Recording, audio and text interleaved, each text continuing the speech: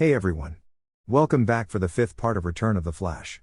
As always, huge thanks to all of my Patreons. Making these videos would be impossible without you guys' support, especially with all the restrictions YouTube places on my type of content. As always, the full story is already out over there for you guys along with about 30 other different stories you can enjoy. Also, feel free to send me any messages over there if you have any questions or even if you just want to chat. Link to all of that will be in the description. Anyways, everyone, enjoy the video. Chapter 21. The streets were as lively as they were in the day, but it was noticeable to Naruto that people were starting to slowly go back to their homes and resting places, for those who were out of town. It was strange how sometimes, Naruto didn't have much to think about rather than the present. But a topic weighed quite heavily on his mind in becoming the clan head to both of his clans, now that he was a Jonin. His political responsibilities had significantly increased, not to mention that he was now the last of both clans. One good thing about this though, was that he would now be allowed to live in his parents' house. Before he could dwell on it further, a mental call from his tenant snapped his attention. "Naruto, I need to talk to you." Naruto raised an eyebrow. Kurama was sounding unusually serious this time. "Right now?" "Yes, right now." Wow, not only was he unusually serious, but a little impatient and irritated as well. But for what reason? As far as he could recall, he had done nothing to aggravate Kurama. He would have asked the Baijuu to continue their conversation like it was going now, but something in Kurama's tone told him that this conversation required some face-to-face talk. Alright, then. In a blink, he was pulled into his mindscape, arriving at the valley on the edge of the Great Lake that represented his massive chakra reserves. Kurama was sitting right in front of him, on his hands and gazing right at him, hot air rushing past him whenever he exhaled. "What's up, Kurama?" "I am good, if only a little bored. Even with having access to your eyes, events of the world tends to get a bit boring every now and then," Kurama smirked at the end. Naruto smirked in return. "The world has heard your complaint, and it has been dutifully ignored. Now, what's the matter?" Kurama's smirk disappeared as the atmosphere turned serious. "I wanted to talk to you about your fight earlier." Naruto raised an eyebrow. "You mean, with Itachi and Kisame?" Kurama nodded. "That one. Those men are extremely dangerous, Naruto. Even at your level, you would struggle against just one of them." Naruto took a deep breath as he considered Kurama's words.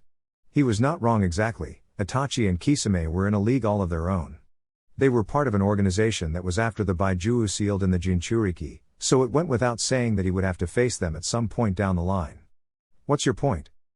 "My point is that some extra training should be undertaken. More specifically, I personally think that it's time you started to learn how to use the greatest resource at your disposal," Kurama offered. Naruto didn't need to be a genius to know just what his friend was hinting at. "You want me to start learning how to use your chakra?" "Yes." Naruto had some lingering doubt. "Do you believe that I'm ready for this, though? After all, your power is no joke at all." Kurama grinned, exposing the sharp row of teeth he had. "You've been ready for using it for quite some time. Don't tell me that you're chickening out?" Naruto snorted. "Your jokes have no sense of humor. So how will we do it?" Kurama looked Naruto dead in the eyes. "I will begin training you in the use of my chakra.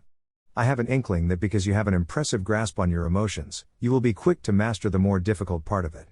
But remember this, Naruto, that when the time comes, I want you to be able to fully use my chakra without relying on me as a buffer."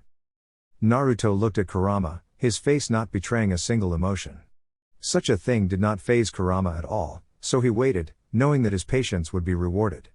Naruto always thought things as serious as theses quite thoroughly, weighing every pro and con, to him and to others, in the present and in the future. "If it means that I can be strong enough to protect those who I care about, I'll do it." The resolve was as strong as Kurama was used to. Unbreakable and unshakable, pure as kicking resolve. He grinned, "Glad that you are not so hard-headed about this. But don't think that mastering a tale will be easy, even for you. One tale of mine does not equate to one tale of the Ichibi, you hear? It's a totally different scale." Naruto chuckled. "I never expected something of this scale to be this easy, Kurama. And where would be the fun in life if things were always easy?" He got up from his spot beside Kurama. "I'll see you later, Kurama." With that, he exited his mindscape and found himself looking back at the lighted streets of Tanzaku town. He looked around, spotted the board of a shop and concluded that not even a full minute had passed since his talk with Kurama. In fact, He doubted even 5 seconds had passed. He inwardly grinned. The human mind was a strange place sometimes, an entirely different world where everything went his way. Hey, Uro-senin, he nudged the man walking beside him. He had spread out his senses, and had located the large chakra source they were towards. It was slightly larger than that of Jiraiya's, and that was saying something since the sage had massive reserves of chakra. Another source of chakra was right next to it, an average source of chakra. Huh? Jiraiya looked over to his student. What? I need to use a bathroom. You keep going, I'll join you. With that, Naruto turned right and walked towards a restaurant, not even waiting to hear Jiraiya's reply. The toad sage in question had a twitching eyebrow as he watched the blonde leisurely move away. To admit, bringing Naruto was a part of his plans to convince Tsunade to return to Konoha. Not due to the fact that they were distantly related, but also for another reason. The same reason that made him feel like a dick every time he thought about it. He sighed, and continued on his way. Naruto was a sensory type, and as such, would have no problem in locating where he was. Plus he also had Naruto's Hiraishin marking on his person. Naruto always knew where he was. With these thoughts he reached the bar in which Tsunade was in. He smiled nostalgically. I wonder how drunk she is right now. It has been a while since she went inside. He was about to enter it when. I do hope you don't plan on flirting with her all the time. He almost jumped, and he certainly did not yelp at the sudden voice next to him because he was a goddamn S-rank shinobi. He turned to glare at Naruto, who was not smirking at all, but his eyes held a playful glint in them. The same glint he always saw in Kushina's eyes that always meant that Minato was going to get his ass pranked. You did that on purpose, didn't you? I don't know what you are talking about, Naruto smoothly replied as he entered the bar. To be honest, he really wasn't intending to scare the man. But then again, the man should have been accustomed to this from his father. He was sure the man had done this several times as well, unless he was a buzzkill. Jiraiya followed him, muttering something unintelligibly. His eyes roamed over the entire bar, taking in everything. The couple 3 tables to their right, the disguised nobleman at the bar, the thief sitting right beside the nobleman, unaware of the disguise, and finally, his eyes came to rest upon what, or rather, who they were after. She wasn't exactly inconspicuous, not with that large chakra signature. With her sat a woman with shoulder-length dark hair and a modest blue kimono and ninja sandals, holding onto a little pig with a necklace of pearls around his neck. She seemed to be somewhat concerned at how much sake Tsunade seemed to gulping down. Tsunade, Jiraiya yelled, as if he was actually shocked on seeing her there. Tsunade's head jerked up, and Naruto could tell by the blush on her cheeks that she was well on her way to being wasted. Jiraiya? Her shock was more genuine. Naruto could tell that she was truly surprised to see her former teammate over here. Her gaze then shifted onto him, and Naruto saw, if only for a fleeting moment, the shock that appeared in her eyes before being carefully concealed. So she knows who I am, he mused. Jiraiya sauntered over to her and without even asking for her permission, he sat down. Naruto followed suit and sat down beside Jiraiya, directly facing the dark-haired woman. Order up, kid, I bet you're hungry, Jiraiya told him, and with a nod, he picked up the menu to look through it, completely ignoring the nervous gaze of the woman for the moment. It has been a long time, hasn't it, Tsunade? Jiraiya asked, friendly and openly. Naruto ordered, and the food was brought quickly. As he ate his salmon, he greeted the other woman. Good evening. Good evening as well. I am Shizune, you are? Shizune introduced herself with a soft smile. Naruto smiled back, Uzumaki Naruto, and perhaps you should wear that senbone launcher on the underside of your forearm to better conceal it. Anyone with good eyes could spot the small bumps made by the launchers on your sleeve. Shizune blinked in surprise. You can see it? Naruto shrugged, I tend to notice things like those pretty easily. It's more of a developed habit. Let's not play games here, Jiraiya. What the hell do you want? Tsunade barked, rather harshly in Naruto's opinion. Just what had Jiraiya done to invoke such rudeness? In the corner of his eye, he watched as Jiraiya steeled himself ever so slightly. Alright, let's not play games then, Tsunade, you are ordered to return to Konoha and become the god I'm Hokage. Tsunade blinked, just staring at Jiraiya for a moment before shaking her head, as if amused. I've been seeing a lot of old friends today, she muttered. Jiraiya inquired, it was Orochimaru, wasn't it? The silence from Tsunade and the slight widening of Shizune's eyes was all the answer that he needed. What happened? The tone of the question was calm, but Naruto could hear the suspicion in it. Anything that concerned Orochimaru was serious business, and if he was visiting the greatest medic nin in the world, perhaps Naruto had injured him more than he thought. Tsunade answered flippantly, "Nothing. We just exchanged a greeting, that's all." At this point, Naruto snorted, and quite heavily, for Tsunade turned her eyes turned upon him. She spoke within a slightly angry tone. "Something funny, brat?" Naruto put down his chopsticks and stared back at her, a mocking smile on her face. "How about telling the truth? Orochimaru hardly seems the kind of person to visit someone to simply exchange a greeting." Tsunade narrowed her eyes at Naruto, sparks of anger slowly growing. But instead of speaking to him, she addressed Jiraiya. "Who is this disrespectful brat you have with you, Jiraiya?" Before Jiraiya could answer, Naruto did. He didn't know why, but he suddenly had an urge to exchange a war of words with her. It has been so long since he had won. He rested his elbows on the table. "Please avoid asking such pointless questions you already know the answer to, Tsunade-sama."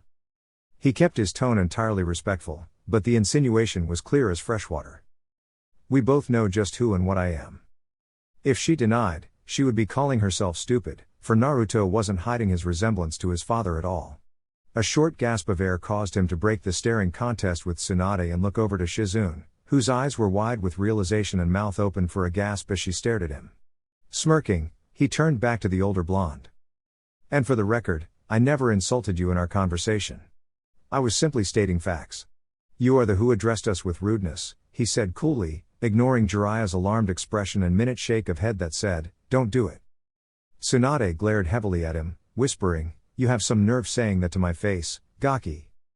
Apparently, she still seemed to have some form of self-restraint, for she turned back to Jiraiya, dismissing him just like that. "Anyway, I'll pass. Only fools become Hokage." Naruto rose an eyebrow in amusement at her reason, whereas Jiraiya pouted, "That's pretty harsh for me, you know. My greatest student became a Hokage, you know?" "Yeah? And where is he now?" she returned, though not as harshly as before. "All I'm saying is that the track record for the Hokages isn't the greatest, even sensei. The man retired only to come back after the death of his successor, and just barely survived the recent invasion. Even your student. He only wasted his life saving that village from the Kyuubi." She even looked at Naruto with a raised eyebrow to emphasize her point. Mirth and amusement slowly faded from Naruto's eyes as he glared at the woman, replaced by anger and disgust.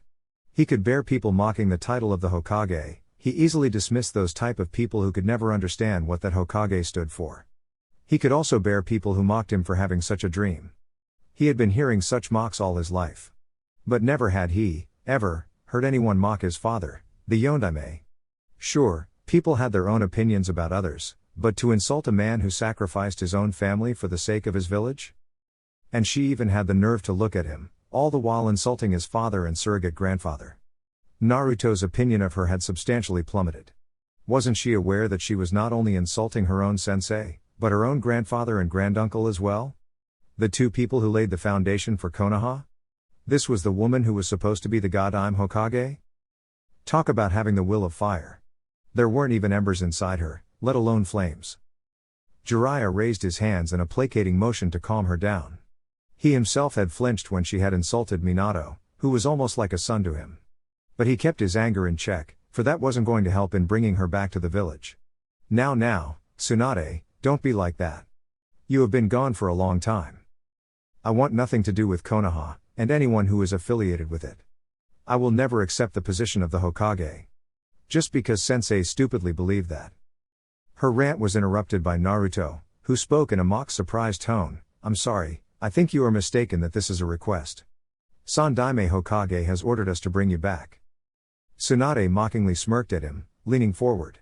Naruto kept his eyes from floating downwards, where her breasts had been pushed together. "Let's say that I care. What is there that could make me want to come back to Konoha?" At this point, Jiraiya watched, slightly concerned over how Naruto handled Tsunade. It was suicidal to piss her off, and there was no other person who knew better than him. He knew that sweet words won't convince her in the slightest, but he could lose her forever if he let this go out of hand. Unfortunately, that was exactly what Naruto was doing right now. Naruto was highly pragmatic, almost to the point of being ruthless. He had no difficulty in laying out the pills that were harder to swallow. Protection from various moneylenders, a stable home, and blackmail, Naruto rattled off, not even hesitating the slightest at the last option. Jiraiya's and Shizune's eyes widened, for different reasons. Shizune tried to think of just what did he have to blackmail her master, while Jiraiya knew exactly just what Naruto was talking about. He harshly whispered, "Naruto. What are you doing?" To his shock, Naruto gently waved him away. "Don't worry, Jiraiya-sensei. I know exactly what I am doing. I'll show her the reality of her situation." Tsunade almost hissed at Naruto, "What blackmail?" Naruto rested his chin on his hands. "The fact that there is nothing stopping the old man from declaring you a S-rank missing nin, should we fail." That was a sledgehammer that no one was prepared for. Jiraiya had wide eyes at Naruto's proclamation. Sensei hadn't said anything like that when he briefed him, so he had to be bluffing. But looking at Naruto's face, he realized that Naruto was not kidding at all. He looked entirely serious. Just as he was about to stop him, a hand came up to stop him, silently telling him to stay out of this. Jiraiya was sure that Tsunade would bash Naruto out any moment, but then he looked at her face. Tsunade had gone pale from shock. She would have never thought that she could be labeled as a S-rank nin. Never considered that possibility, but then again, the brat could be bluffing. Snapping from her shock, she whispered, half angrily and half in denial, "You're bluffing." Naruto shrugged, "You have severed all contact with the village, haven't done anything except drink and gamble in 10 years, which means no service to the village, abuse of your Sannin traveling rights and have no intention of coming back. Quite a lot of similarities to a missing nin, am I right?" Tsunade smirked, the old monkey would never do that to his student. Naruto looked up in thought, "I'm pretty sure that I can convince him." All of a sudden, he was yanked forward by Tsunade, whose hand was now fisted in his jacket. She hissed coldly, "You wouldn't." Naruto stared at the hand for a moment, and then stared at her. "Please let go of the collar," he said calmly. Perhaps he pushed her too far, he mused. Tsunade harshly shoved him back into his seat, settling back into her own. Naruto straightened out his collar. "Truth is a bitter pill to swallow, isn't it?" Tsunade's glare could have killed him 10 times over if she had the ability to do that. The atmosphere was tense around the table.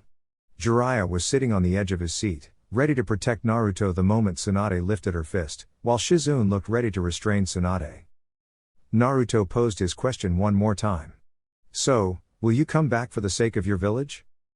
Tsunade made no reply as she glared hatefully at Naruto for forcing her into this position. The brat may have been bluffing, but there was the possibility that he wasn't as well. And he had hit the hammer on the nail. He had compared her to a missing nin and she would admit this to no one, but the similarities were strikingly accurate.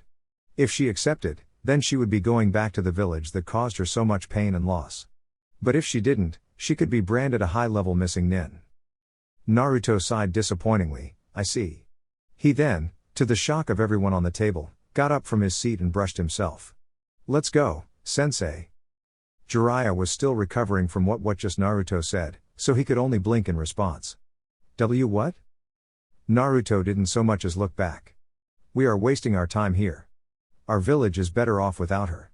We certainly don't need some trash who is afraid of facing the difficulties and realities of life as a shinobi, much less the Hokage. We would be the laughingstock of the entire elemental nations." Naruto knew he really was asking for it. He knew from the moment he started talking to Tsunade that Jiraiya's plan was doomed to fail from the beginning. No sort of sweet talking would ever work on her, so he tried a different way. Jiraiya might not approve using blackmail against his former teammate, who he still cared for deeply, but as long as she comes back to the village in one piece, perfectly fine and healthy, anything goes. So he came up with a backup plan. He knew that Tsunade was practically royalty, being directly related to the first 2 Hokages, and the student of the third. Gigi would hesitate to put his former student's name in the bingo book as an S-rank missing nin, but he would do it for the sake of the village. After all, the man had the balls to pull off a move such as dissolving the highly annoying civilian council, even in his age. Perhaps he should have given an incentive for Jiraiya to give to Tsunade to convince her to come back, but that's beside the point. He would have to exploit Tsunade's weakness for gambling, and the only way to do that was to bait her. And it seemed to have worked, for his danger sense rang 2 seconds before he felt a hand on his shoulder, forcibly turning him around, and a hand once again roughly grabbing his collar. Tsunade's enraged face greeted him, full of gritted teeth and a snarl. Naruto would have almost panicked if not for the initial success of his plan, for Tsunade was releasing quite a large amount of killing intent. He noticed out of the corner of his eye that all the people in the bar had fainted right away. Behind Tsunade, Shizune and Jiraiya had risen to their feet. Shizune was clutching the piglet to her stomach almost painfully, if the piglet's expression was anything to go by. He was surprised it hadn't fainted, though. Jiraiya looked panicky, for the lack of a better word. Naruto discreetly motioned him to stay. He had this under control. Jiraiya looked doubtful, but nodded hesitantly. Naruto finally turned his attention to the enraged blonde, and amusingly noted that they were almost the same height. Tsunade lifted her other fist threateningly. "I'm this close to sending you back to your village the expressway, brat." Naruto's eyes narrowed, his expression turning stony. His hand came up to grip Tsunade's hand that was roughing up his collar. "Let go." Of course, she didn't seem to hear him. Rather, she asked mockingly, "Or what?" Now, it was clear that she was underestimating him. His grip tightened as Tsunade's eyes widened a bit, "Or burn." Tsunade immediately let go of the collar as soon as her hand had started to feel warm. Clearly, the brat could control his chakra very well. A few seconds longer and her wrist would have been burnt. Naruto smoothed his collar once more and asked, "Might I ask just what provoked such an action on your part?" Tsunade damn near snarled at the audacity of the brat in front of her. "You call me trash and simply expect to get away? No one is that lucky, brat." Naruto crossed his arms and made a disbelieving expression. "Let me get this straight. You are going to attack me just because you don't like hearing that you are trash who abandoned their village." "Oh," Naruto looked as if he had an epiphany, "sorry. My bad. You are not trash, you are actually worse than trash." Tsunade just about had it. She took a step forward but was quickly restrained by Jiraiya, who struggled to keep her from killing his foolish godson. "Young brats like you should learn how to talk to someone who can make paste out of you if provoked." Naruto had no problem returning the insult. "Oh, I know how to quite well. A pity that no one taught you. And what do you know about young people these days anyway?" Jiraiya was frantically motioning Naruto to stop. The one thing that ticked Tsunade the most was whenever her age was mentioned in a mocking way. He didn't know why Naruto was doing this, but his student was treading in dangerous waters. Tsunade finally wrenched herself free from her teammate, but did not immediately move forward. She instead asked in a low, intimidating voice, "What's that supposed to mean?" Naruto stood in his spot, not intimidated at all. "What do you think, Ba-chan?" Tsunade and he were nose to nose again. Tsunade's smoldering rage was matched against the freezing gaze of his own. "You punk, I really ought to teach you a lesson." Shizune pleaded with Tsunade, "Tsunade-sama. You don't have to go that far. Let's just go." She was silenced when Tsunade harshly glared at her, forcing her to remain silent. Naruto sighed, as if it pained him to say this. "If you really want to fight, perhaps we should head outside? I would rather avoid collateral damage more than what you have already done," he said, sweeping a hand around the bar to show the unconscious people. Tsunade glared and said nothing as she almost stomped outside. Shizune hurried behind her master, looking at Naruto as if he were mad. She wouldn't be wrong, as Naruto had no problem in admitting he was crazy. Jiraiya walked over to Naruto, a stern look on her face. "Why are you doing this, Naruto? Why antagonize her so much?" Naruto took a deep breath. "She can't be Hokage when she is like this, sensei. Not when she is clinging onto the past without any intention of letting it go. A Hokage cannot afford to be weak-minded like this. I am trying to break her out of this state of self-pity she has put herself in." Jiraiya snorted, "Let me tell you then, you are doing a piss-poor job of it." Naruto sarcastically replied, "I wonder why we weren't going by your method." "Oh. That's right, it was failing." The retort was quick.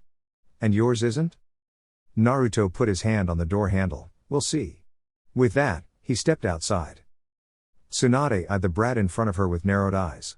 While he was maybe a bit good, she doubted he was anywhere near her level. She was a Sannin, while the brat before her was merely a Junin, Chunin level at best. There was a whole world of difference between them. "Kid, I'll give you one last chance to apologize for what you said to me."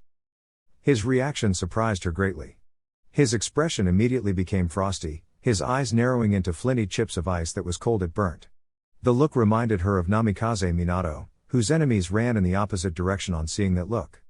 "Apologize? To you? Perhaps it should be the other way around, for you knowingly insulted a man who sacrificed his own family for the sake the village he loved, in front of his son no less." Dead silence filled the alleyway, and Naruto was glad that the street was completely deserted. Tsunade's eyes widened, and a pinch of guilt filled her being, before she shoved it aside. Before she could say anything else, Naruto continued. He was quite fed up of her by now. You have no idea just what the Yondaime gave his life for, and frankly, I don't think you will ever understand. You have no idea how hard the old man works each day to keep the village safe and sound. You have no idea how much he helped each person in it, indiscriminately. Your worst day can't even hold a candle to his, and you think you can turn down the position because you have some personal issues? You have no idea what the Hokage stands for, yet your sensei believes you do, and here you are, betraying the trust he placed in you. All you can do is run away like a coward. Tsunade was trembling with rage at his point. She was tempted to just thrash him to kingdom come, but she needed to show this brat why no one messed with her. She growled out, "Looks like are way too excited to go into a coma, Gaki." She swallowed her anger and listed out the rules: physical attacks only. First one floored wins. Jiraiya and Shizune cringed at the implications of the rules while Naruto shrugged. She was about to lose anyway, why not give her a handicap? Tsunade smirked savagely and lifted her index finger. One finger. That is all I'll be using. Naruto nodded and said, "Very well, since you have laid down the rules of the fight, it only seems fair that I lay down the stakes. I win, you come back with us to the village. You win, we leave you alone. I'll even give you my wallet." He held up his wallet, which jingled with coins and sounds of crispy notes. No need to mention he kept the least amount of his money in his wallet. Tsunade cocked an eyebrow. "All right, I'll make this even more interesting. If you win, I'll give you this necklace." She pulled at the necklace that was dangling in front of her impressive bust, showing him the crystal that swung on the end. Naruto raised an eyebrow in return, but nodded. "All right then. Sensei, please give the signal." Jiraiya was shocked that Tsunade was willing to wager that necklace to Naruto, but then his shock turned to pity. He knew just what was going to happen, but he felt that perhaps Naruto should learn a bit of humility. He was getting way too overconfident. He sliced the air in front of him. "Hajime." He was confused when Naruto just took out a kunai from his thigh holster and ran towards her. A disbelieving expression came over the faces of both Shizune and Jiraiya. Jiraiya was just gaping at the fact that Naruto wasn't even going at Chunin level speeds, and charging Tsunade head on. He knew Naruto planned his every fight out from the beginning and was capable of some really impressive improvisation, but honestly speaking, this one looked to be a bit foolish. Either the brat had a really good plan, or he was just acting plain stupid. Tsunade had a triumphant and smug expression on her face as she watched Naruto apparently sprint towards her with a kunai. He was attacking her head on, seemingly without any strategy. Perhaps the son of the Yondaime failed to inherit the brains of his father. She smirked as he came within striking distance. All bark and no bite. That's all he is.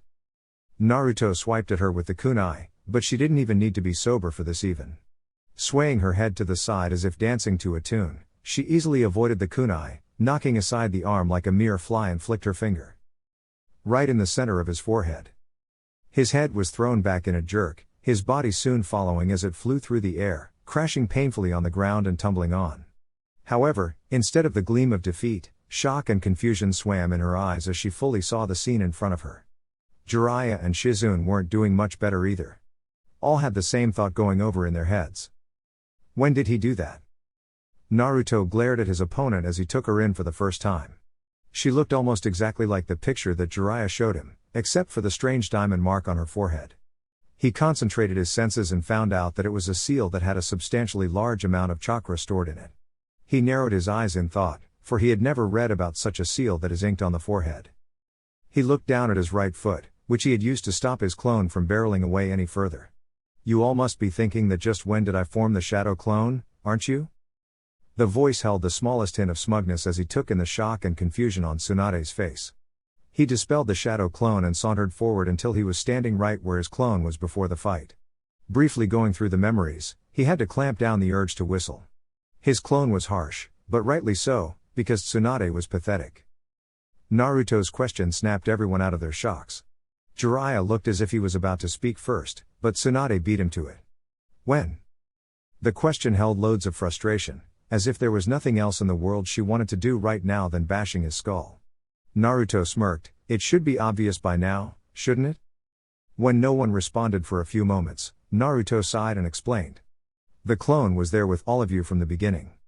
I was never there in the bar at all. Jiraiya's mind raced and realization struck him. You switched when you went to the bathroom? Naruto nodded, smirking. You have been talking to a clone all this time. And after going through his memories, I think it might have been the smart thing to do, he said, looking towards Tsunade with a raised eyebrow. Surprisingly, she did not get angry at all. In fact, she was smirking. Looks like you lose the bet, brat. Naruto raised an eyebrow and folded his arms. No, I really don't see how I lost it. Tsunade felt anger stirring once again at the dismissive attitude, but she reined it in. After all, victory was hers. The rules were physical attacks only. Using a shadow clone violates that rule, since it's obviously a ninjutsu. She placed special emphasis on the word obvious to mock him for his apparent stupidity. It was then that it struck her that Naruto could use the high-level kinjutsu of Cage Bunshin without any fear of exhaustion, but then again, he was an Uzumaki and the Nine Tails Jinchuriki. Naruto sighed almost disappointingly. He hated talking to simpletons, but then again, it's a curse that all geniuses have to bear. Actually, you couldn't be more wrong. You made that bet with my shadow clone, so the rules actually applied to him and not me, because I was a separate entity from him at the time. He didn't use any ninjutsu, so he didn't violate any of the rules. Tsunade roared in anger. That's bullshit. Naruto waved his finger at her like she was a child. My dear old lady, he easily ignored the spike of killer intent. That's logical reasoning. It's the same as having a proxy to fight for you. Or in this case, more like a single aspect of my personality within a physical body, his own fighting on behalf of, well, me. And since it no longer exists and has returned to being a part of me, I can claim the victory on behalf of him, who is essentially myself. In simple words, I win. Tsunade had an eyebrow twitching, complete with her jaw gaping in disbelief at the reasoning. Jiraiya was desperately trying to hold in his snickering with his fist in his mouth, lest Tsunade pounded him into oblivion. It was clear that Naruto had exploited a loophole. Tsunade never said a clone couldn't fight on behalf of the original without using any jutsu. Shizune was nervously looking at all three of them. After a full minute of gaping, Tsunade blurted out one word. What? Naruto felt like banging his head against a wall. God, was this woman who the old man believed could become Hokage?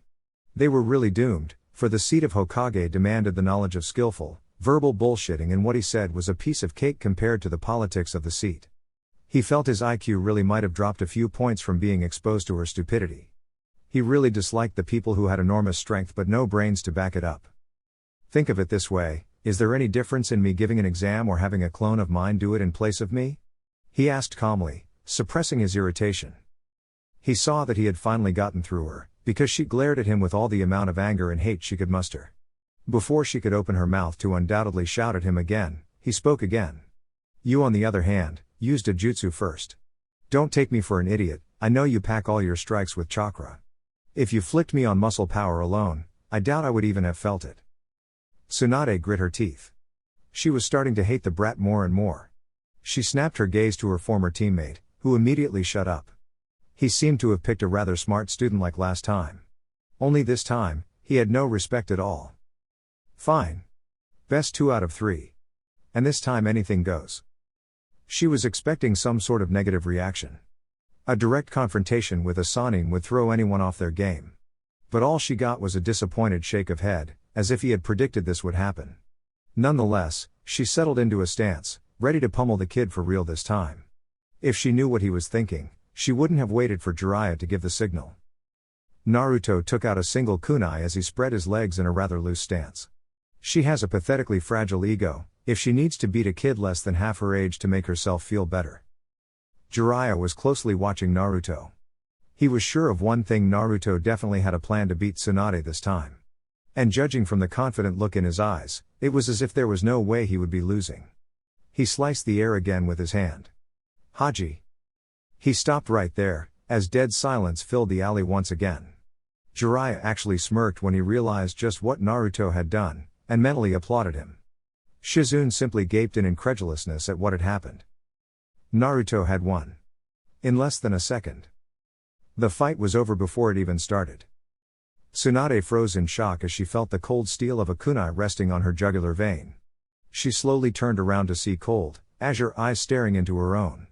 The same eyes that reminded her of the boy's father, who was feared across the world. They were the eyes of someone who wouldn't hesitate to kill, even for a second. How? She hadn't even seen the boy move. There was no movement at all, not even a blur. 1 second he was standing 10 meters away from her, the other he had a kunai resting on her neck. The only thing she had been able to notice was a tiny, blue flash.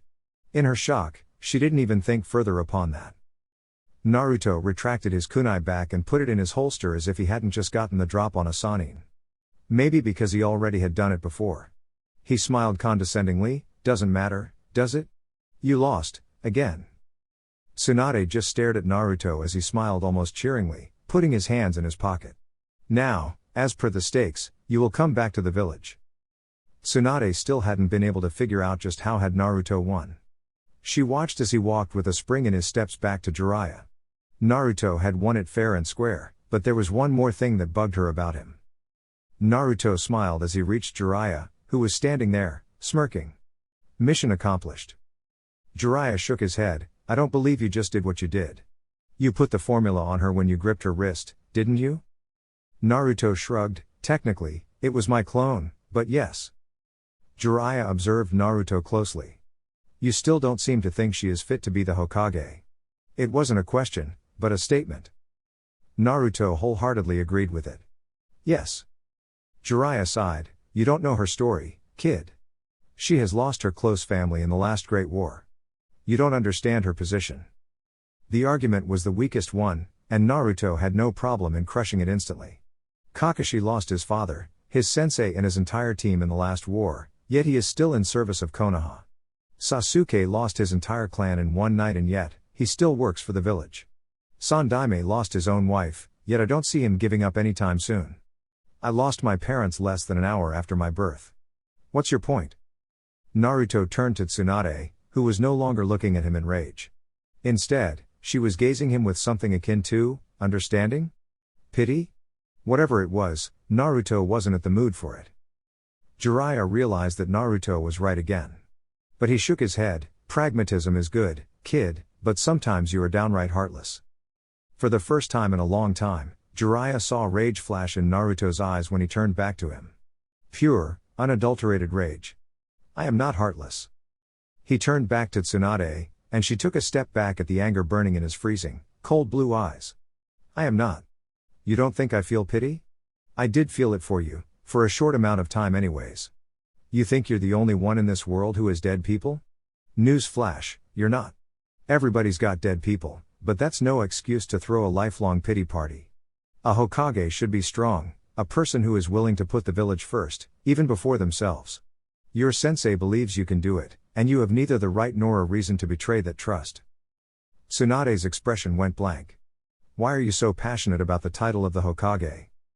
Naruto smirked, letting go of some of his anger. Because I will be the heir to the name of Hokage. It's my dream. Tsunade felt her eyes widen at those words. She could have sworn that she saw the visage of Dan and Nawaki behind him. Those words were spoken with an absolute amount of determination. No, not just that. He was absolutely certain he would become Hokage. There was not an ounce of doubt in his voice.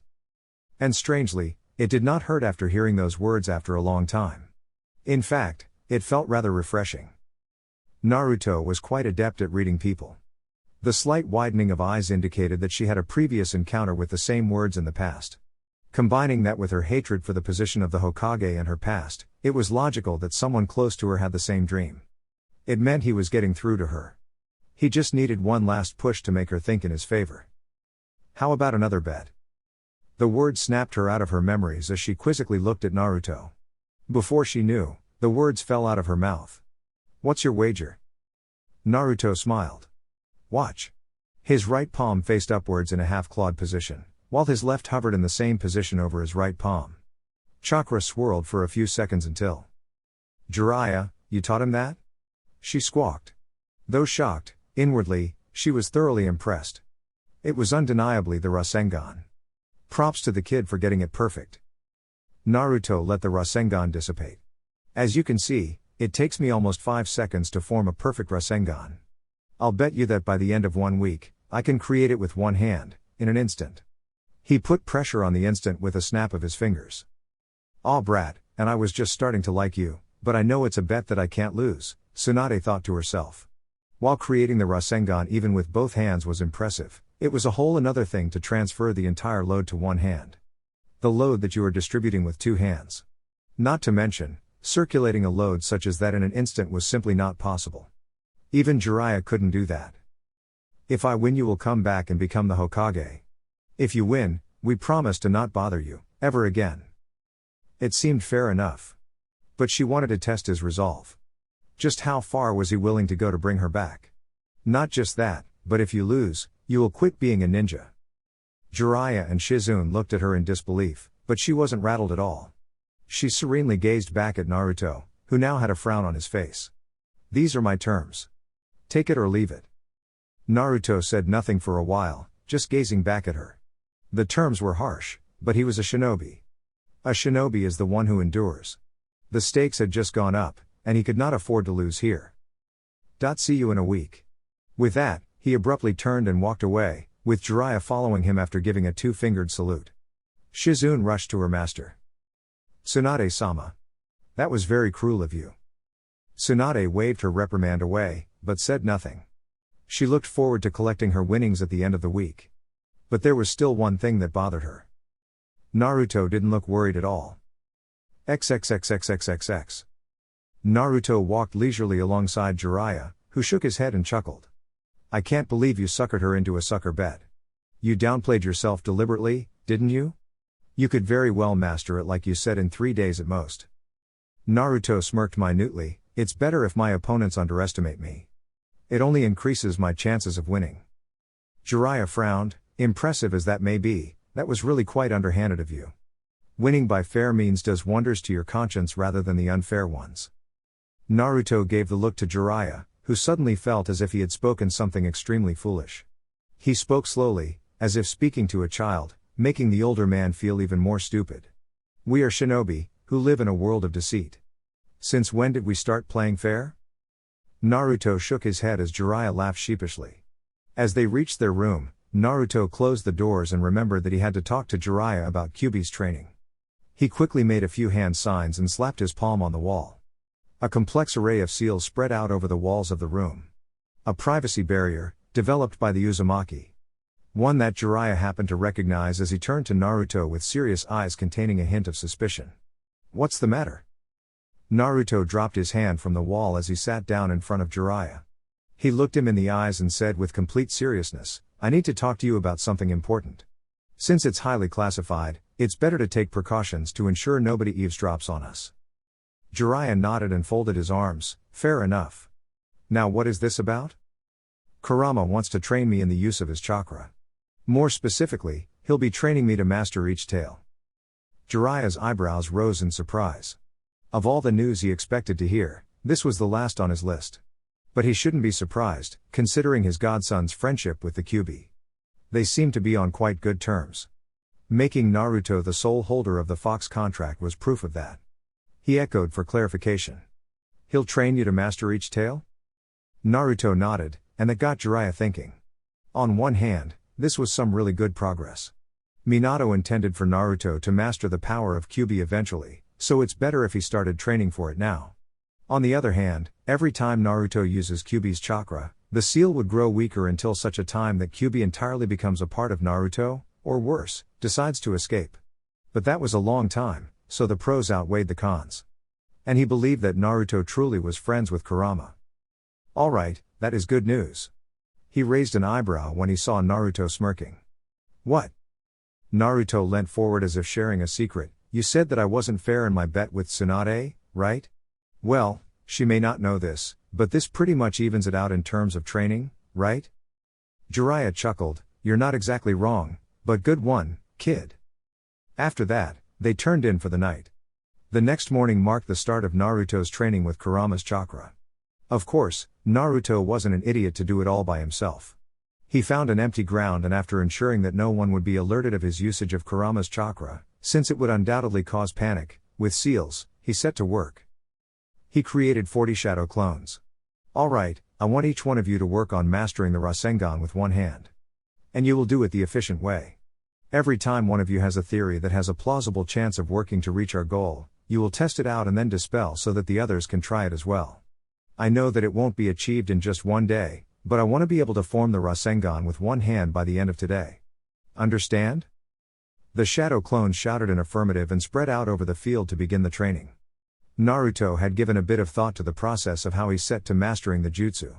Even though he had felt that using the easy way out would be just insulting his father's memory, he didn't feel that much strongly this time.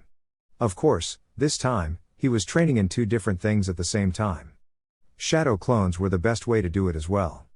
Speaking of, he formed 10 more clones and told them, "Go to Jiraiya and tell him that you want to learn the Kanashibari no Jutsu. If he tries to object, tell him that I have already got 40 of me working on mastering the Rasengan while I am personally training for Kurama's chakra." The 10 clones nodded and vanished at once in a blue flash. After his organization of his clones was over, he then sat down in a meditative position. A second later, he appeared in his mindscape, right beside Kurama. "So, how are we doing this?" Kurama at first said nothing, opting to just stare out at the vast body of water that represented Naruto's chakra reserves. "Naruto, the first thing that we are going to do is change your mindscape a bit." Naruto was a bit surprised at what Kurama said. "Any particular reason?" Kurama looked down at him and smirked. "Yes. I am surprised that you haven't quite noticed. A very strange thing." Naruto racked his brains and gazed out, spreading his senses and taking stock of all that was happening in his mindscape, searching for any anomaly. After what seemed like a few minutes, he frowned. "I don't see it. Whatever you are talking about is not quite here in my opinion. I'm talking about the representation of me. Or more specifically speaking, my chakra," Kurama pointed out. Naruto's eyes widened as he heard the statement. Kurama was right, there was nothing in his mindscape that represented his chakra reserves. He was puzzled. How is this possible? The answer to his own question came to him a second later. Based on his study of the 8 trigram sealing style, Kurama's chakra will flow into him bit by bit, merging with him and becoming a part of his reserves. The mindscape was his, and therefore, it only represented him, not Kurama. It was only when Kurama becomes a part of him that Kurama's aspects would be fully represented as well. Until then, Kurama would only have a small amount of control. That's right, but only partially. Remember the time when you granted me a little control by tearing a little portion of the seal? I only used part of that control to get access to your senses. I reserved the rest of it until a time such as this, where it would be easier to show you how to measure the quantity of my chakra, Kurama explained and motioned Naruto to watch. Kurama closed his eyes as he concentrated and exercised the bit of control that he had in Naruto's mindscape.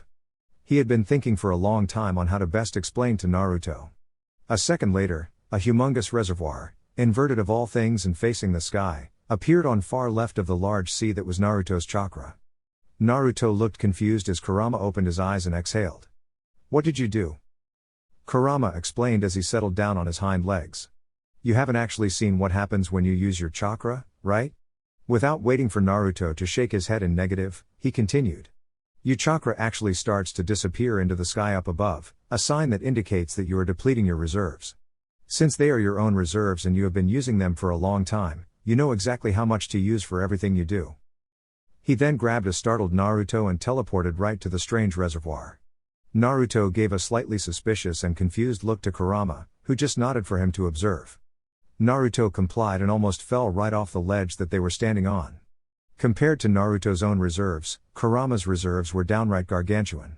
The vast, orange ocean that was Kurama's chakra was almost never-ending. Almost as if it were not a singular ocean, but 2 or 3 of them combined. As expected of the mightiest of the tailed beasts. Interestingly, even though the reservoir was inverted, none of the chakra was spilling at all.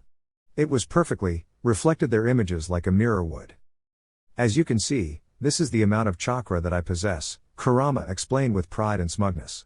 "The main problem in using my chakra would be knowing the quantity.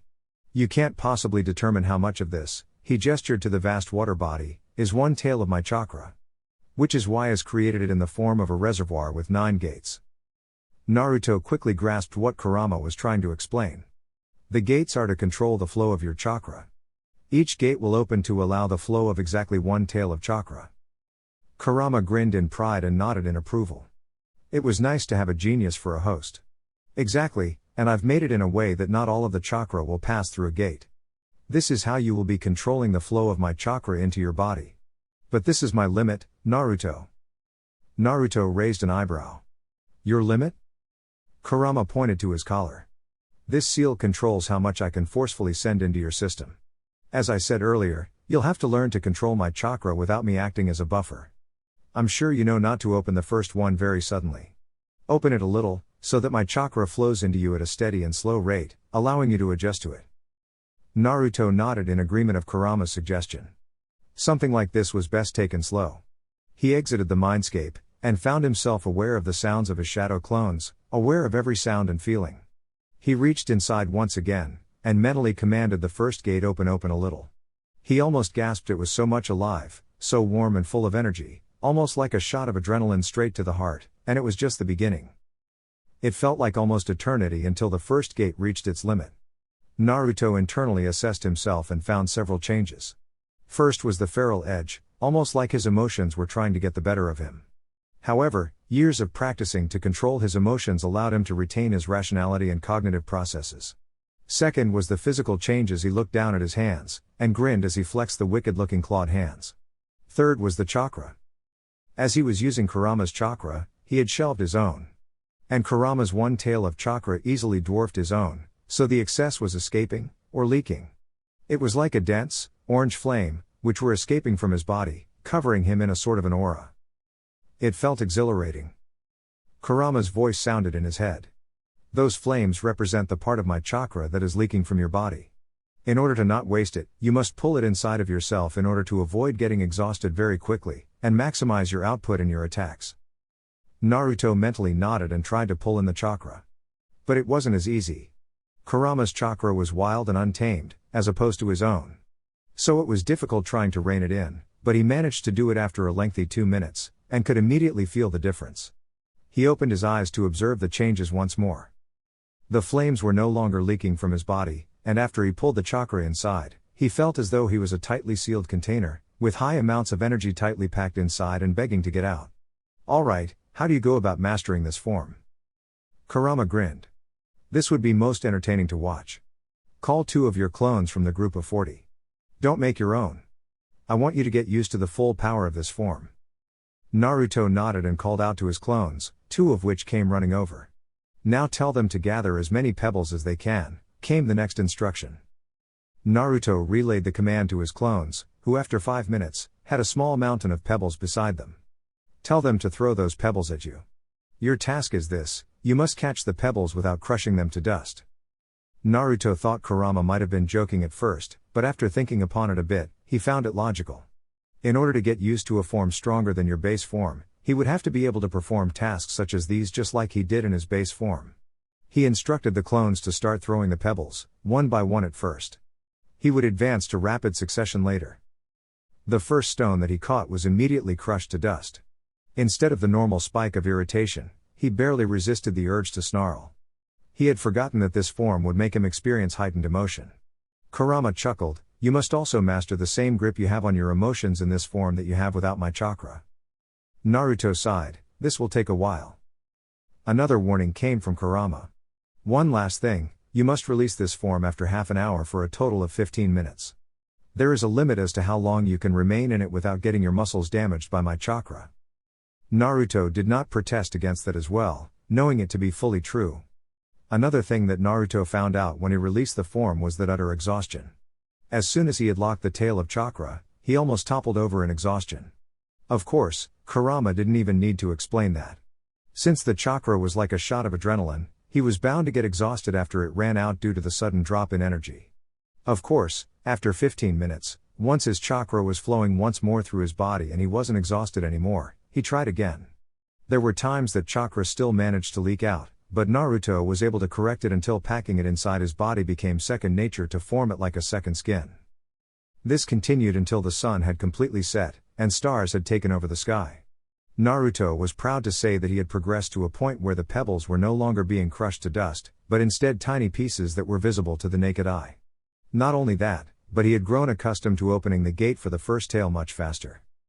Slow progress, but progress all the same. On the other hand, his clones had made remarkable progress. He was finally able to form the Rasengan with one hand, even though it took him 7 seconds. He had no doubt that by the day after tomorrow, he would have won his bet with Tsunade. XXXXXXX. Jiraiya walked on, into the heart of the town where he happened upon a little bar, and on a stool sat Tsunade. He moved next to her, sitting down and ordering some sake. Nice night, isn't it? Jiraiya prompted some conversation from the women who seemed content to just ignore him. Tsunade mumbled.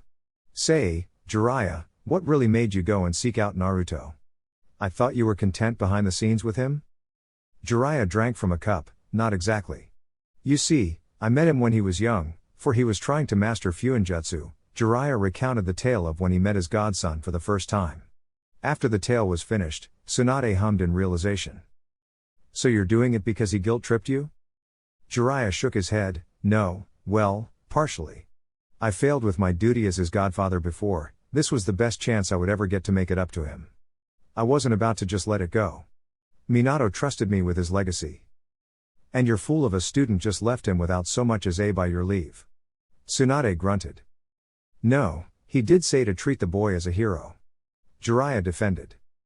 Tsunade dismissively waved a hand and scoffed, just empty words. Quite enraged on his behalf, aren't you? Jiraiya teased. Well, his mother and I were friends, weren't we? Certainly we were blood related. In a distant sense, he's family. Tsunade mumbled out her excuses. Family, right. Certainly looks like family, Jiraiya agreed. Tsunade glared at Jiraiya. She knew where he was going with that look comment. Oh yes, I did in fact notice quite the resemblance between him and Nawaki, you manipulative asshole. Guilty as charged. Jiraiya allowed. Blasts from the past all around this week, huh? Humph, seems you and Orochimaru are just gunning for my weak spots.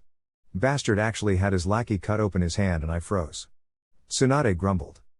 Still got that fear, huh? Too bad, take it as an omen for whatever Orochimaru has offered you.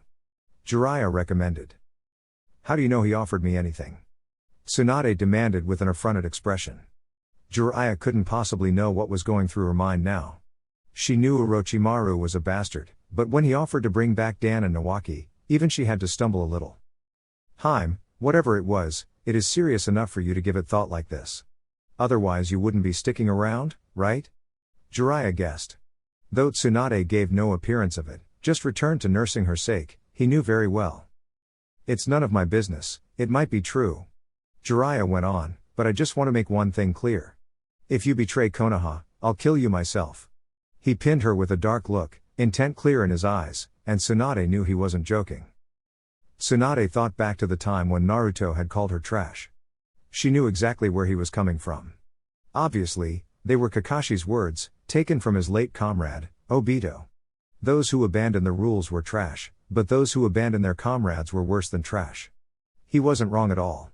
After a minute of thinking, she finalized her decision. Jiraiya went back to drinking, not noticing that Tsunade had discreetly slipped a drug into his drink. XXXXXXX. Naruto's prediction was only partly false. It took him a total of 4 days to form a Rasengan with one hand within an instant. Not only that, but he had mastered it so that he could do it with both hands. In addition to that, he had managed to learn and master the Kanashibari no Jutsu, temporary paralysis technique, with the help of Jiraiya and his shadow clones. Shadow clones were so awesome. Kanashibari was a jutsu that physically immobilized targets, as though they had been tied down by invisible ropes. However, the jutsu was only as powerful as its user. Naruto, with the help of Jiraiya and Kurama, was able to estimate that he was powerful enough to restrain most Jonin with it, but he would have trouble restraining someone of Jiraiya's power.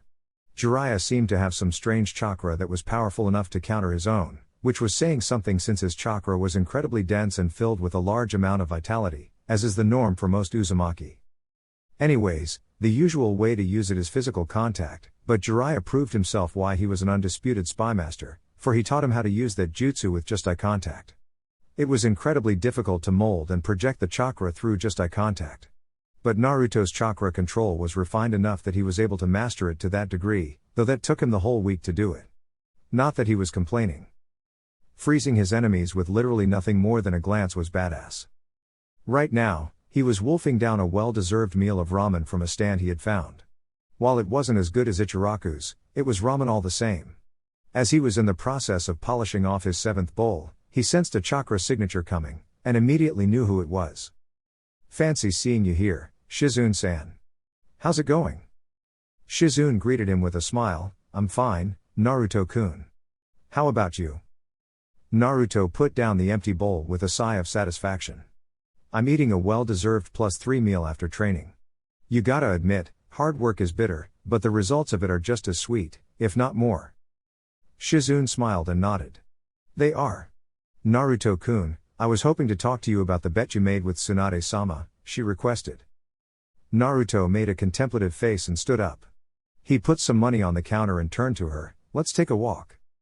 They roamed in the streets, with Naruto keeping a constant lookout for eavesdroppers. So, what did you want to talk about? Please drop your bet with Tsunade-sama, she implored.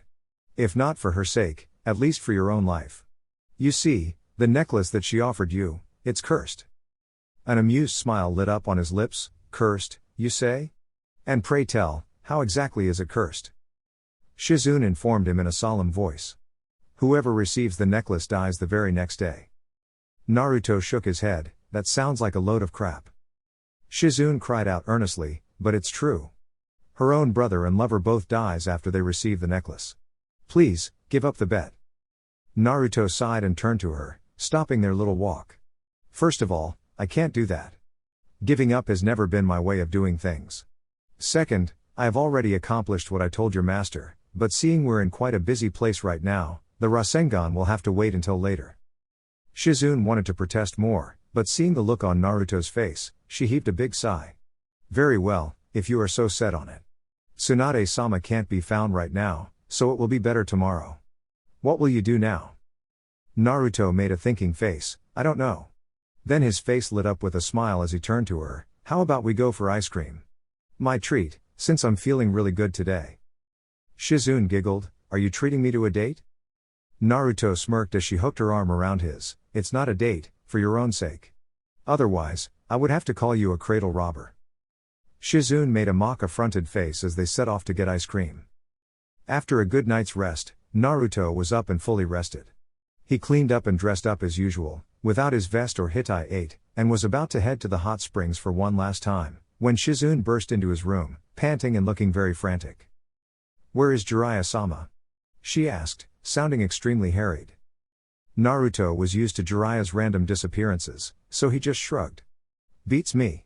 What's the matter, though? Orochimaru offered Tsunade-sama something in return for Tsunade-sama's unique, self-healing jutsu. I fear she's gone to accept the offer. Naruto, we must hurry and stop her. Shizune explained in a rush as she moved to the window. Unique self-healing jutsu? Is that what the seal on her forehead is all about? Naruto wondered as he followed Shizune. His danger sense rang just as she opened the window, and he pulled her back just in time for the kunai to whiz past the spot where she was a second ago. Shizune yelped as she was pulled back, a hand on her upper back preventing her from falling over on her butt. She looked back to see Naruto's face set in an exasperated expression. However, the confusion that followed soon turned into slight panic as Naruto himself leaned out of the window. Look where you are aiming at, you senile, perverted old man. She leaned out of the window herself to see the man she was looking for. Naruto jumped out of the window himself, face frowned in confusion. Who the hell managed to get a jump on you? Jiraiya was panting heavily, and his skin was covered with sweat as he gripped onto the window frame like it was the only thing keeping him upright. Damn Tsunade, drugged my drink. The effects will wear off soon, but not soon enough for the fight. Naruto, can I count on you to help me out with this? Jiraiya ground out, looking at the blonde. Naruto nodded as he passed a jug of water to the man. Jiraiya gratefully nodded at him and chugged down the whole thing within a minute. He gave a sigh of relief, muttering, that's better. However, Naruto still hadn't dropped his guard. He was sensing a highly suppressed chakra signature a few rooftops away. And it seemed to be slightly familiar, with that feeling of snakes coating from it. Without any warning, he threw 3 shuriken in the air, which looped midair to converge on the position of the spy. All 3 of them spotted a slight movement as the spy fled away quickly. Shizune asked, who was that? Naruto muttered as he walked to his backpack, whoever it was, I have a feeling we'll be seeing him soon enough. He took out his hitai-8, taking off the sash and wrapping the headband back on his head. He did not have time to take off his jacket and switch it with the vest. Shizune and Jiraiya were ready to go, even if the latter hadn't fully recovered. He gave a nod of approval for shooing away the spy. Let's go, she said as she jumped out of the window. Naruto and Jiraiya easily followed suit. They spotted a faint dust cloud in the distance, and were able to hear the low, thunderous noises of something getting smashed. They all arrived at an open field, with Shizune sighing in relief and Jiraiya grinning. Whatever Orochimaru had offered Tsunade, she had refused. Running a little further, they arrived at the fight. They weren't surprised to see Orochimaru and Tsunade fighting, the former's hands looking as if nothing happened to them, but Naruto's eyes narrowed as he spotted Kabuto. He called out to the traitor. "Kabuto. You were the one who was spying on us, weren't you?" "Indeed, Naruto-kun. You must be an accomplished sensor if you managed to sense me, for I was highly suppressing my chakra," Kabuto admitted with a chuckle. "Enough of this," Tsunade spat, flying forward to smash a fist into Kabuto's face.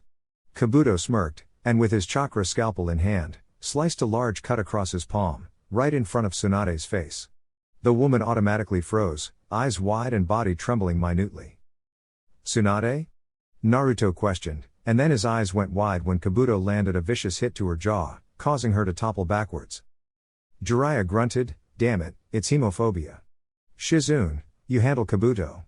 Naruto, you will protect Tsunade. I'll take on Orochimaru," he ordered them, striding forward to meet the snake face. Kabuto sneered, "Pathetic. What kind of a medic nin is afraid of blood?" He was about to punch her in the face once more, when Shizune intercepted him. "Stay away from her." While she engaged Kabuto in a fight, Naruto flash-stepped to Tsunade and crouched down to the still, shell-shocked Tsunade. "Come on, this really looks pathetic. You are the foremost medic in the world. And just who allowed you to show him your weakness?" He scolded her, and when he received no response, he rose up and took out two of his special kunai, ready to defend her in case Kabuto slips past Shizune. On the other end of the field, Jiraiya was having a lot of trouble. His body had still not fully recovered, and Orochimaru was bearing down on him without any signs of slowing down. He sighed in slight relief when Orochimaru backed off from swinging the kusanagi on him, but almost groaned at what he did next. Orochimaru cut his thumb, and in the next moment, a large, brown snake appeared. Orochimaru grinned, "Ready to die, Jiraiya?" Jiraiya grit his teeth. His chakra control was pretty bad enough, and he couldn't risk calling the smaller toads here. He would just have to fight this another way, it seems. Naruto noticed his godfather in trouble, and was about to create a shadow clone to go and help him when the things got worse. Turns out, Kabuto had managed to catch Shizune's ankles with his chakra scalpels, catching her off guard with the headhunter technique. And now he was done with her, he was heading for Tsunade, who still hadn't snapped out of her shock. Naruto mentally cursed and threw the kunai before his feet, flying through hand seals, ending on the tiger, a crimson barrier enveloping him and Tsunade. It was a moderate-level barrier that protected the user from low to mid-level physical attacks, so Naruto had no problem holding it. Kabuto's hand, lit with a scalpel, sliced at the barrier. He flinched and jumped back, glaring at Naruto. "What is that?" Naruto smirked, "Wouldn't you like to know?" In the corner of his eyes, he watched as Jiraiya buried the snake in an earth-style swamp, and then collapsed onto a knee. He mentally cursed Jiraiya still had yet to recover from the drug. If this kept going on, Jiraiya will be killed. Kabuto seemed to notice this as well, and wasted no time in taunting him. His pleasant voice, slightly jeering, grated on his nerves. It looks like Jiraiya-sama isn't faring quite well. It won't be long before Orochimaru-sama manages to kill him. What will you do, Naruto-kun? Save your master, or save the woman who doesn't even care what you think of her? Naruto narrowed his eyes. "You don't know what you are talking about." To answer your question, a smirk graced his lips. "I don't see why I can't do both." Still holding the tiger sign, a shadow clone popped up beside him. He disengaged his right hand from the seal, forming a joint tiger seal with the left hand of the clone, thereby transferring the control of the barrier to the clone. He watched amusingly as Kabuto's face went right from triumphant to annoyed, having figured out his plan. Still, the traitor was gracious enough to praise him. "Your abilities in Fuinjutsu are truly astounding, Naruto-kun. But how long do you think your clone can hold this barrier for you?" Naruto smirked as he picked up his kunai. "Long enough." That was all he said before vanishing in a blue flash. Truth was, he had roughly 20 seconds before the clone dispelled itself, leaving Tsunade vulnerable to attacks. Not that his clone was weak, but if he had to dispose of Kabuto, he needed the element of surprise, along with a bait. Kabuto cursed and immediately turned to where his master was fighting Jiraiya once again, with the sword of Kusanagi. Orochimaru-sama. Watch out! Orochimaru was having a blast fighting his old teammate. Jiraiya was slowly recovering, but he knew that at some point in this fight, Orochimaru will pull out the boss summon, and he would be helpless against Manda if he couldn't summon Gamabunta. The drug still wasn't completely out of his system, and he hated that damn sword. Orochimaru was in mid-swing to cut off Jiraiya's head when he heard Kabuto's warning. At first, he didn't know what Kabuto was warning him about. He was fighting Jiraiya. Kabuto had disposed of Shizune, leaving Tsunade and... Oh shit. His epiphany came too late, as Naruto flashed right in front of him, blocking Jiraiya and his swing with a wind-laced kunai. He had no time to block as Naruto completed his spin, crashing his left foot right into Orochimaru's left jaw, sending the snake Sannin flying back. He flipped in the air to land on his feet, but Naruto was already moving. Or rather, his hands were. Naruto spoke nothing as he swiftly cut off the wind chakra, sliced a shallow cut on a surprised Jiraiya's thumb and wiped the blood on his own palm. 5 rapid hand signs, and he and Jiraiya were standing on the head of the boss of toads. Naruto had summoned Gamabunta with Jiraiya's blood. Before Jiraiya could say anything to his godson, Naruto had flash-stepped away. Jiraiya looked over to where Naruto had gone with wide eyes. Orochimaru was snarling in rage. Naruto had robbed him of too many valuable opportunities. His eyes widened as he watched what happened next. Kabuto smirked as he gazed at the scowling shadow clone protecting Tsunade. He was not the one to stand idly while someone turned the tables against his master. He had created a shadow of himself to finish Shizune off. He was surprised though, when he saw the Toad boss suddenly appear, but then again, Naruto was the apprentice of the Toad Sage. He looked back to see his shadow clone almost upon Shizune, the chakra scalpel heading for her open throat. Fully expecting for her to get killed, he was shocked when Naruto suddenly appeared in front of her, catching the shadow clone by the wrist and dispelling it with a well-placed hit. At the same time, he heard the pop sound of a shadow clone dispelling behind him. Looking back, the clone was gone, and so was the barrier protecting Tsunade. Kabuto seized his chance and activated his scalpel, prepared to cut right at her throat. Just as the hand was about to reach its destination, another hand grabbed his by the wrist, stopping it in its tracks. Kabuto was stunned when Naruto suddenly appeared before him, stopping his attacks. It happened too fast for him to comprehend. He had attacked the moment Naruto had attacked his clone. There was no way he was that fast to stop his attack so accurately. How did he even counter the instant that he appeared? It made no sense. Naruto flashed right to Tsunade's mark, his danger sense slowing down his perception to show the scalpel heading towards his side, since the previous target was now blocked by him.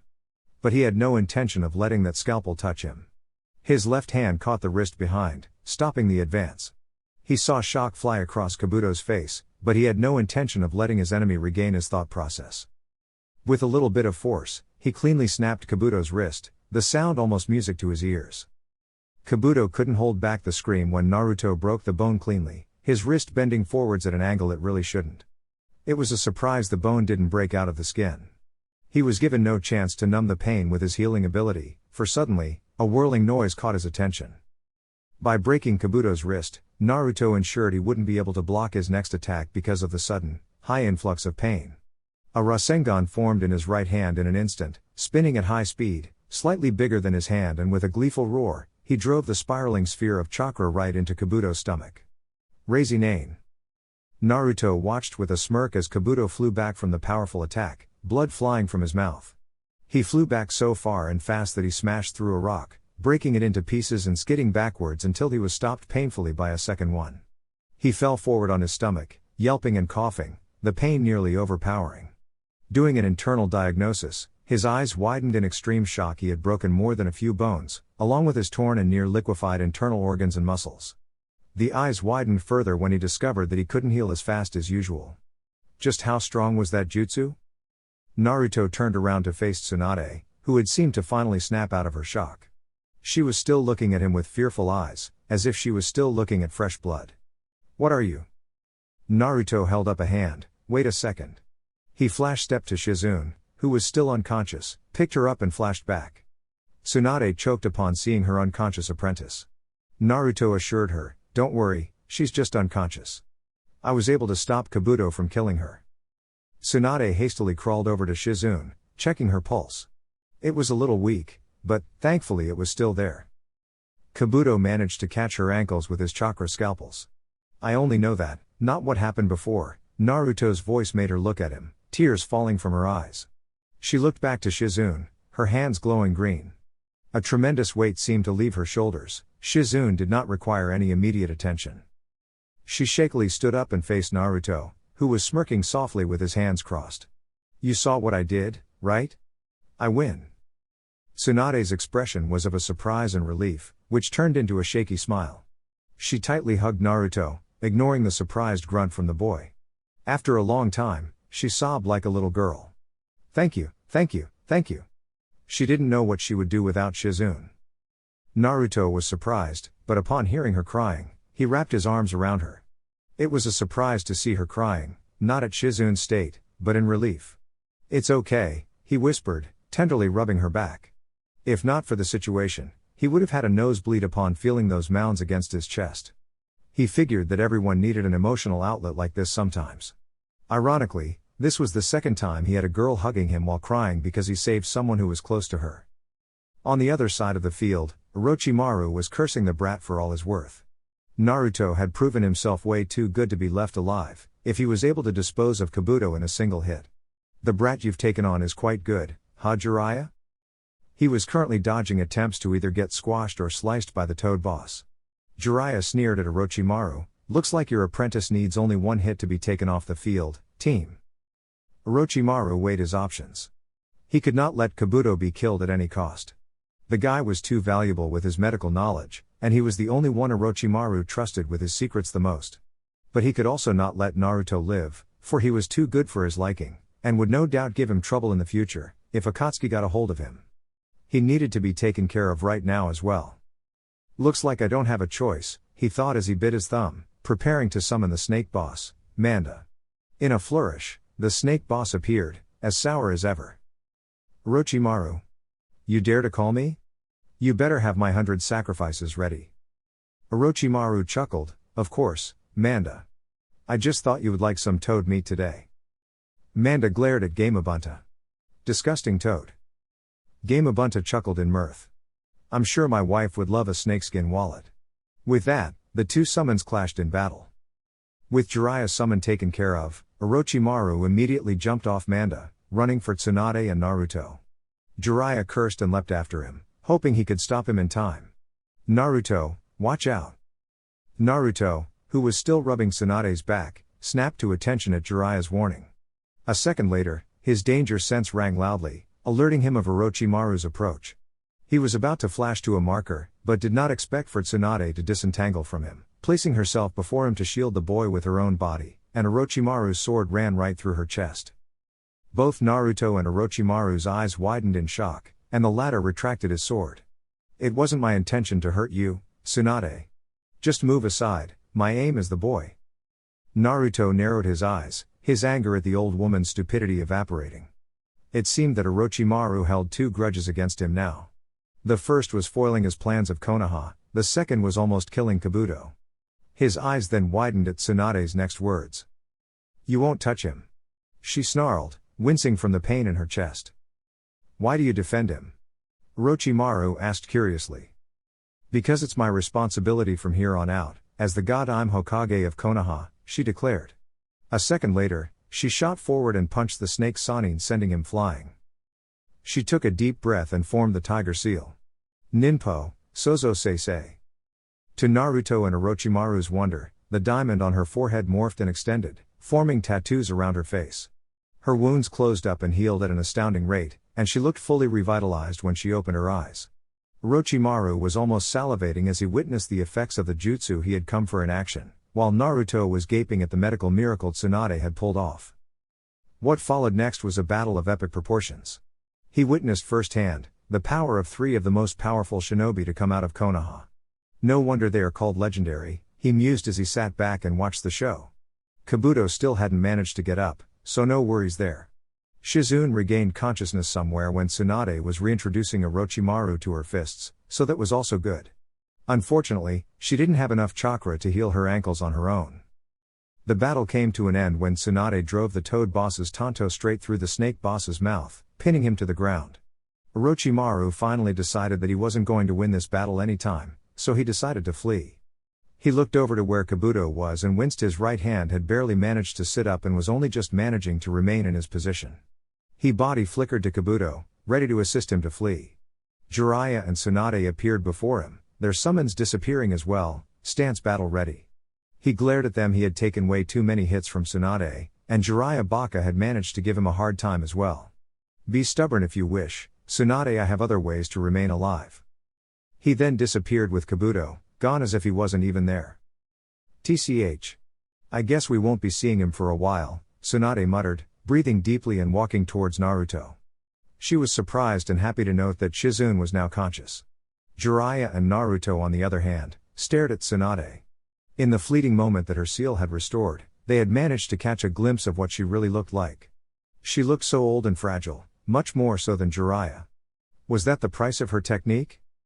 She healed Shizune's ankles, allowing her to walk, albeit weakly, due to lightly chakra exhaustion. Jiraiya grinned and slapped Naruto on the back, throwing him a bit forward. Damn brat, I don't give you enough credit. You took Kabuto out in just one hit. I haven't seen anyone move that fast since your father. Surprisingly, Tsunade also joined the conversation with high spirits. So that was Hiraishin, wasn't it? Naruto smirked. Wow, I'm surprised it took you so long to figure out, considering you yourself have a mark on you. Naruto pointed the mark out to her on the side of her wrist, the place that no one usually sees with their own eyes. Tsunade suddenly looked scary and turned to Naruto, a fist shaking. And just when were you planning to tell me that? Naruto kept smirking. It slipped my mind, Ba-chan. Don't call me that, brat. Naruto laughed cheerfully as he easily avoided the swat of her hand, but Tsunade smiled fondly as she gazed at his face. He really is just like them. XXXXXXX. Naruto slowly opened his eyes, getting up and stretching after a good night's sleep. Jiraiya was already awake, sitting by his bed, smirking at him. Rise and shine, sleeping beauty, he teased. Naruto just raised an eyebrow in deadpan, not seeing the humor at all. He put the covers aside and got up, heading to the bathroom. When are we leaving, Uro-sennin? Today. Shizune is downstairs, checking out. Tsunade is taking care of some last-minute things. You freshen up though, we'll most likely leave in an hour, Jiraiya said. Naruto nodded and took his time to complete his morning duties. 20 minutes later, he came out of the bathroom, a towel wrapped around his waist and another rubbing his hair dry. He sighed in relief. The hot shower was great in here. Jiraiya was just packing up his and Naruto's belongings, when the door opened to reveal Tsunade and Shizune. Naruto raised a brow when Shizune suddenly went red in the face and faced away from him. He then smirked, but slowly put on his clothes. He innocently asked her, Shizune-san, are you alright? You look a little red. Jiraiya giggled perversely, but stopped as soon as Tsunade glared in his direction. Naruto mentally smirked, whipped, for sure. Tsunade turned to Shizune and whispered something in her ear, which caused the girl to utter a small meep and scuttle out of the room, a confused tauntaun clutched tightly in her arms. Naruto asked her curiously as he put on his shirt, what did you whisper in her ear? Tsunade waved her hand dismissively, just some lady talk. Nothing you need to be concerned about. Naruto shrugged and unsealed his jonin vest and put it on, surprising Tsunade. You are a jonin? Naruto smirked. Let me guess, you thought I was just a mere genin, right? Tsunade only nodded as she watched Naruto tie up his jaw-length bangs and put on his hitai. She barely held her gasp. Naruto looked a literal clone of his father. She snapped herself out of shock and slowly walked towards him, surprising him. She lightly brushed his cheek while looking into his eyes. She whispered, you really do look just like your father. Naruto smiled as he gently removed her hand. I would be worried if I didn't. I am his son, after all. Tsunade smiled and nodded, taking off her necklace. She pulled it over Naruto's head, smiling slightly, the necklace, as promised. Naruto cradled the necklace, inspecting the crystal that hung. It gave off a strange feeling, a strong sense of contentment and soothing. Who does this belong to anyway? Tsunade picked up her suitcase. My grandfather, the Shodai Hokage. Naruto, to his credit, only raised an eyebrow in slight surprise. No wonder it felt soothing. Senju Hashirama's Makuten was capable of calming down tailed beasts, and Naruto strongly suspected that the bloodline limit had a much higher connection to something other than just earth and water. Naruto slung on his big and moved to the window, Let's go then. He then promptly jumped out of it. Tsunade lightly scowled. He seems to have the same hate for doors like you, Jiraiya. Jiraiya grinned, why use doors when you have windows? Tsunade gave a weary glance to her teammate as they walked downstairs. Am I going to regret this? Jiraiya pondered on this and replied, mostly, yes. But deep down, you will know that it would be totally worth it. They met Shizune and Naruto downstairs, who were making light talk. Naruto turned to Tsunade with a grin, you better be prepared, for you have a lot of work to do when we get back to Konoha. I'll take whatever you dish out, brat. Tsunade assured him with a smirk. Suddenly, she moved forward and gave him a soft peck on his forehead. Moving back, she saw the bewildered look on his face, accompanied by a bright blush. Naruto looked away from the group when he couldn't will it away. Besides, who's going to teach you how to be a proper Hokage if not me? She challenged. Naruto smiled at her high spirits. Looks like the will of fire still burns within her. Out loud, he just waved his hand, hi. They all set off in high spirits, back home. The reward for bitter hard work really was sweet.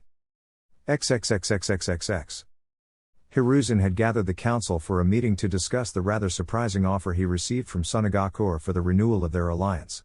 After he dissolved the civilian council, what remained was the heads of various shinobi clan heads and the elders, Homura and Koharu, along with Danzo as well. After reading the scroll out, he put it down, gauging the reactions of his council. Koharu quietly commented, this is certainly interesting. It seems our esteemed colleagues in Sunagakure wish to make amends for their foolishness. Homura snorted, of course, they do. Recent reports suggest that Iwagakure is testing their borders. If they don't make amends with us, Iwa will crush them. However, we cannot let Iwa get a strategic advantage such as that, even if we have another flash among us now. Surprising everyone, Danzo spoke up. It would be in our best interest to accept. Upon seeing the rest of the council look at him in mild shock, he internally and continued. As you are all undoubtedly aware, I would prefer to simply crush them outright for their betrayal, but circumstances argue against it. Since we cannot punish them without drawing attention from other countries, especially Iwa, I see no harm in accepting a deal that will benefit Konohagakure far more than Sunagakure. Logically, you are correct, Danzo-san, Aburame Shibi droned in the usual Aburame monotone. This offer does seem to be to our advantage, but I find your stance puzzling. You have always petitioned for Uzumaki to be trained by you as a weapon. Accepting this offer would seem to directly counter the position you've held for nearly a decade and a half. Danzo considered how to respond and replied. It is true that I wanted him to be trained as a weapon. Hiruzen picked up on his friend's choice of words. Wanted? Danzo knew what context his old rival was talking about. Yes, wanted. At first, I had worries that he would grow up to be a weak, average shinobi or worse, a straight idiot. But he has proved his strength in the invasion, stopping a tailed beast very effectively without resorting to his own. He is the second coming of his father. That was all he needed to say on the subject. It was a well-known fact just how much Namikaze Minato was feared. While the short term he was Hokage, no nation dared to make a move against Konoha. If Konoha had someone who was just as powerful as the Yondaime, he could sleep without any worry. Moving on, he cleared his throat. Sunagakure is now offering the daughter of their late Kazekage, by all reports a powerful kunoichi in making, in marriage to Uzumaki. He smiled grimly, I suspect that Sunagakure has discovered the boy's heritage. Troublesome, muttered Shikaku. If they hadn't discovered Uzumaki's heritage, this deal would be completely in our favor. I remember this Tamari girl from the exam, she seemed to have a good head on her shoulders. On top of that, she is a very proficient wind style user, which is quite rare in Konoha. The deal is evened out if they know Naruto's heritage. Marrying the children of Hokage will produce exceptionally powerful children, not counting the fact that Naruto is the Kyuubi's Jinchuriki and his children will no doubt be influenced by its power. But they don't know that. Everyone sat back to consider his words and examine the agendas behind the offer. Hiruzen, meanwhile, was contemplating what effect would this have on Naruto. He was asking for a lot from Naruto by asking him to do this. He was sacrificing the boy's chance at love by arranging a marriage for him with a person he didn't even know. A huge weight suddenly made itself known on his shoulders, and he sighed in sadness. Sometimes, he hated being the Hokage. Decisions such as these, putting the good of the village before his shinobi, made him sick to the bone. He knew Naruto would never forgive him for this. At this point, I don't see any option but to accept this offer. It is slanted too far in our favor to decline without tipping our hand regarding the boy's heritage. If we chose to decline by announcing that heritage, I have no doubt Sunagakure, and especially Iwagakure, would react unfavorably, he announced with a heavy heart. We also need the boy to produce more Uzumaki, as possible future containers for the Kyuubi, if not outright shinobi for our future ranks, Danzo added, but before he could continue, a heavy, potent killing intent flooded the room. You are going too far, Danzo, Hiruzen whispered with narrowed eyes. We already have placed a heavy burden on him by making the Jinchuriki against his will, which he knows, mind you.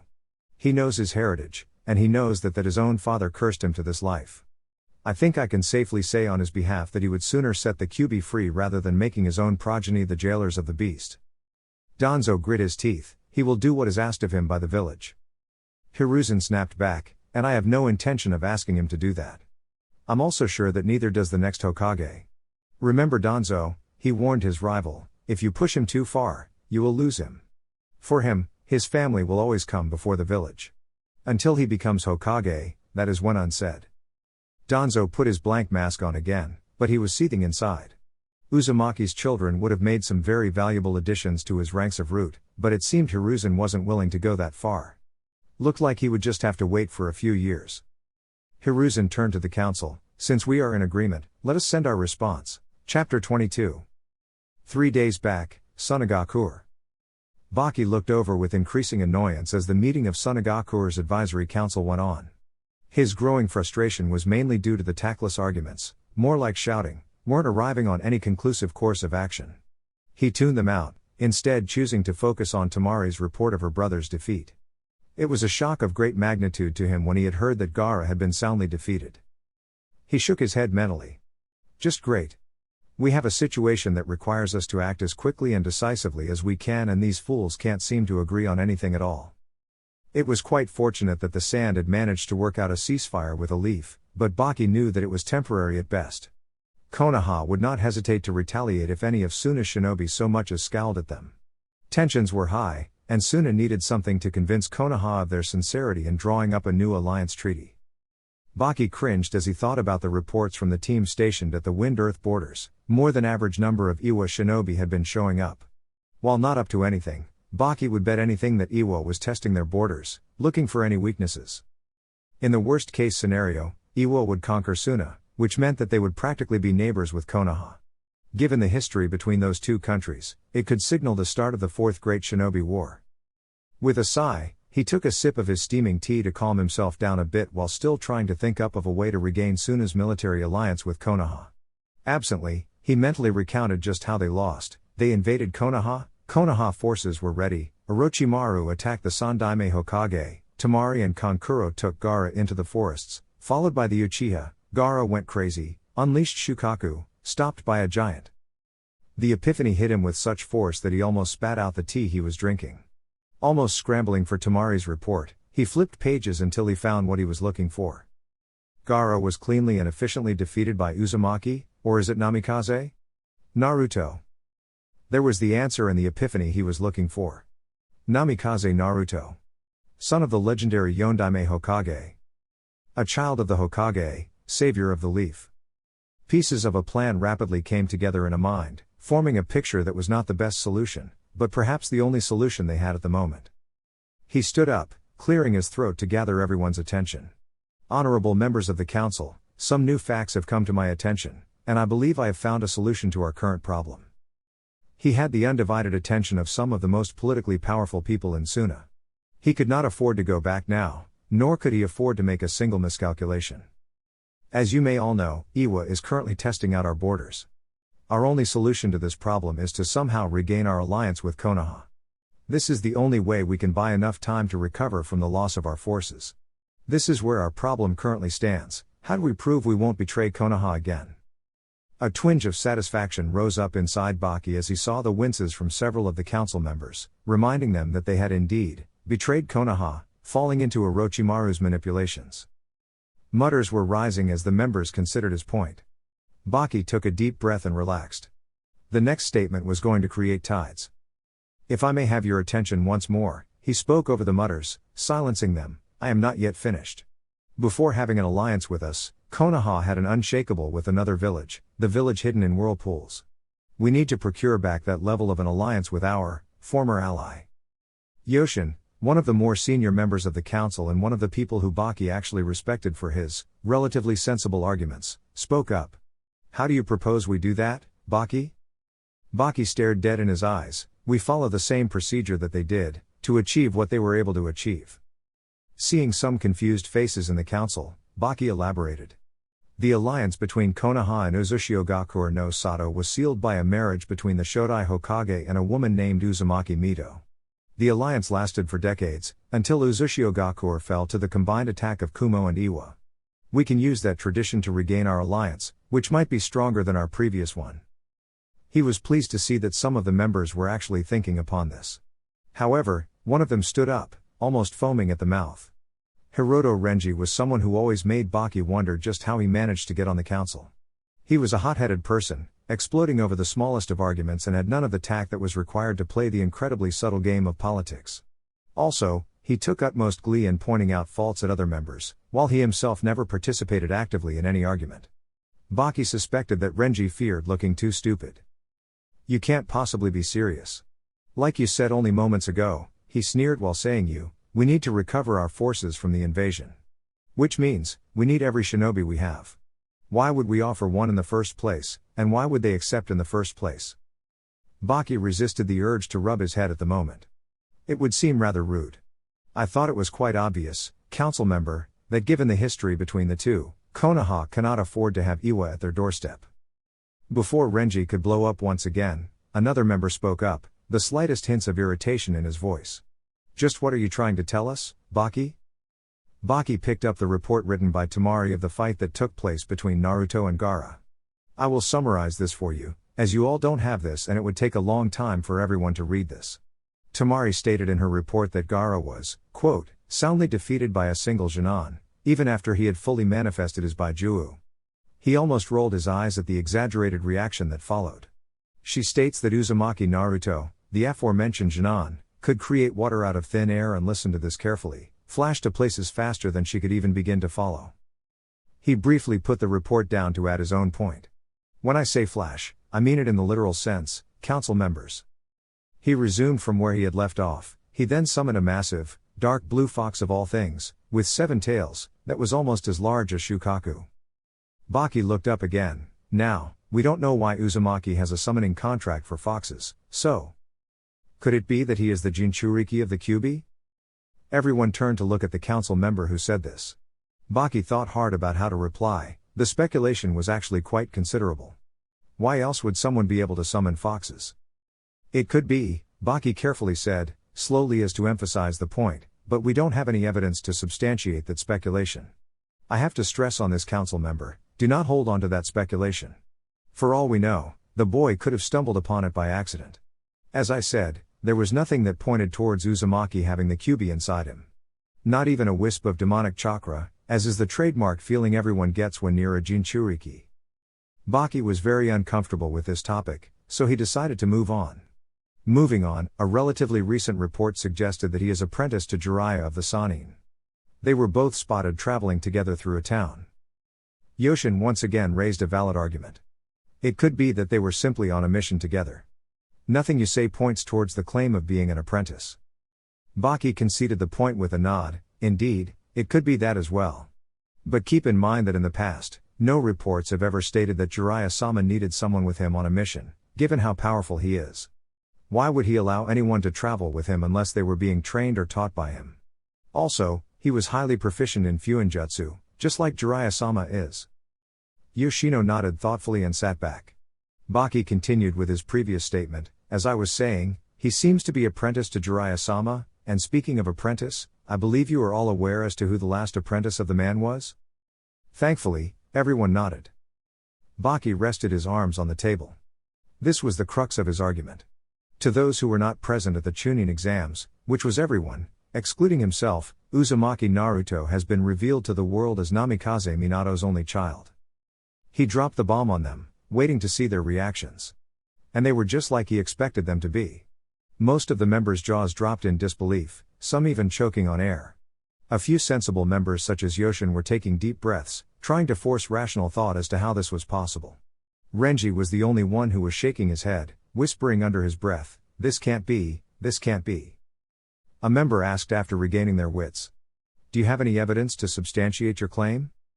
The question was asked slowly, for the member still had difficulties believing the latest revelation. Baki wordlessly picked up his file again and flipped to the photo of Naruto. He then put up the file on the table in such a way that everyone would be able to see. It only took a moment for everyone to connect the dots. Yoshino shook his head in slight awe. "Looks like you were right, Baki. He really does look like his father." Baki added with a smirk, "Not only that, but he can use Hiraishin no Jutsu just like his father." "But what does this have to do with us regaining our alliance?" Baki grinned as he put his proposal forward. "It should be quite obvious by now. We offer Tamari in marriage as a gesture of good faith on our part." Renji frowned. "Why Tamari? She is the daughter of our late Kage, and is quite skilled. Couldn't we offer someone less significant?" Baki looked at Renji, fully intent on shutting him up. "Believe me, council member, when I say this. If we are going to offer a marriage proposal to someone as important as Namikaze Naruto, we have to ensure that the person from our side is of equal status as him. Naruto and Tamari, both are children of a Kage. Any children that would result from their marriage would become formidable shinobi when they grow up. We can insert a clause stating that their eldest child must become the liaison for both of our villages after becoming a chunin." Baki could have said that their eldest child should be married back into Suna, but they were in no position to make any demands from Konoha. It was best to stay on the safe side and make him/her a liaison after becoming a chunin, or a dual citizen. Also, the news of the Namikaze having an heir would have probably reached Iwa by now. Given how much the son is like the father and how Iwa feared him, their safety could be guaranteed. Or, Iwa would probably try to assassinate Naruto before he became too powerful for their liking. But that was a risk they had to take. Regain the alliance, or face Iwa alone. The council pondered over Baki's proposal. It was more than enough to gain back their alliance. Perhaps Konoha was benefiting too much from this, but they had no choice other than to offer Konoha as much as they can. Like Baki, they came to the conclusion that they really weren't in a position to demand anything from Konoha. But they would have a powerful ally once again, with powerful shinobi in their command. Soon, everyone came to an agreement and the decision was made official. The offer was sent, proposing a marriage contract to the Konoha Council. All they had to do now was wait. XXXXXXX. What did you say? The yell echoed throughout the building, the rage in it clear for all those who hear it. Tamari gave her hottest glare yet to Baki, who was standing right in front of her and her siblings, doing his best not to show any nervousness or fear. Unsurprisingly, Kankuro found himself hiding from his sister's wrath, behind the back of his younger brother. The former was quite old. Kankuro had hid from his sister a number of times in the past, for he was quite scared of her. Whenever she got angry, he was her usual outlet for that anger, for neither of them dared to get close to Gaara. Only the spot to hide had changed. Ever since they had returned to their home, Kankuro had seen an incredible change in Gaara. Gaara had stopped threatening everyone who came in his sight, and wasn't radiating bloodlust constantly. Perhaps the best thing was that he hadn't killed once upon his return from Konoha. However, the one part that didn't change was that Gaara never got afraid of Tamari when she was enraged. Kankuro knew Gaara had no grasp of how to interpret certain feelings, but time heals all wounds. Anyway, the point was that his sister was enraged beyond all belief, and he was using Gaara as a human shield. Tamari was not in the best of moods as she stood in front of her sensei. Carefully reining in her anger, she managed to keep her voice steady as she spoke. "Why are you doing this to me?" Baki kept his face carefully neutral, trying not to show the pity he felt for his soon-to-be former student. Pity was the last thing Tamari needed right now. This reaction was not exactly unexpected. In fact, I was more worried about how Gaara would react. It's nothing short of a miracle he hasn't used sand burial on me already. He took a deep breath and began his explanation. "This is a direct order from the council itself, Tamari. We need this to cement our alliance with the Leaf once more." Tamari grit her teeth, unwilling to just lose like this. "So you will just offer me up like a lamb to be sacrificed? Wasn't there any other way?" Baki shook his head sadly. "I'm sorry, Tamari, but there was no other way. Do you think this order would have gotten passed if there was?" Tamari just wanted to scream her throat hoarse. So much injustice was being done to her, and she couldn't do anything about it. What was worse was that, they seemed to think she was the only one who could perform this duty, and they were right. Kankuro was too much of an idiot to do this, and the village would sooner sacrifice their shinobi than give up their Jinchuriki, never minding the fact that Gaara was a former bloodlusting psychopath, so there was a dense air of mistrust around him. She painfully reminded herself that a shinobi's duty is to endure and sacrifice for their village, no matter what the circumstances. I don't like this, but I know that I have to do my duty, sensei. Baki smiled sadly and nodded, that you do. Has my future husband been decided? Baki considered whether or not to tell her. However, before he could say anything, Gaara spoke up. I want to know as well, Baki. Okay, now there was no way to back out of this. Even though Gaara restrained himself greatly from killing anyone in his sight, Baki was not going to take a risk. Gaara's newfound protectiveness for his siblings was apparent, and it was nothing short of a miracle that he hadn't killed Baki for giving his sister away to Konoha, just like that. Clearing his throat, he simply answered the question. Yes. He sweat a little when he saw 3 sets of eyes looking at him expectantly. One was pure curiosity, the other was curiosity mixed with suspicion, and the last one was impatience and rage, combined with acceptance. You can guess who they are. Tamari tapped her foot in irritation. Well, out with it. Who is it? Baki took a deep breath. Here goes nothing. He is the same person who defeated Gaara. You may know him as Namikaze Naruto. Tamari blinked, and blinked again. And blinked again. Her thoughts drifted back to her hot, make-out session with the blonde in the alley. She didn't realize it, but her face was slowly turning red enough to give Gaara's hair a run for its money. Baki frowned in concern. Tamari? I see. I have a lot to think about, sensei. I'll see you later. Completely unlike her, Tamari turned and hastily walked away, leaving a confused audience behind her. Baki had a puzzled expression. Tamari never acted like this before. But then again, this situation is a first for her, so this might have prompted a new response as well. He turned to the other two. You two are dismissed as well. You best leave her alone for a while. This is a very big and sudden decision she has been forced to agree to. It's best if she gathers her thoughts for a while. With that, Baki left. Gaara turned to Kankuro, a very rare, confused expression on his face. Kankuro, do you know why Ne-san left? Kankuro shrugged in confusion. Even I don't know, Gaara. You can never know what's going on in women's heads. XXXXXXX. Tamari hastily made her way to the training ground that was reserved only for the Kazekages. However, as the children of a cage, they got access to it without any problem. She made her way to her favorite spot, on the lowest branch of one of the few trees that were in the training grounds. She climbed onto the branch, and finally let out the giggle she had been keeping inside her. It's so surreal. I mean, what are the odds? I never imagined that this would happen. The giggles receded and a soft smile to its place as she gazed at the setting sun. She still couldn't wrap her head around it. She was going to get married to Naruto of all people. The same Naruto who she had feelings for, and had only grown from the time she had come back to Suna. In all honesty, she never thought that she could form a relationship with him as much as she wanted to, and she pretty much believed that he thought the same. She was of Suna and he was of Konoha. But it was almost as if the universe wanted to prove both of them wrong, but for the good. Then the confusion and hesitance hit her, with a pinch of insecurity. Was she really ready to get married? No. Granted, she did have, dare she say, strong feelings for the blonde, but were they strong enough that she could happily live with him as a permanent partner? She didn't know that. Was she ready to make this sort of commitment so early in her life? Her feelings for Naruto and her duty as a kunoichi of her village were making her thoughts nothing less than a mess. Would Naruto be happy that he would have to spend his whole life bonded to her as her husband? What if he isn't happy? She groaned as she rubbed her head, trying to make some sense out of the mess that was her mind. In an attempt to block out the incoming headache, she diverted the train of thought to the political implications of the marriage. She was the daughter of the Yondaime Kazekage, and Naruto was the only son of the Yondaime Hokage, arguably the most dangerous man the leaf had ever produced, and it was clear as drinking water that Naruto was well on his way to claim that title for himself. The marriage between two children of two Kages was sure an effective way to cement an alliance between two villages. Not only that, but her interest in Naruto had led her to attempt to study his background when she was back in Suna. Shocked was an understatement, to say the least.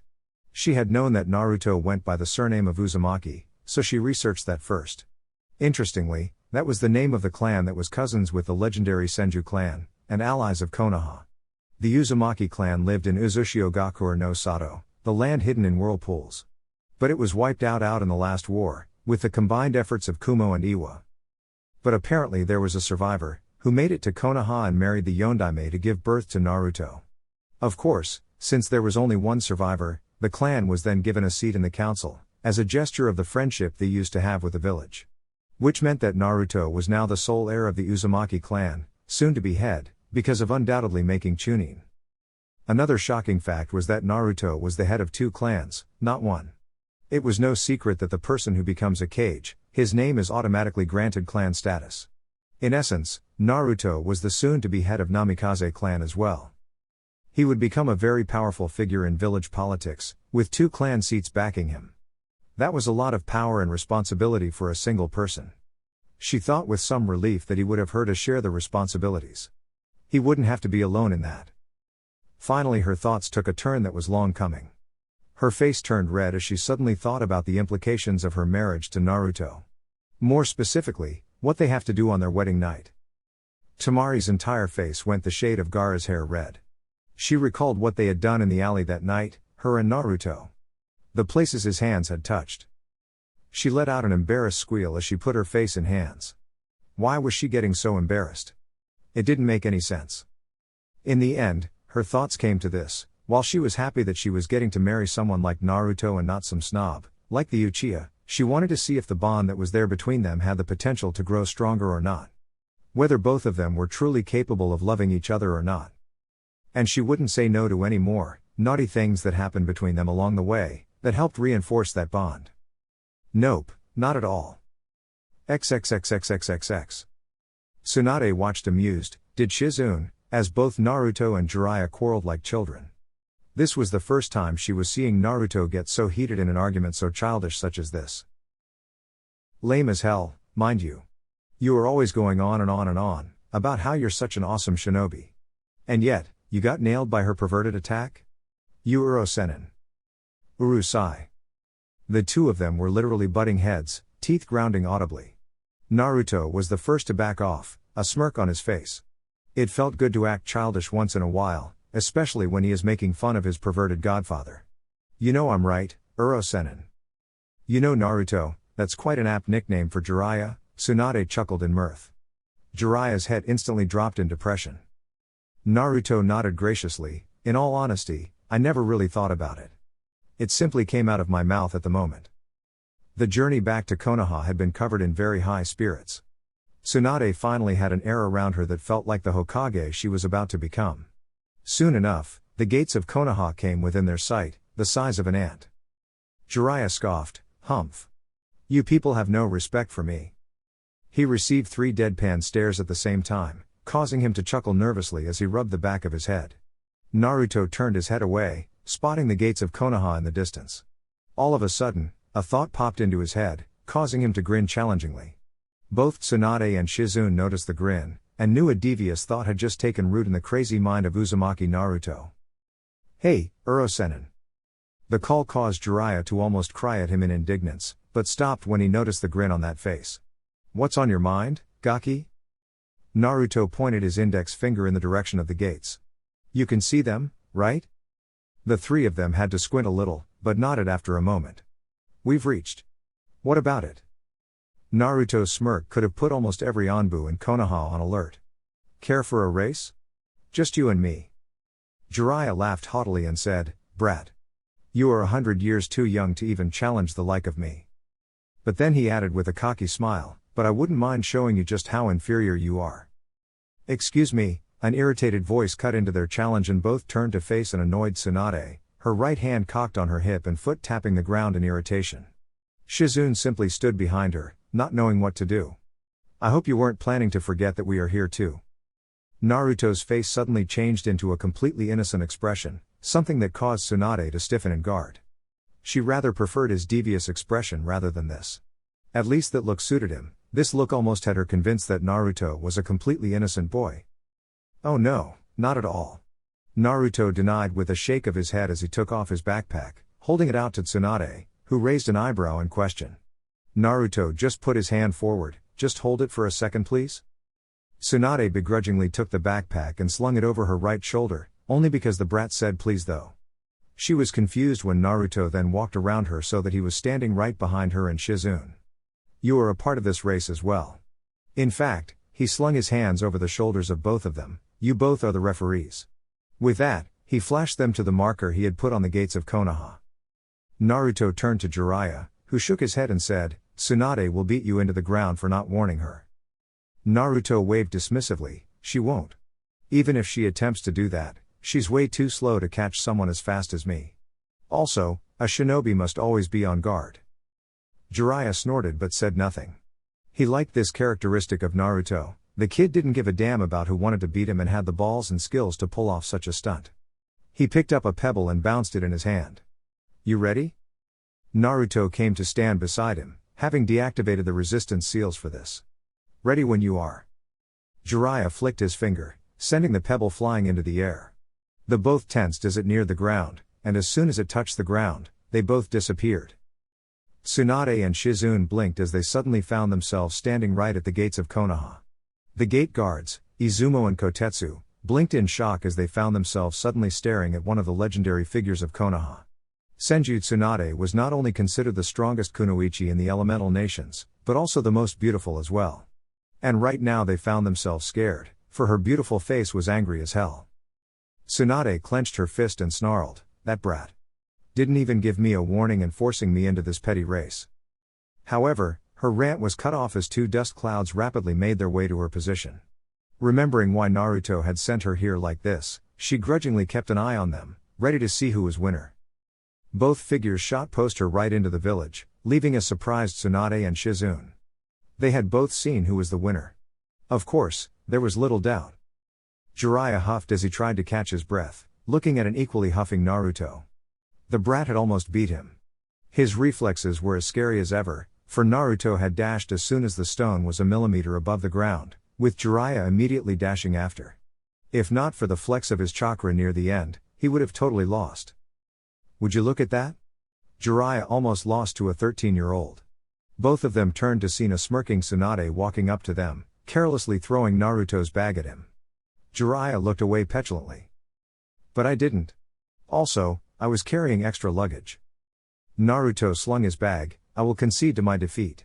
You are better than me, Uro-sennin, for now at least. Jiraiya's triumphant smirk faltered at the end of Naruto's sentence. Of course, he planned on taking the brat on a training trip sometime later, and he had no doubts that Naruto would surpass him. Naruto faced the three of them. Alright, my mission finishes over here. I'll report tomorrow morning for debriefing, Ba-chan. Enjoy your walk of fame, Hokage-sama. He added teasingly before disappearing in a flash. Tsunade's eye twitched in irritation, before a small smile of fondness came onto her face. He may look like his father, and even act like him most of the time, but he sure has his mother's moments as well. With that, they made their way to the Hokage Tower.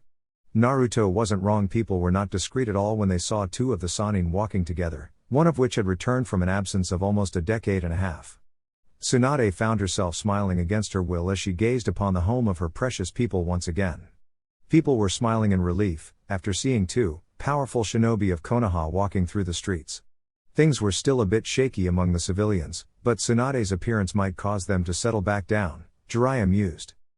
As they reached towards the Hokage's tower and in a few minutes, the Hokage's office, Tsunade found herself having an epiphany.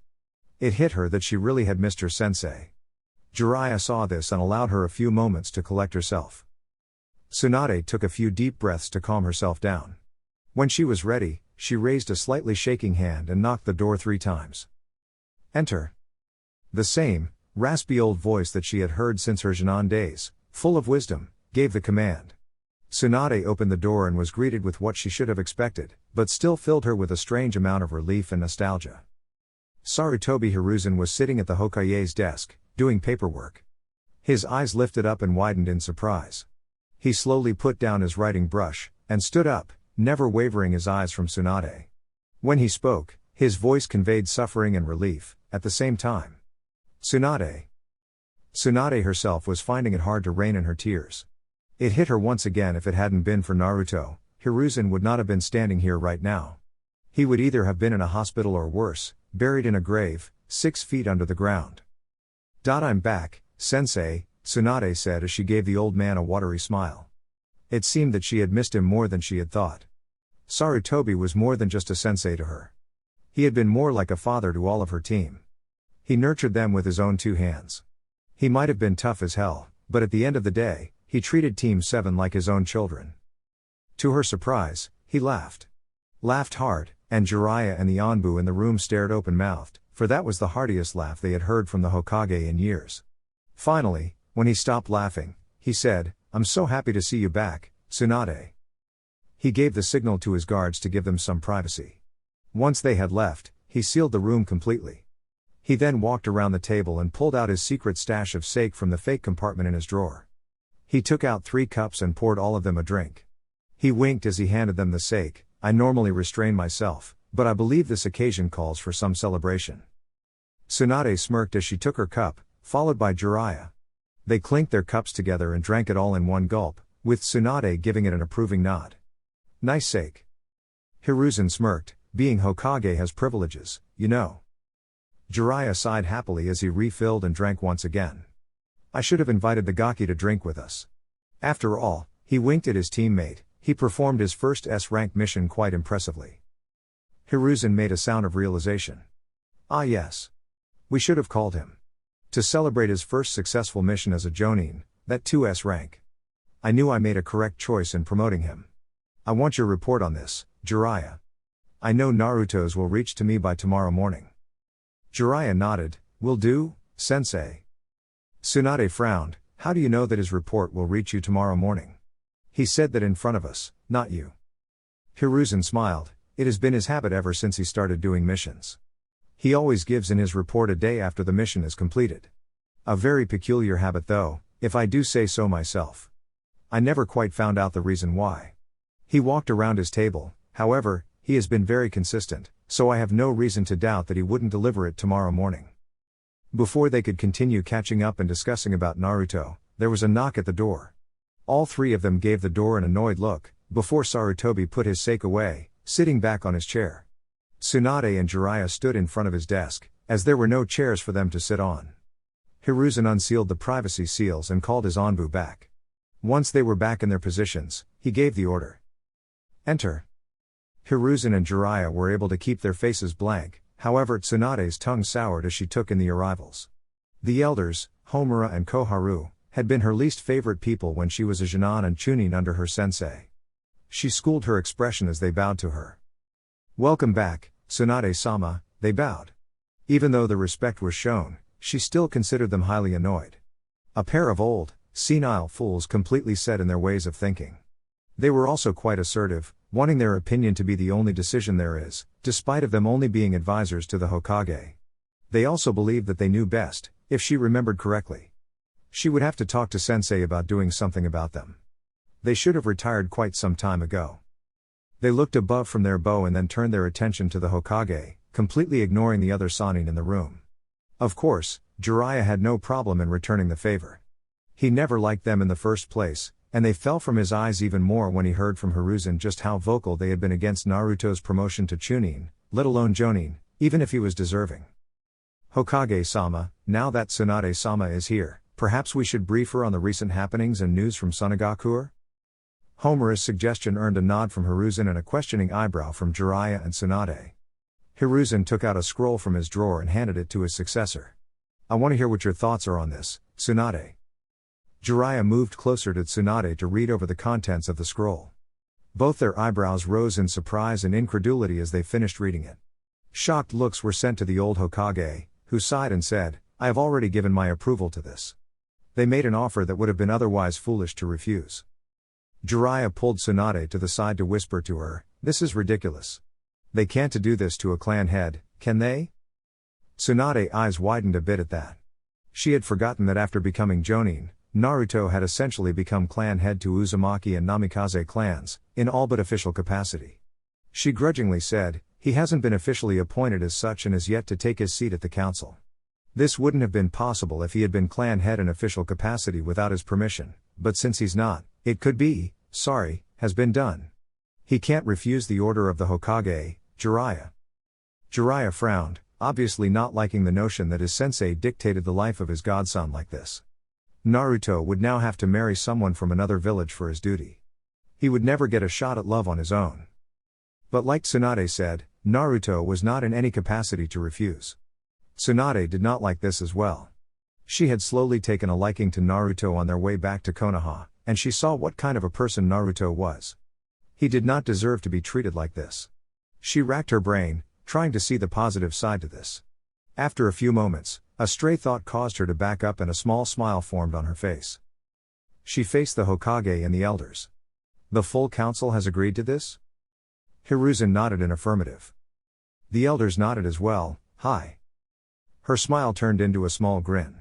She needed to double-check if her sensei had thought this through from all angles or not, before making his decision. Does the council also believe that Suna is aware of Naruto's heritage? Hiraishin frowned and looked at Jiraiya in confusion, who cursed mentally and gave him an apologetic look. He turned back to Tsunade. It seems that Jiraiya forgot to tell you what happened in the Chunin exams, Tsunade. Naruto publicly announced his heritage.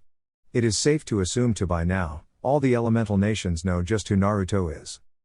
Tsunade gave an annoyed look to Jiraiya, who rubbed the back of his head sheepishly. Deciding that she would deal with him later, she asked them her next question.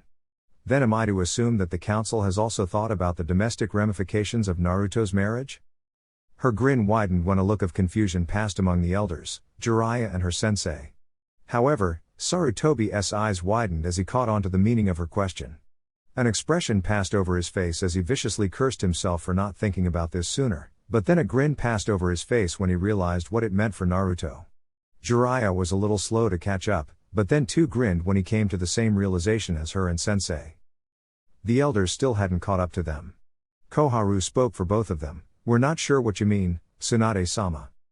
With a smirk worthy to match Naruto's deviousness, she explained. When Naruto marries, he will officially have claimed his position as the head of both Namikaze and Uzumaki clans. Meaning he will inherit everything from both of those clans, including funds, property and land in those clans' possessions. That also includes the seats of both the clans on the council. Surely you realized this before sending the reply? The faces of both the elders had dropped in dismay. They never realized that by marrying off Naruto, they were pushing for him to become clan head for two clans. How could they have overlooked something as important as this? Hiraishin was enjoying the looks on the faces of his former teammates' faces. To add into their dismay, he added with a chuckle, of course, I should have realized this when I appointed him as a jonin. Homura's and Koharu's faces showed horror by now. They had completely overlooked the fact that a person becomes eligible for head of clan position upon becoming a chunin or jonin. They were too biased against Naruto, too focused on trying to keep him under their control that they lost sight of other things. They should have realized this the moment Hiraishin appointed him a jonin. Naruto was already clan head long before this discussion was taking place. It just needed to be officialized. Hiraishin looked entirely too amused. It seems you need a moment, Homura and Koharu. Perhaps you would like to step outside the room? Me and my students have a few things to catch up on. The elders walked out of room in a daze. The three of them finally let loose their chuckles, or in Jiraiya's case, laughter. Jiraiya said as he calmed down, it's about time someone taught them a lesson. Hiraishin smirked as he looked at his student, looks like I made the right choice in choosing my successor. You know you're worthy if you are able to outsmart them. However, the atmosphere turned serious when Jiraiya brought up another concern. However, we must not overlook the consequences of Naruto revealing his heritage. Hiraishin and Tsunade immediately caught on to what he was saying. The former had been worrying about this for a long time. Minato's enemies now had a new target to focus on. If they couldn't get revenge on the Yondaime, they would take it out on their son. XXXXXXX. Naruto had flashed to his apartment and immediately disassembled his backpack. After taking a very satisfying hot water shower in his bathroom, he cooked himself fish, rice and eggs. Preservative seals were oh so awesome. After he finished his meal, he sat on the couch and put on a movie. He wondered on what to do. After finishing an S-rank mission, it was mandatory for the shinobi to at least take a week of leave, maximum 2 weeks. However, Naruto knew he was quickly going to get bored of doing nothing for a week straight. He mentally recounted what he couldn't do. He was in no mood to work on seals right now. Training was out of the question, because he had just returned from a mission. He had nothing to read, and he had no video games, for he was firm of the belief that they rot your mind. You sure are acting like a brat right now, you know, came the voice from within. Naruto rolled his eyes. Not all of us can sleep on a whim like you, Kurama. You are sleeping almost all the time when you have nothing to do. Naruto heard a scoff. Whatever, brat. What I want to say is you could seek your pineapple-headed friend for a game of shogi. Good exercise for your feeble, human mind. Naruto ignored the insult as he thought about the suggestion. It was not bad at all, and he would have fun teasing Shikamaru about his added duties as well. He got up from the couch and went to his room to change clothes. A minute later, he emerged in something casual. A dirty white, long-sleeves t-shirt folded to his elbows, with dark blue jeans. Over the t-shirt, he wore a black shirt with buttons opened, sleeves folded till elbows. The necklace Tsunade had given him hung out of his t-shirt. All in all, he looked as cool as a breeze. He stepped outside of his building and began a slow walk, having located the chakra signature of his friend in the training ground 10. He allowed his feet to carry him as he thought about the possible changes that could happen now that Tsunade was back. On the way back, Jiraiya had once told him that Tsunade had once asked Sarutobi permission to start a medic training program. However, it was wartime, and there weren't enough shinobi to spare for the training program, not to mention the lack of interest on the part of many shinobi. So lost he was in his thoughts that he failed to notice the appreciative looks from the female population that were being sent in his direction. Girls that were 8 to 9 years old were blushing while looking at him, while the girls his age were shamelessly checking him out. But again, he was too lost in his thoughts to really notice that. He was about to turn towards the training grounds when he sighed. This was getting boring very fast. Come out, Konoha. I won't tell you a second time. As soon as he had shouted, a brown-haired boy darted around the corner, and came running over to him. Naruto ni-chan. Play ninja with me. That earned him a harsh finger flick, right in the center of the forehead. Konoha yelped, immediately rubbing the spot. Naruto looked at his unofficial charge with some amusement. Konoha wanting to play ninja with him was a common request by now. But since today was a day on which Naruto had nothing to do, why not give a few life lessons to the kid? Teach him the real meaning of being a ninja. Konoha was immediately indignant. What was that for? I won't be playing ninja with you today, Konoha, came the bored reply. Then he frowned. Also, aren't you supposed to be in the academy right now? Indeed, it was only noon right now, so the young Sarutobi should have been having lunch in his class.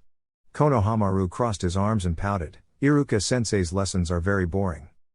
Naruto let out a small chuckle. You aren't wrong in saying that. However, his face adopted a stern expression. That excuse is not enough for you to skip classes. They are teaching you things that will allow you to survive as a shinobi. Even I found those classes dreadfully boring, but I always followed what was going on. No need to tell the kid that he skipped quite a few classes himself because of his stupidity act. Of course, he had also been way ahead of his class. Also, you should start training seriously instead of playing ninja in your free time. It is never too early for a shinobi to start training on chakra control. Konoha frowned. Does this mean you will no longer play ninja with me? Naruto sighed, trying to decide how to best explain this. He looked around, thoughts running wild, when he spotted the Hokage monument. An idea sprang into his head, and without giving any warning to the kid, he grabbed his shoulder and flashed away. Konoha blinked when he suddenly found himself standing over the head of the Yondaime. He shrieked and backed off, only to collide with something solid. Turning back, he saw the face of Naruto, looking over the village. Being a ninja is not a game, Konoha, Naruto said softly, looking into the eyes of his charge. Sure, kids can play, but in the world that we grow up, it is best not to treat it as a game. He sat down, pulling the kid down with him. Konoha sat beside his idol and frowned, not understanding what Naruto was trying to say. What do you mean, Naruto ni-chan? Naruto did not look away from the village. Let me ask you something, Konoha. What do you think it means to be a shinobi? Konoha opened his mouth to answer, and stopped. He thought really hard, something he very rarely did. It was obviously a question that had a deep answer. He thought and thought, but the answer was lost to him. To be a shinobi means to endure. A shinobi is the one who can follow or lead others into any darkness and work together to overcome that darkness and make it out the other side. A shinobi walks towards danger when everyone else is running away. That is because it is the duty of a shinobi to look at any foe and say bring it. That is because shinobi exist to protect those who can't protect themselves. Naruto recited the same answer that Gigi had given to him years ago. The answer had a deep and profound effect on him. It was one of the main reasons he pushed himself so hard every day to get strong, so he could protect his loved ones. He hoped it would have the same effect on Konoha. The said boy was deeply thinking about Naruto's answer. He had never thought like that, always thinking it as a game, that being a shinobi meant to throw cool jutsu around. He had never imagined there would be such a deep reason behind what being a shinobi meant. Only one thing came to his mind right now. Why are you telling me this? Your grandfather almost lost his life in the invasion. The words were like a splash of cold water down Konohamaru's spine. The announcement filled him with dread, which was visible in a violent shiver on the outside. What? How? Naruto gave an expressionless look to the boy. He acted like a true shinobi. I told you, didn't I? Being a shinobi is not a game, a Hokage less so. Konohamaru viciously tried to hold back his tears upon hearing the news of his grandfather. He had never known about this. Why was Naruto Ni-chan telling him all of this? To teach you a lesson, came the answer, almost as if Naruto had read his thoughts. I am telling you this to teach you a lesson, Konohamaru. You want to become Hokage, don't you? At the mention of his ultimate goal, Konohamaru hastily wiped his tears off. Why yeah. Naruto stood up, brushing his pants. Then start taking your training seriously. Not too much, though. Take ample time to rest and relax, so your body can appropriately recover as well. Eat healthy food in ample amounts, without hesitating. Just don't joke around when it comes to your duties as a shinobi, alright? Konohamaru stood at attention, determination coursing through him. Hi, Naruto Ni-chan. Naruto smiled and ruffled the boy's hair. Good. And if you need any help on how to properly train, don't hesitate to ask. Become a shinobi first, then I'll tell you what it means to be Hokage, alright? Konohamaru smiled and nodded. He would make his brother and grandfather proud of him, by becoming a true shinobi. Hi, Naruto Ni-chan. But don't you forget this, he pointed a finger at the blonde challengingly, we are still rivals for Hokage. Naruto chuckled, that's the spirit. Now let's get you back to the academy. He put a hand on Konohamaru's shoulder and flashed to the only person in the academy who had his Hiraishin seal on himself. XXXXXXX. Iruka sat annoyed at his desk as the lunch hour slowly came to an end. He had finished his lunch in the first 15 minutes, and spent the rest of the hour thinking about the latest menace of his class, the grandson of Sandaime Hokage, Sarutobi Konohamaru. The boy almost always made trouble for him, even more so than what Naruto did while he was in the academy. One would think that Iruka would have some experience in dealing with troublesome kids like Konohamaru because of having the resident prankster of Konoha as a former student, but no. Just as the bell rang, signaling the end of lunch hour, he almost fell on his back while sitting in his chair when two people appeared so suddenly in front of him. After recollecting himself, his eyes widened when he recognized the two people. The short one was easy because it was his rampant student, who had ditched class because he was too bored. The other one took a moment because Iruka had never seen Naruto look so cool. Naruto smiled and greeted his former teacher, brother figure. It had been a very long time since he had talked to Iruka. How's it going, Iruka-sensei? Well, if it isn't Naruto. Iruka was very pleasantly surprised to see his former, favorite student. It had really been a long time for both of them. Iruka-sensei, I'm just here to return Konohamaru in your care. Naruto gestured to his young shinobi in making, who was looking all kinds of depressed at being stuck in Iruka's boring lectures. Of course, sudden appearance of strangers was bound to attract the student's attention, who began to excitedly chatter. Naruto took note of this and gave an apologetic smile to Iruka. We'll talk later, okay Iruka-sensei? I won't be disturbing your class any more than they already are. With that, he vanished in a blue flash, leaving a dumbfounded Iruka to wonder that since when was Naruto capable of doing something like that. Naruto appeared back at the head of his father. Suddenly, he didn't feel like doing anything at all. Deciding to rest for a while, he laid down, using his jacket to cover his face from the sunrays. Maybe, he would just laze around today. As he drifted off, he absently wondered if this is what Shikamaru felt every day. XXXXXXX. Sakura was humming the tune of her favorite song as she walked into Sasuke's hospital room. She had been daily checking up on Kakashi and Sasuke. Of course, that is not to say that she was still a hardcore fangirl. She had ditched those ways long ago, thanks to her blonde teammate. She still pined after him, hoping that he would someday accept her love. Over the course of the past few weeks, she had ample time to train and visit her sensei and teammate, though she missed the presence of Naruto. Team 7 had almost become a second family to her, and that family was incomplete, which left her feeling incomplete.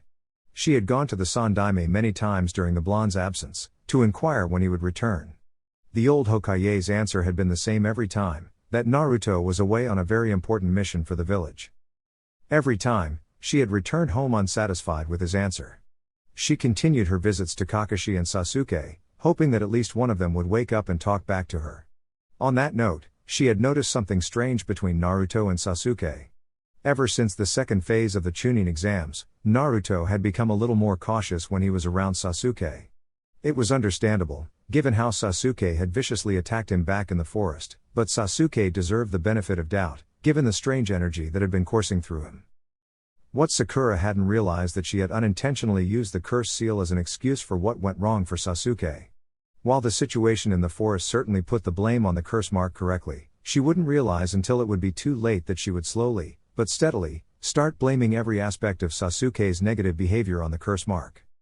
She opened the door to Sasuke's room. She frowned when she saw two people that she didn't recognize. One was a white-haired man, rather tall and looked to be around 50 years old, leaning against the far wall of the room with his arms crossed, looking at the room's second strange occupant. She was a woman who looked to be in her late 20s, with her blonde hair and two pigtails over a green jacket with the kanji for gambler written on it. The woman was holding her hands near Sasuke's head, a green glow emanating from her hands which Sakura recognized to be medical chakra. "Always mind your surroundings, Sakura," came a voice from her behind. She spun around, eyes widened on being startled like that. Naruto was leaning on the side of the door such that anyone opening the door would see him the last.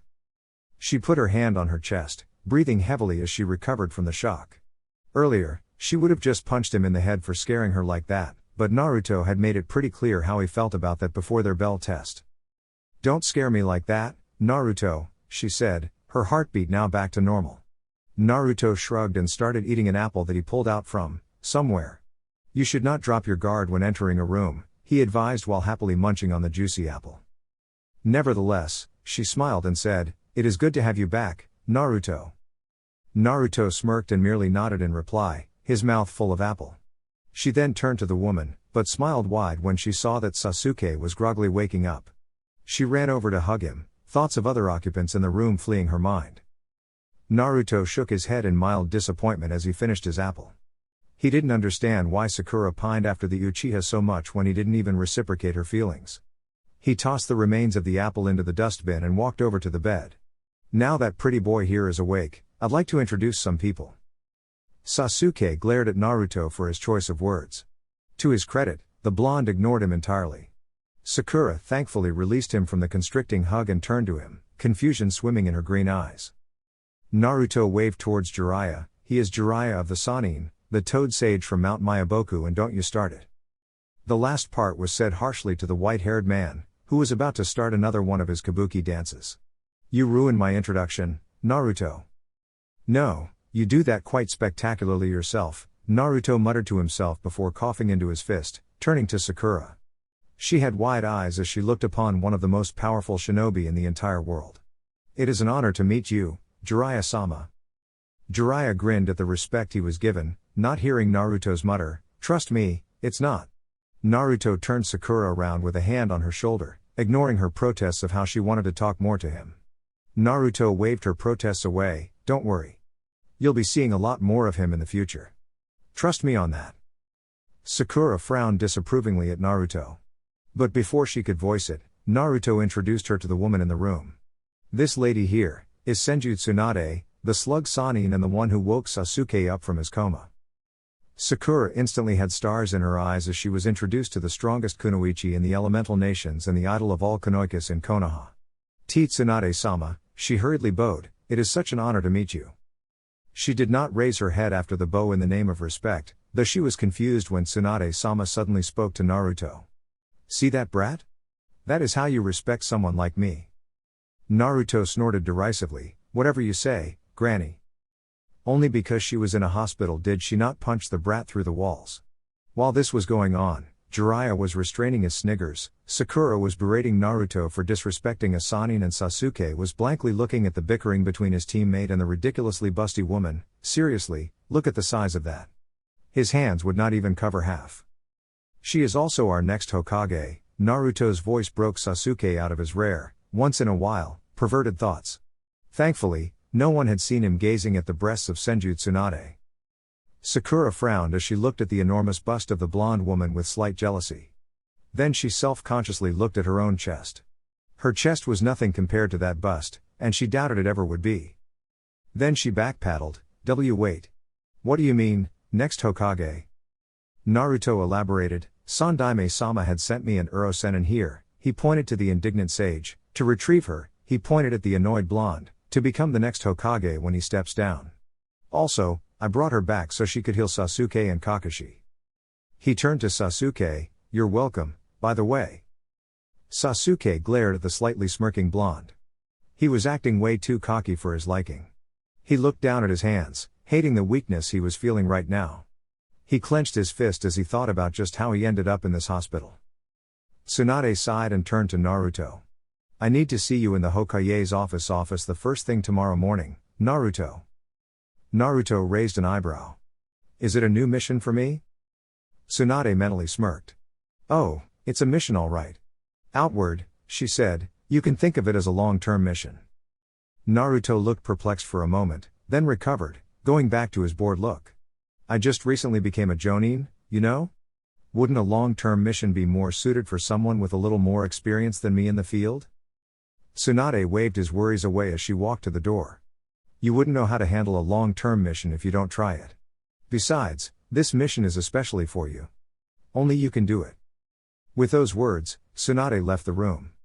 Jiraiya coughed and walked towards the window. Perching on the windowsill, he turned and grinned at his apprentice. Yosh, Naruto. I'll leave you with your team to catch up a bit. Got some research to take care of. With that, he was gone. Awkward silence reigned for a few moments, as neither one of them could figure out what to say. Sakura was the first to break the silence with a nervous chuckle. So, Naruto, can you tell us about your recent mission? Sasuke's head snapped up, remembering a piece of the conversation when Tsunade was in the room. You were gone with a Sannin, right? Naruto's bored expression betrayed nothing, but inside, he was curious. Why would Sasuke bring up that piece of the conversation? Yeah, actually. Though he is nothing like you can imagine, I assure you. In fact, both the Sannin are nothing like you are probably thinking, Naruto smirked in a lazy way. Sakura was confused. What do you mean? Naruto chuckled as he stood up to leave. It's definitely not my place to say. You know how it is, whatever you learn on a S-rank mission is confidential information, reserved only for the Hokage. No need to tell them that he knew that Jiraiya was a pervert long before they went on the mission. Also, he had noticed that Sasuke was showing signs of irritation that Sakura hadn't managed to notice. Twitching of his left eye, clenching of fist as if a dam was waiting to burst. He figured it was best if he and Sakura left. He had a feeling that whatever was going on in Sasuke's head, it was not good. Perhaps we should leave Sasuke to rest, Sakura, he said in a tone that was more of an order than a suggestion. Fortunately, there were very few bits and pieces of fangirl left in Sakura to rebel against him. Sakura looked like she didn't want to leave her crush alone, but a look from Naruto made her decision. With one last look to Sasuke, who was looking down, seemingly lost in his thoughts, she walked out of the room. She looked behind her to see that Naruto had walked out behind her and closed the door. It's best if we leave him to his thoughts for a while. He has a lot to think about his encounter with his brother, was the offered explanation, with a look that told her to keep quiet about this. Sakura's eyes widened, but Naruto ushered her away. Naruto closed the door and locked it with a subtle click. He turned to look at Sasuke, who had looked up to lock eyes with him. The shadow clone he had sent out with Sakura would keep her away from the conversation they were about to have. Naruto walked and closed the windows, pulling the curtains over. He pressed his hand to the wall, and seals erupted from it, spreading in a graceful pattern. After ensuring no one would eavesdrop on their conversation, he pulled a chair and sat down beside Sasuke's bed. Thank you. Naruto raised an eyebrow. It was rare for the Uchiha to initiate a conversation, even rarer for him to say such words. For what? For sending her away. She was beginning to get on my nerves, came the blank reply, but Naruto picked up the slight traces of annoyance. Both of them remained quiet for a while, lost in their thoughts, until Naruto spoke. It was rather commendable of you not to lose yourself back there, Naruto said with a tone of acknowledgement. Sasuke raised an eyebrow. Did you get dumber or what? If I hadn't, I wouldn't be here right now. Naruto shook his head slightly. I'm not talking about your actions. I'm talking about the hiki on your neck. Its power is quite addictive, usually activated in the situations that you faced a few weeks ago. Very impressive that you did not.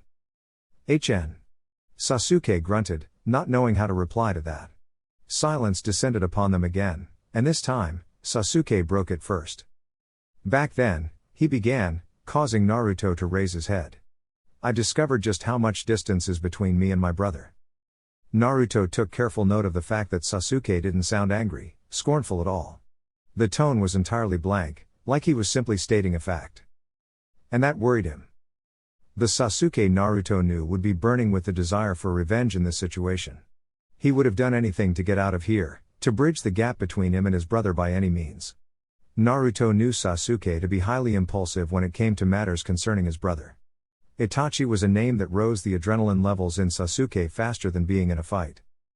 He wasn't allowed any more time to think because Sasuke's next question snapped him from his thoughts.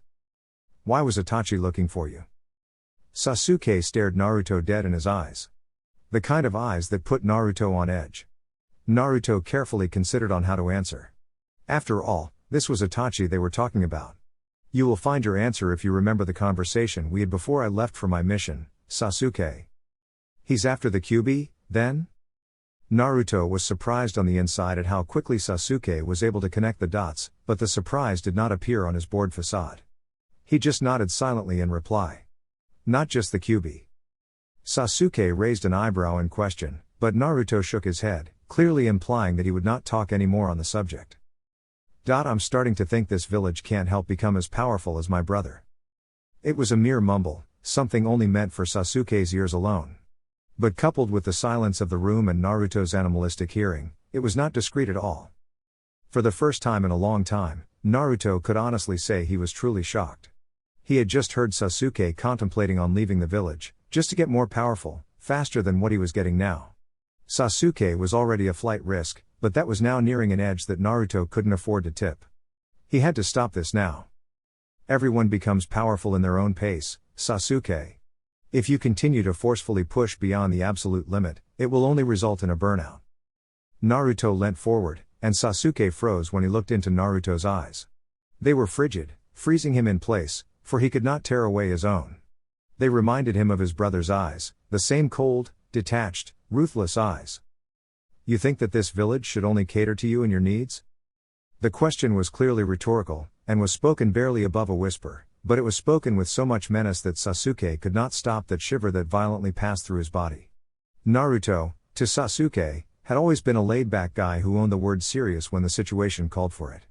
But this was a totally new side of the blonde that he was seeing right now. Make no mistake, Sasuke. The moment you put on the headband, the Hokage became the only person whose orders you have to ultimately follow. You now belong to the Leaf, before you belong to the clan. Every clan in Konoha obeys this rule. I don't see why you think you are an exception. Naruto's posture was very relaxed. He was leaning back in his chair, left ankle over right knee, elbows on the armrest, chin resting on hands, mouth hidden and only eyes visible.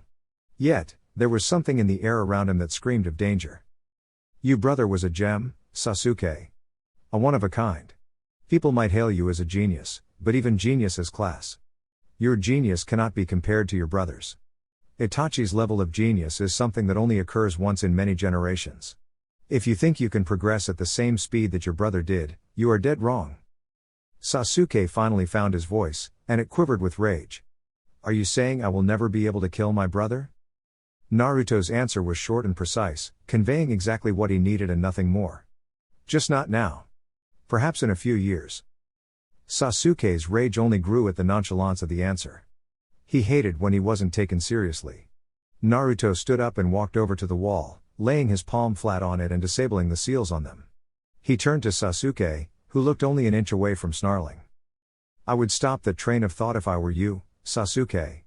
Abandoning the village would give you nothing but a kill on sight order, he advised, causing Sasuke's rage to subside moderately, the Uchiha staring back at his hands with a blank gaze. Naruto turned back to Sasuke, causing the Uchiha to do a double take at the pleasant smile that adorned his face.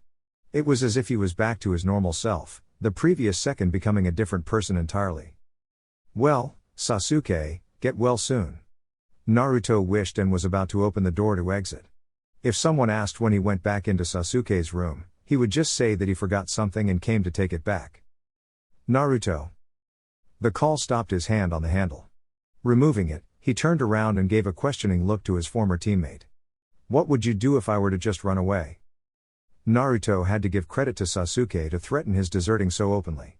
Instead of answering the question, Naruto asked one of his own. "You formed bonds when we were teammates, Sasuke. Bonds that were similar to the family that you once had. Ask yourself this, would you be willing to lose bonds like those a second time?"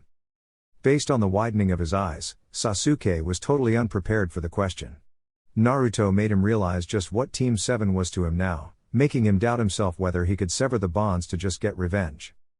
Both their eyes snapped to the door when there was a click of the handle, before the door started opening. Naruto whispered to Sasuke, "Remember your friends, Sasuke?" He was gone in a flash, the door swinging in the space where he was but a moment ago. A nurse appeared, looking concerned. "Are you all right, Sasuke-san? I heard voices from your room." "I was just talking to myself." "Nothing to worry about," he assured the nurse. The nurse nodded and left, keeping the door open this time. Sasuke was still thinking about how Naruto had just outright threatened him. Not just that, but he had made it very clear that he was a very dangerous person. Sasuke hadn't even imagined or even dreamed that Naruto of all people had it in him to do it. Naruto made it clear that he would kill Sasuke if he had to protect Konoha. Sasuke glanced down in thought. He thought back to the conversation he had with Naruto before the blonde left for his mission. Naruto had bonds in this village, which he wanted to protect at all costs. Was that why he was so strong? Is that why he himself was not becoming as strong as he wanted to? Because he had nothing to protect? "You have your friends," a part of his mind whispered at him. Sasuke frowned when he couldn't make sense out of his thoughts. One part of his mind whispered to him sweetly, saying that this village was only holding him back. Orochimaru had given him a way to get stronger, so he should take it. Another part of his mind said that he should remain in the village, grow stronger with his friends. He had already lost too many people. Was he ready to lose more because of his desire for revenge? Or should he focus on revenge only? He didn't know which path to choose. XXXXXXX. Naruto came back from his daily morning run and made 3 clones to cook breakfast while he got refreshed for his meeting with the Hokage. After he was fully ready, he flashed right onto the roof of the Hokage tower, walking down rest of the way. He had been warned before not to directly flash into the Hokage's office, lest the Anbu mistake him for an enemy and kill him. He knocked on the door of the office and waited for the permission to enter. Once he heard Tsunade's voice from inside, he opened the door to find Tsunade standing beside the old man, who was seated in his chair. "Looks like she is on a trial period until her official coronation," he thought as he closed the door behind him. Hiruzen and Tsunade straightened up a bit once they saw Naruto enter. He came to stand in front of them, expression bored but posture not as relaxed as to go hand in hand with his expression. He stood relaxed, but ready to act in an instant should any hostilities erupt. Tsunade felt quite bad for being one of the people to tell him that his love life was officially over before it even began. The kid didn't deserve it in her eyes.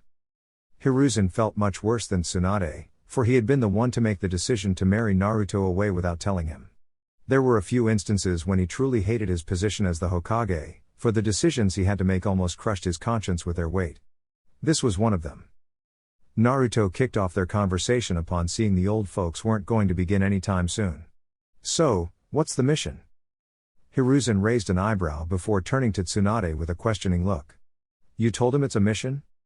Tsunade shrugged. "It can be considered a long-term mission, can it not?" Hiruzen contemplated before shrugging himself. "Well, you're not wrong. Anyways." He turned to Naruto with a most serious look on his face, making Naruto straighten on reflex. "Naruto, first of all, I cannot express just how sorry I am to force you into this. I know there is no way I can ever earn back your trust and forgiveness after this." Naruto frowned in concern as he heard those words. He had never saw the old man look older than he really was.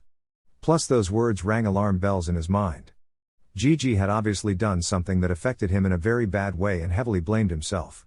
So he did the only thing he could, steel himself and listen to whatever bad news the old man had landed him in. Perhaps he could still find a way out. What have you done? The words came out with more accusatory feeling than he intended, but they got the point across. Tsunade and Hiraishin flinched at the tone, and Tsunade, very slowly, took out a scroll from the desk drawer and held it out towards him. Naruto looked at the scroll with apprehension. Worst case scenario, they were kicking him out of the village for something he had apparently done. Then he would have to flee the village somehow and become a missing nin, who would then be on run from the Konoha hunter nin and Akatsuki. No pressure. He took it with calmness, without any show of fear, nervousness or anxiety. He opened the scroll and read it swiftly, his brain picking out the important sentences and points quickly. His first reaction was blankness. His mind went completely blank when he discovered that the scroll was a document stating that he was getting married to Sabaku no Tamari from Suna. He was getting married, at 13 years of age. It was a surreal thought. Then his mind shifted to anger. Deep, unadulterated anger at the fact that the old man had just given him away like that, without asking for permission. It was completely uncalled on his part, not to mention, illegal? You can't just do that to clan head without asking for his permission. Clan business was serious business, so serious that even the Hokage only interfered when only absolutely necessary. Also, the old man had shot his chance at love with Tamari like it was something he did every day. Was it not enough for him to have ruined his childhood? Then his mind caught up with his most recent thought. The old man had offered him in marriage to Sabaku no Tamari? The same Tamari, who wielded a huge fan, impressive wind style, badass attitude and the absolutely fabulous body, including those creamy, never-ending long legs. The same one? After his brain finally caught up with the facts, the final reaction followed. Joy bubbled inside him like lava in a volcano, but he used all the mental strength that he had garnered over the years to cap that from showing on his face. Still, some memories escaped from his grasp, such as his first ever makeout session, causing a noticeable blush to spread over his cheeks. He was getting married to the person he genuinely had feelings that had only grown for. Not just any girl. Hiraishin and Tsunade frowned in concern at his silent reaction, but confusion replaced that when they saw a blush spread over his cheeks. Why was the boy blushing? Something the matter, Naruto? Tsunade's question made Naruto look up at them, scroll suddenly forgotten in his hands. He had the perfect look of a kid with his hand caught in a cookie jar. Eyes wide, cheeks reddening with a blush and mouth open. Tsunade had her eyes slightly narrowed as she spoke to the younger blonde. Are you all right? Naruto, for the first time in a long time, was short of a response. He couldn't think of what to say, and felt extremely awkward. He coughed into his fist. Ahem. Yes, I'm fine. It's just that, I never expected this to happen. However, Tsunade's instincts to those sort of reactions were long honed over the years, thanks to having a teammate such as Jiraiya. She immediately knew that Naruto was hiding something big. He looked like he had past interactions with the daughter of the Kazekage. How does she know, you ask? Let's call it a woman's intuition.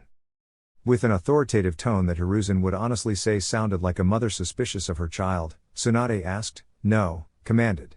I know you're hiding something, you ball of trouble, so spill. Naruto sputtered indignantly, I'm not a ball of trouble. Trouble knocks my door, not the other way around. Tsunade was now starting to get irritated.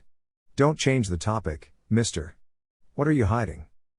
Naruto looked at the irritated face of Tsunade, and the morbidly curious face of his surrogate grandfather, and pondered on what to say. The fact that they were watching him like hawks was not helping at all. His mind raced over excuses that popped into his head, each being discarded in an instant. Damn it, what happened to the training of looking innocent after a prank? Naruto mentally sighed and looked away, mumbling something too low for the other two to hear. Tsunade cupped her ear. What did you say? We've met. Instantly, Tsunade knew that the answer was both true and false. True, because his defeated expression at her prodding was crystal clear, and false, because his blush said something else that he was not saying. Oh no. You are not getting away like that. I knew you did something more. What is it? Naruto looked very surprised that she somehow knew he was hiding something, and wondered if all the women were like this, knowing that something was being consciously hidden from them. He absently wondered if he would ever be able to hide something from Tamari when they would get married and start living together. We might have. The rest was said in an incomprehensible mumble. For all his age and years as a Hokage, Hiraishin was dumbfounded to see such a sudden change in one of his shinobi. Naruto just went from a completely confident ninja to a shy, embarrassed one. He wondered if Naruto really had something big to hide, or was he just embarrassed at being married away at such a young age. Tsunade's patience had just about reached its end. She walked up to Naruto and grabbed his collar, shaking him like a rag doll. "Will you man up and just say it? Or do you enjoy keeping people in the suspense? Tell us, or I'll really punch you into the next week." "We have kissed, okay?" The answer caught both of them off guard. Tsunade, for one, was not expecting this at all. This was something that was so entirely out of the blue that she was shell-shocked. Her grip on his collar loosened, and she stepped back, mouth open and eyes wide, unable to form a word. To hear that Naruto, the boy that she thought was as oblivious as his father used to be, had had a short-term, but romantic relationship with a girl, the same girl who her sensei had now given Naruto away to, was too much. She simply couldn't make sense of anything right now. The coincidence was almost like an act of fate. Hiraishin, on the other hand, was no better off. He had never, in his wildest thoughts, imagined that Naruto apparently had been in a relationship with the Kazekage's daughter. He then realized that Naruto could only have met Tamari when the Sand siblings came here for the Chunin exams. He had always thought that Naruto was a serious child, dedicated to becoming stronger so that he could protect what was precious to him. He would have never thought Naruto might actually put time aside for some romance such as this. However, learning that Naruto already liked the selected bride, a great deal of weight was pulled off from his shoulders. He almost sank into his chair in relief like a melting ice cream. Finally, Naruto looked suspiciously at the other two in the room. It was clear who was the one who actually came up with this idea, but was it really that hard to believe that he had been in a temporary soon-to-be permanent romantic relationship? But then again, it was from the point of view of a third person. Maybe the reaction was to be expected. Right now though, he needed to get out of here. "Can I leave?" The question managed to snap the other two into attention. Before they could reply, Naruto had already flashed back to his apartment. There was silence for a few moments, broken then by Tsunade's chuckles. Hiraishin raised an eyebrow at her, silently asking her why. Tsunade replied, "Who would have thought that the brat actually had a relationship with a girl? And you are marrying him off to the same girl?" Hiraishin nodded, too relaxed right to speak. He was just glad that Naruto already had a relationship with the girl, so this won't be too tough on him. XXXXXXX. Well, that was a surprise. Naruto was sitting on the head of his father, looking over the village in the night. This was his favorite place to come whenever he wanted to think in silence. Right now, he had a shit-eating grin on his face. Damn right, it was. I hate to say this, but it was almost like an act of fate. I guess we should just leave it at that. Neither you nor I are capable of truly knowing just how this happened. Naruto shrugged. True. However, this is surreal that I'm getting married at such a young age, when I should be focused on getting stronger. But I'm glad that it happened with Tamari. We both are. Speaking of getting strong, you need to get back into training. I want you to master my first tale by the end of this week. You've had enough rest. You got it, Kurama. Although, I wonder how Tamari will be reacting to this piece of news? I'm sure she's just as overwhelmed as you are, Naruto. Perhaps more so than you. I'm wondering how Gaara would react, though. Naruto raised his eyebrows, whistling. Damn, you're right. Perhaps I should be worried about both of their reactions. Her brother though, he is a barrel of laughs. A loud snort echoed through his mind. You were right about that. When you really look at it, he really is just a boy in his sister's makeup, playing with dolls. This time, Naruto was the one who snorted. How do you know he wore Tamari's makeup? Would any self-respecting male confess to having a makeup kit? ... Fair point. Naruto thought back to what he had read on the document, and automatically a grin curled up on his lips. The thought of marrying Tamari, tasting those lips again, for the rest of his life. Hiraishin was just wrapping up his work in his office. Tsunade was to be announced as the Hokage tomorrow, so it had been a very busy day for him, not to mention giving Naruto the good news. He was about to shunshine to his clan compound when he heard it. It suspiciously sounded like a person he was used to seeing. Chapter 23. A week passed after the good news, without anything interesting happening, except Tsunade officially becoming Hokage. Naruto had put his week off to good use to train, and after that, started taking missions. In fact, he fully took advantage of the privileges that became available to him after his promotion to Jonin. He was allowed to take missions of higher rank, and after taking a bit of advice from Kakashi, who had experience in the young Jonin department, he started out with high C rank to mid B rank. So far, he had completed 5 missions, 1 each day, 2 high C rank, 2 mid B rank and 1 high B rank. The last one was actually supposed to be a mid B rank, guarding a wealthy wine merchant and his 2 friends in their journey from Konoha to the land of vegetables. Naruto was at first quite surprised that they made use of horse wagons.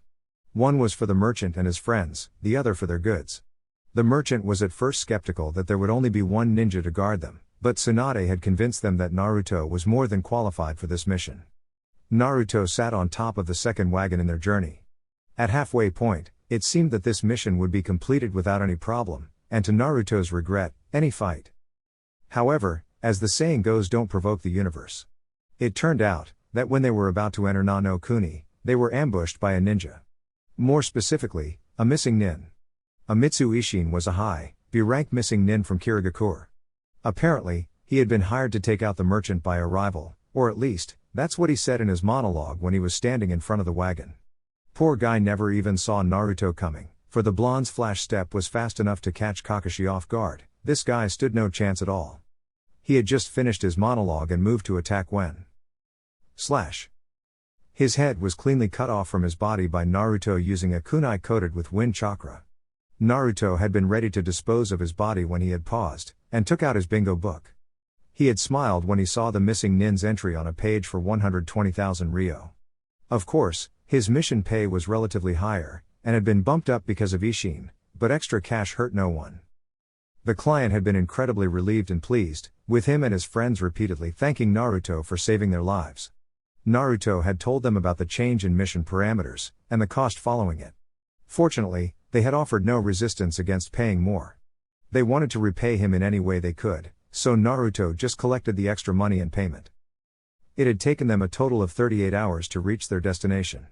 After getting their signature that the mission was complete and wishing them good luck in their endeavors, Naruto double-timed it back to the village, making just one stop at a bounty station to collect Ishin's bounty.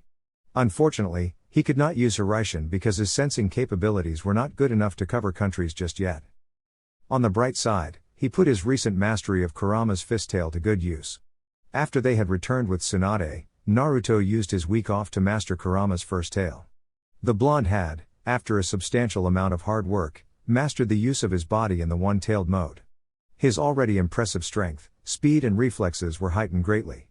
It had taken him a mere 5 hours of journey to reach Konoha. After he had reported his success back to Tsunade and collected his money, he had went back to his house. His parents' house. That was another new development for him. After the day when he was told, he was called back into Tsunade's office, where she had advised him to move into his parents' house as soon as possible. After all, his apartment was hardly a place for him to live after his marriage. And knowing how Naruto tended to finish things rather quickly to avoid any backlog, she told him to move into the house the day after. At first, Naruto was a little puzzled because he really couldn't understand the reason he had to move his things so quickly. But Tsunade explained it to him that he had to have the house ready and furnished by the time Tamari arrived. And by ready, she meant it was to be ready for Naruto and Tamari to live in, not just him. Being the naive guy Naruto was, he didn't understand at what she was hinting. Naruto was a very simplistic guy, who really only had what he needed and nothing more. Of course, then he was introduced to shopping, his nightmare for the next few days. Day of the moving. Turns out, news like the kind of these had a way of spreading around the village very fast. Naruto had reluctantly agreed to Tsunade's suggestion of moving into his parents' house the very next day. Just as he was leaving the office after their discussion, Tsunade casually told him that they needed to do some work after he was done moving. The glint in her eyes when she said that actually managed to scare him. He had the whole next week off, including 2 days extra of the week after, because of him doing back-to-back B-rank missions the whole week and not taking the required leave. Which meant, he had the whole week to get the house ready for Tamari's arrival. The next day, at 10 in the morning, he started packing after he had lazed around a little. With the help of his shadow clones, he finished packing everything within an hour. All his ninja-related supplies like shuriken, kunai, fuinjutsu scrolls, ninja wire went into one large sealing scroll, while his household supplies went into another large sealing scroll. When he had packed up, he looked around the apartment, feeling a small sense of sadness within him. A part of him didn't want to leave the small residence. This was actually the first thing that had really belonged to him, gifted to him by the old man. To leave it like this, even if it meant going to live in his parents' house, felt sad. He would be sure to acquire a fair price for it when he sold it later. He slung the scrolls and walked out of the apartment, closing the door. He took out a folded piece of paper from his pocket and pressed it on the ground, right in front of the door, so that the seals faced the ground. Pushing a little bit of chakra into it, a glow lit up the entire corridor, lighting all the seals present on the walls. Seals that were carved by him as a security measure for those who came after him. The piece of paper had the key to the sealing array in the corridor, to disable all the seals at once safely. Once the lights had receded, indicating all the seals were now gone, he crumpled up the paper and burned it with a blazing palm. He looked around the place one last time, before flashing away. He arrived in the living room instantly. He put down the scrolls when one thing suddenly hit him. He had absolutely no idea what to do next. He was unsure if he should unpack or not, because the house already was furnished and maintained for almost 15 years. He could unpack his shinobi supplies, but what of the household supplies? He went to the only person who was capable of helping him. But first, a little insurance. Tsunade looked at Naruto with mild amusement as he narrated his problem. She honestly found it a little cute and adorable that Naruto, who seemed to have a solution for every problem, would be unsure in the face of matters of preparing the house for his bride. Then again, a man definitely can't do a woman's job. So will you help me?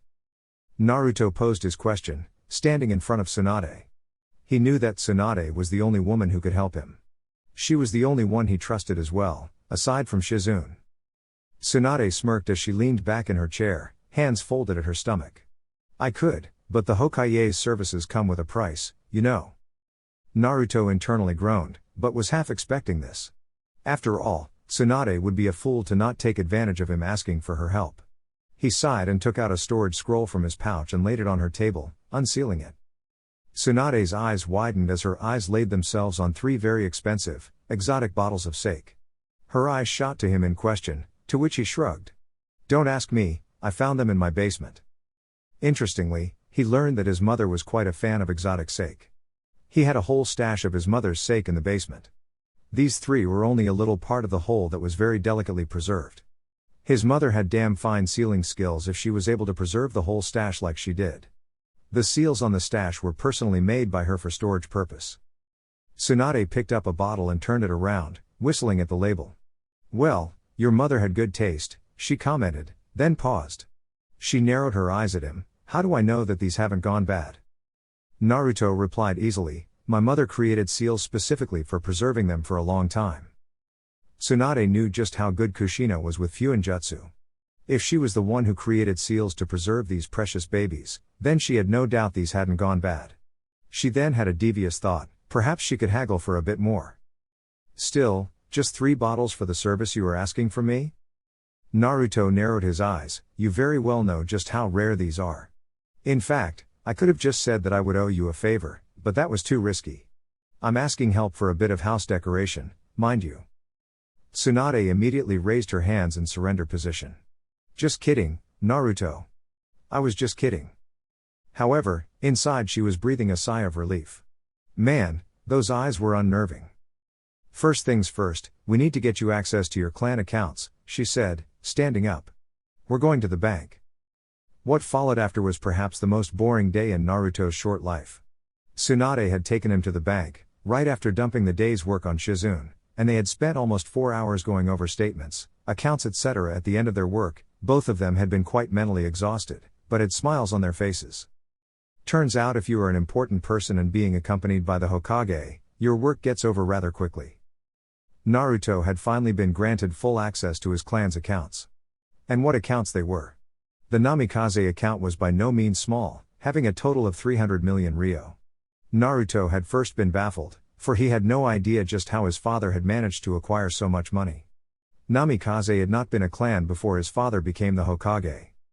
The Uzumaki account, on the other hand, had simply left him with his mouth hanging open. The simply ridiculous amount of money had almost sent him into shock. The amount won't be mentioned, but it was enough that he could live another life without working, that too lavishly. Tsunade and Naruto were walking back to the Hokage Tower, the former with an exhausted smile on her face and the latter still gazing at the shiny, new account cards in his hands with awe and wonder. Tsunade looked at her fellow blonde and smirked, you still having trouble believing? Naruto nodded as he pocketed the cards. The Uzumaki clan I can believe, but I had, and still don't have, any idea just how was my father able to acquire so much money alone. Minato was an extremely clever and resourceful person, Naruto. Just leave it at that. The two walked in silence for a while, which was then broken by Naruto. He asked curiously, "So, I thought that we were going to do something about redecorating my house. Why did we go to the bank?" To his surprise, Tsunade laughed heartily. "Oh Naruto. I sometimes forget that you are still a child and can't see the bigger picture sometimes." That comment earned a scowl from him. Tsunade completely ignored the scowl and smirked. "The real fun begins tomorrow. We'll start at 9 in the morning." The feeling of doom Naruto had been feeling earlier returned with a vengeance. Next day of the moving. Naruto had been sparring with 5 of his clones, completely on the defensive, in the massive ground behind his house. You might think that why would Naruto need to be on defensive against his own clones, but you would be wrong. Naruto was trying to avoid all their attacks, blindfolded. And he was only partially succeeding. He was trying to use everything but his eyesight to avoid the attacks. He was trying to hone his instincts to the highest level, trying to increase the precision of his danger sense. He avoided a roundhouse kick from a clone by ducking underneath, moving his left hand in a smooth motion to redirect the punch to his chin another way. He would have continued, but the seals on the outer gate informed him that someone was standing outside his house. He and his clones paused their fighting, dispelling themselves. He walked over to his towel and water, taking the bottle with him as he walked and wiping the sweat. He arrived at the gate and opened it, frowning in confusion when he saw Tsunade standing there. With Sakura, Ino, and Tenten. He frowned in concern when he saw an expression of mirth on Sakura's face, followed by the absolutely savage smirk on Ino's and a friendly smile on Tenten's face. "Have a nice morning, brat?" Naruto immediately turned an annoyed face towards the busty cage. "Yeah, it was going so fruitful," he said with light sarcasm. Tsunade, being a medic, immediately noticed the bruises forming on his arms. She curiously asked, "What were you doing?" Naruto vaguely answered, "Training." She stepped forward, "At least let me heal those bruises." Her hands lit up with green chakra, accelerating already fast healing process, thanks to Kurama. Sakura stepped forward, and her tone mimicked her expression of betrayal. "So, Naruto, I heard something very interesting from Tsunade-sama." Naruto's sarcastic mutter of "Did you now?" went unheard by the pink-haired girl. Ino was the next to pitch in. "Yeah, that you are going to get married to the Princess of the Sand." Hearing Ino describe Tamari like that made Naruto actually pause and think. Now that he thought about it, Tamari was royalty, being the daughter of the Kazekage. This gave him the perfect comeback for Ino's comment. Well, a prince usually only marries a princess. That earned him a half-hearted swat on the head by Tsunade, and giggles from Sakura and Tenten. Ino tried to scowl as well, but even she chuckled in the end. She should have expected this, with Naruto being the son of the Yondaime, she mused. Naruto whispered to Tsunade so only she could hear. "Not that I mind you healing me, why are you doing it? It usually vanishes in under 20 minutes. Tsunade muttered back, still concentrating on the fading bruises. "I'm not doing it out of kindness, Gaki. I have need of you this day." She looked up with a slight grin. "We are going to abuse you the whole day." She mentally laughed at Naruto's alarmed expression before stepping back. "You know," she began, "the village would know of your marriage anyway, so I decided that it best be on my terms." Naruto pointed an accusing finger at her. "You told Ino, didn't you?" The smirk of the female blondes gave him the answer. He shook his head. "Anyway, why have you called them here? I thought you were the one going to help me?" Tsunade put an arm around his shoulders and started leading him back into the house, with the Jinan following behind her. "I did say that, but the work we are going to do today cannot be done by me alone, which is why I brought some help." Naruto deadpanned at her. "Any particular reason your help consists of only girls?" Tsunade nodded seriously, causing Naruto to double take. This seemed like a serious matter. "We are going to completely refurbish this house of yours. Don't worry," she assured the mildly panicking blonde, "we won't change the house completely. Just put some new things here and there, add a woman's touch that's very important, among other things. Oh, and leave something for Tamari to add if she wants to." Naruto opened the door to the house, allowing the others to walk inside. He and Tsunade walked ahead of others, who were marveling at the inside of the house. Ino's eyes fell on the portrait of Naruto's parents and she gasped in awe. "Naruto, is that your mother? Naruto turned around and saw the three genin looking at the portrait of his parents. He smiled slightly in pride. Yeah. Isn't she beautiful? Sakura was the one who replied this time, gushing over. She's gorgeous. Tsunade lightly shoved Naruto upstairs. Get dressed fast. We have work to do today. As Naruto made his way upstairs, Tsunade walked and took a seat at the sofa. The three genin followed her example and sat down as well, with Tenten leaning forward in interest. You. Tsunade-sama, did you know about Naruto's parents? To the genin's surprise, the medic nin snorted. It surprises me how anyone didn't figure it out.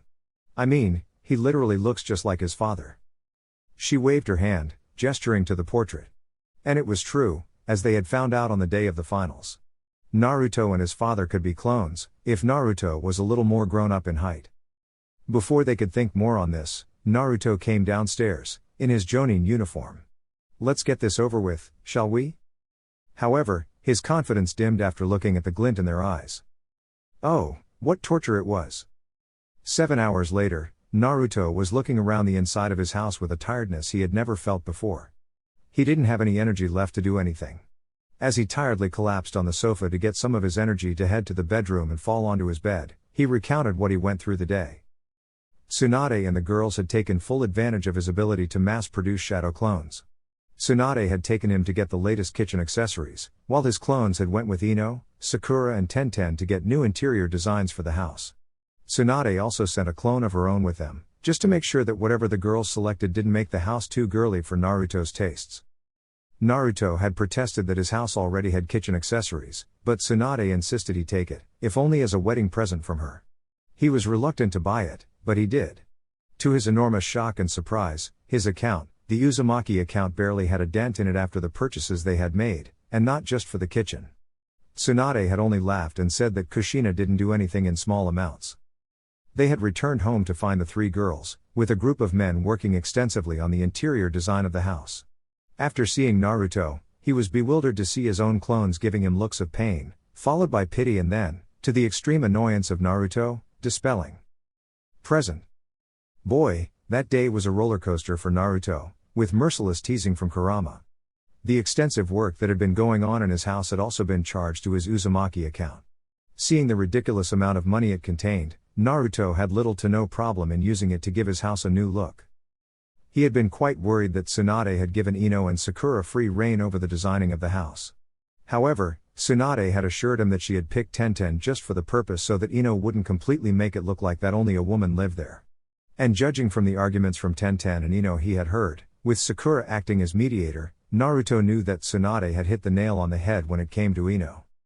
He had a freak out when he saw what plans Ino had for the house, and it almost exploded when Tsunade clammed him down and told him that she would take over it from Ino, much to the girls' complaints, which were silenced by a stern look from the Hokage. Naruto watched as over the course of the next week, Tsunade completely transformed the house into something that was lavish and modern, but not too much that it lost the homely feeling that had been there before. Tsunade also made sure that Naruto added his own touches to the house, and left space for Tamari, if she wanted to add something of her own. All in all, the house was ready well in time. All that was left was for Tamari to come. Naruto finally snapped from the flashback and saw that he had arrived at his home. He flashed directly into his house, eager to do something to relax. He quickly took a shower and freshened up, wearing a t-shirt and a lower. He entered his father's study and sat down in the chair behind the beautiful, ornate desk. He traced his hand almost in remembrance, as if he could almost picture his father sitting on this desk, going over the ideas for Fuinjutsu. He leaned back, folding his hands behind his head and looking up in the ceiling, trying to decide on what to do. His father's study, which was his study now, had remained mostly untouched. Only the door that led into the room had been repainted. Otherwise, Naruto had strictly kept everyone from entering the room. He had redesigned the ceiling array completely before a war named Ino was dropped on his home. The password was only one, consisting of 3 kanji characters. But he had chosen 6 that looked almost alike, with minor differences in strokes. One time he had caught Ino attempting to open the study discreetly. She had thought she was alone, but apparently not. He had stopped her before she killed herself painfully, and very sternly reminded her to respect others' privacy, and keep away from the room. She had looked appropriately guilty, and promised not to investigate the door anymore. He absently grabbed a paper and a brush, dipping it in an ink pot and doodling some ideas on it. He had been told by Tsunade that Tamari would be arriving tomorrow, so he was understandably tense. A few weeks ago, they were on the opposite sides of a war. Now, they were about to get married. Things were going to be a bit awkward, and he was not looking forward to it. He stood up, putting the brush away and crumpling the paper, burning it to ashes with a small fire. He was about to leave when something caught his eye on the shelf. More like, it was a book. A book he had never touched, for a reason he couldn't fathom. He took it off the shelf, eyebrows furrowing in confusion when he sensed a genjutsu placed on it. With a quick pulse of chakra, he shattered it. However, instead of immediately dispelling, like fog clearing away, it shattered like a glass, with chips of chakra diffusing into the air. Naruto watched with a small amount of awe. Genjutsu weren't meant to shatter like this. And why did this chakra feel so warm, so much like his own? He shook his head, making a quick note to investigate that later. He opened the book, reading the title. Enhancements with Sealing? Naruto muttered, before flipping the pages and raising eyebrows with incredulousness at seeing countless mathematical calculations, scientific diagrams of the body, with numerous sealing equations. He whispered to himself, what the hell is this? XXXXXXX. The next day found Naruto and Tsunade standing at the west gates of the village. Hiruzen was standing next to them as well. Naruto had to hand it to him, he was the oldest, living Kage alive who was now enjoying retirement. Hiruzen said that he was now more of a call-on advisor to Tsunade, if she ever needed help dealing with more difficult matters. We've been standing here for almost 20 minutes, Hokage-sama, Naruto said in boredom. Are you sure we aren't early? Tsunade twitched beside him. Even she was starting to get a bit impatient. She was never the one for tardiness. Maybe they ran into an obstacle on the way. Hiruzen laughed at seeing the interaction between both the blondes. It was quite entertaining. Anyways, I have something I need to talk to you and Uro-sennin about, Ba-chan. The serious tone in his voice caused Tsunade to raise an eyebrow in surprise. What could be so serious that he needed her and Jiraiya's opinion on? Even Hiruzen was curious, but Naruto gave him an apologetic look. Sorry Gigi, but I can't tell you, because I need their professional opinions as a medical specialist and seal master. Hiruzen nodded in realization. That would explain him being left out. The three stood standing for 10 more minutes when Naruto announced. They're coming. Although for some reason, they are moving painfully slow. Tsunade looked at him in confusion. How the hell do you know? Naruto just gave her a look as if it was painfully obvious. I'm a censor. Didn't Uro-sennin tell you? Tsunade grit her teeth. I'm really gonna drill that pervert on the things he left out when telling me about you. Anyway, be very careful on how you speak with the Suna shinobi. You need to make a good first impression. Naruto smirked as he stared at the road ahead. I think I already made a first impression. Not sure if good or not. On the other end, the entourage from San was relieved as a whole when the gates of Konoha came into their view. As tradition said, the bride had to be escorted in a palanquin. Tamari was grumbling about her legs being cramped up from sitting for too long. She was not a delicate princess who needed to be pampered. She was a goddamn chunin of her village. Her thoughts took a melancholic turn as she looked at her reflection in one of the inside mirrors. From tomorrow, she was no longer going to be a shinobi of Suna, but rather of Konoha. She had been proud of wearing her village's headband, but no more. She would have to wear another village's shinobi. Proud? That's yet to be seen. Tamari. The call startled her out of her thoughts. She turned her head to see Gaara poking his head inside, an unusual frown on his face.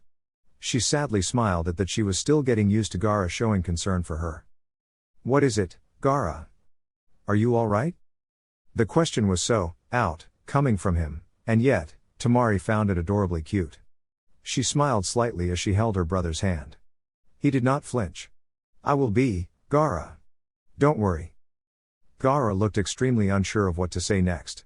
For someone who had minimum social contact, that was to be expected. However, his next words were so sure that it caught Tamari off guard. Naruto will take good care of you, Tamari. He is the only one I trust to protect you. It still astounded Tamari and Kankuro just how high Gaara held Naruto. Then again, Naruto had single-handedly turned Gaara's life around, so it was understandable, but putting so much trust in one person was simply mind-blowing. Thank you, Gaara. Wow. The quiet exclamation from Kankuro caught Tamari's attention as she frowned. What is it, Kankuro? Both the former and current Hokage are here to greet us, along with your fiancé. The entourage reached the gates finally. Tamari got out of the palanquin and came face to face with a very busty, blonde woman, alongside the god of shinobi, and her fiancé. Her heart skipped a beat on seeing him give a small smile in her direction. But she steeled herself. Time for talking with him would come later. She bowed to the woman. Hokage-sama, it is an honor to meet you, as well as Sandaime-sama. Tsunade was formal in her reply as well. It is a pleasure to formally meet you. I am Senju Tsunade, God-I'm Hokage of Konoha no Sato. Naruto eyed Tamari appreciatively. She had changed her outfit to a long-sleeved purple blouse under a gray top, a dark blue skirt that reached her mid-thigh, showing off her legs, and a longer slash than the previous one. She carried her fan the same way as before as well, tucking it into her bow. Before Naruto could greet Tamari, all talking stopped suddenly when Gaara stepped forward. Walking so was standing directly in front of Naruto. Naruto faced the redhead with a genuine smile, waiting for him to say whatever he wanted to say. However, it became clear to Naruto when the silence stretched into awkwardness that Gaara was still learning on how to interpret social cues. So Naruto initiated the conversation. How have you been, Gaara? I have been well, Uzumaki Naruto. However, I have a request to make of you. Naruto didn't even need to read minds to know what request Gaara needed to make. He put his hand on the redhead's shoulders, ignoring the gasps from some of the Suna shinobi. I promise that I will protect Tamari with my life, Gaara. This is the promise of a lifetime. That seemed to ease some tension from Gaara's shoulders. His next words were heartful. Thank you, Uzumaki Naruto. Naruto patted Gaara's shoulder once. Friends call each other by first names, Gaara. Just Naruto will suffice. Everyone was watching the interaction with different thoughts. The shinobi from Suna, except for Baki, seemed amazed that Naruto had talked to Gaara without showing an ounce of fear, and more, considered him a dear friend. Tsunade and Hiruzen were smiling, proud of Naruto's actions. They knew how tough a Jinchuriki's life was, Gaara's more than Naruto's, but it was very mature of him to actively break the ice with Gaara when no one wanted to. Tamari was giving a thankful smile to her would-be husband, with Kankuro's being more hidden. However, the puppet fighter didn't know why he automatically straightened up when Naruto glanced at him. He gulped when he saw the blonde approaching in his direction with a smirk on his face. He did not see Tamari's amused expression when Naruto stood in front of him, staring down at him. Naruto was almost 5 feet 5 inches, while Kankuro was slow in the growing department and as such, stood at 4 feet 11 inches, much to his shame. So Naruto practically towered over him. Kankuro could feel sweat forming on his brow, but refused to break eye contact with the taller shinobi. Naruto then leaned forward so that his mouth was next to Kankuro's ears. You better do something about your makeup. It easily gives away your nervous sweat. Kankuro's eyebrows shot up in surprise. He didn't expect this of all things to come out of his soon-to-be brother-in-law. He didn't even know what to say, but Naruto had already moved on.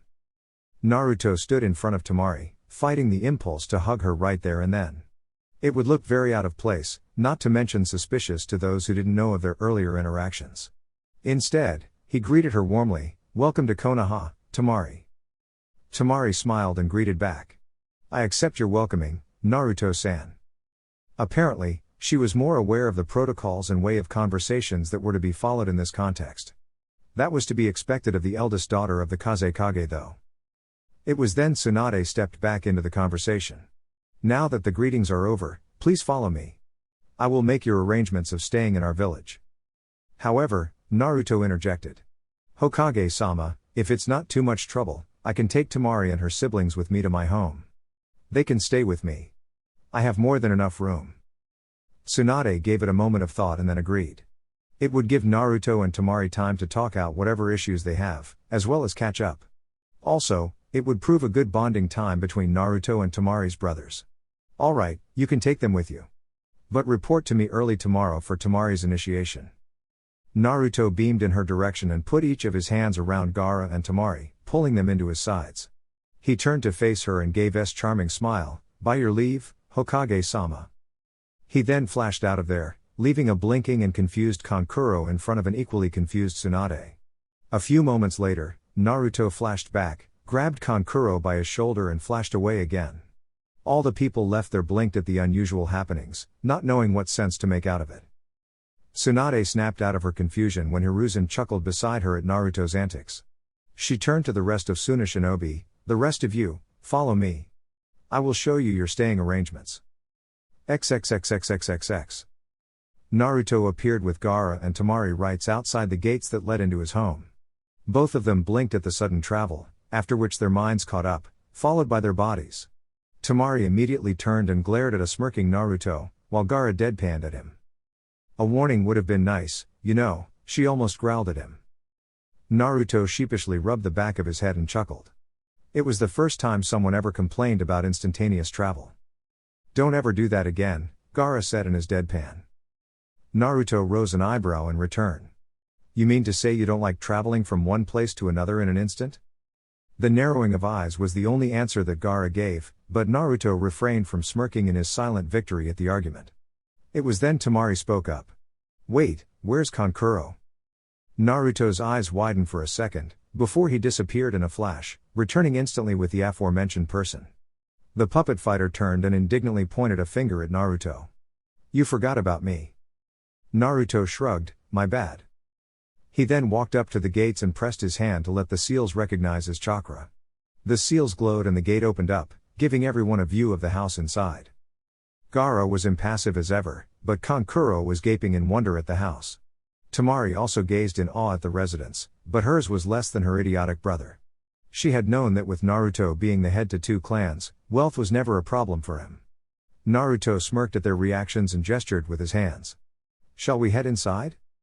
They all went inside the gates, and this time Tamari couldn't conceal a gasp.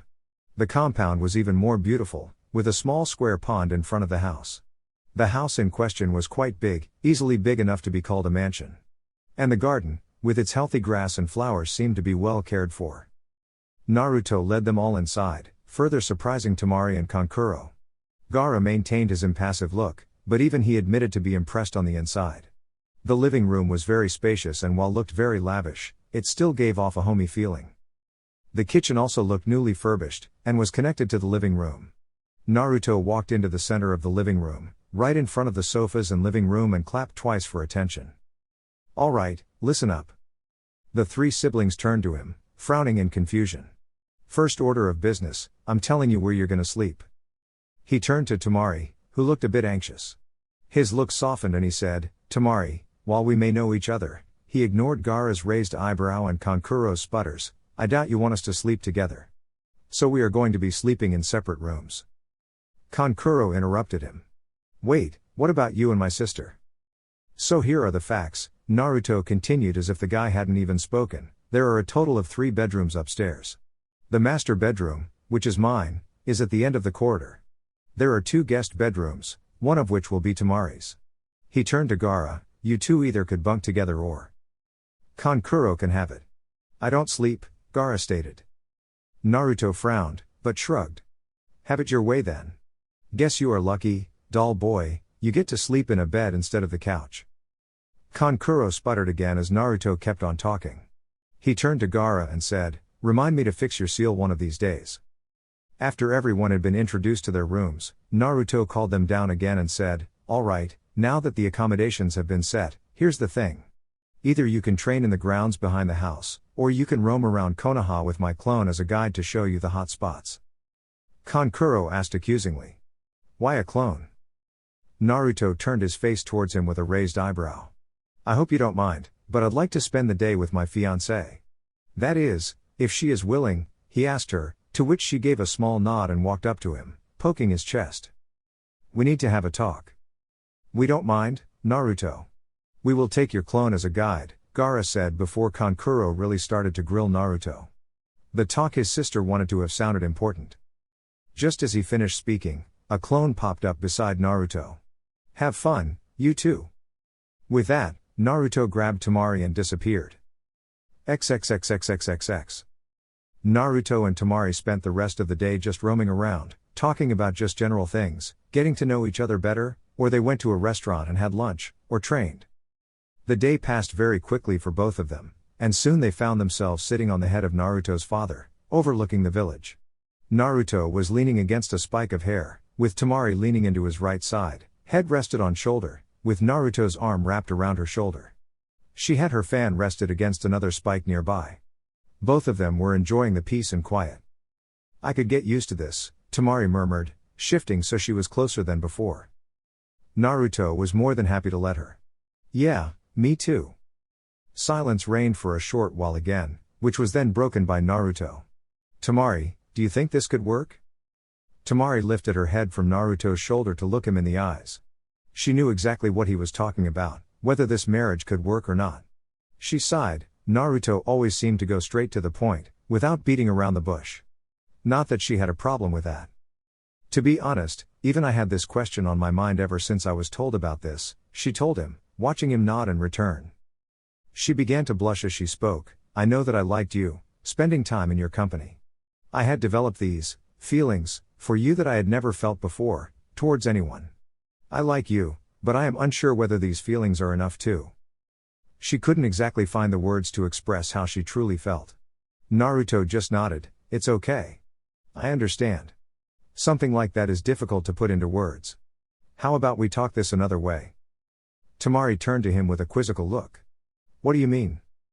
Naruto tilted his head till he was directly facing Tamari. She was very close to him. The physical contact they had at the moment would have made him blush any time, but the conversation was serious. You know, when I found out that we were supposed to be enemies, I just couldn't come to terms with that fact.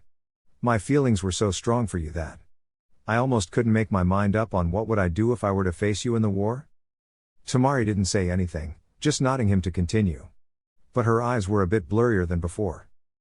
Naruto forced any hesitance back. He needed to get this out of his system. My feelings for you and duty to the village were in conflict. If I chose you, then my village would kill me. The village that was entrusted to me by my parents. Abandoning it meant spitting on what they did to protect me. A single tear flowed from Tamari's right eye. What do you mean, entrusted to you? Naruto's reply was monotonous. I'm the Jinchuriki of the Kyuubi. That reply almost made Tamari choke on her own spit. Naruto was the Jinchuriki of the Kyuubi? How and when the hell did that happen? Then she remembered the conversations between her and Naruto before the invasion. Naruto had told her that the village had very few people that actually cared about him. No wonder Gaara held Naruto in such high regard, they could almost be brothers in suffering. Then she remembered something. The Yondaime had seemingly killed the Kyuubi years ago.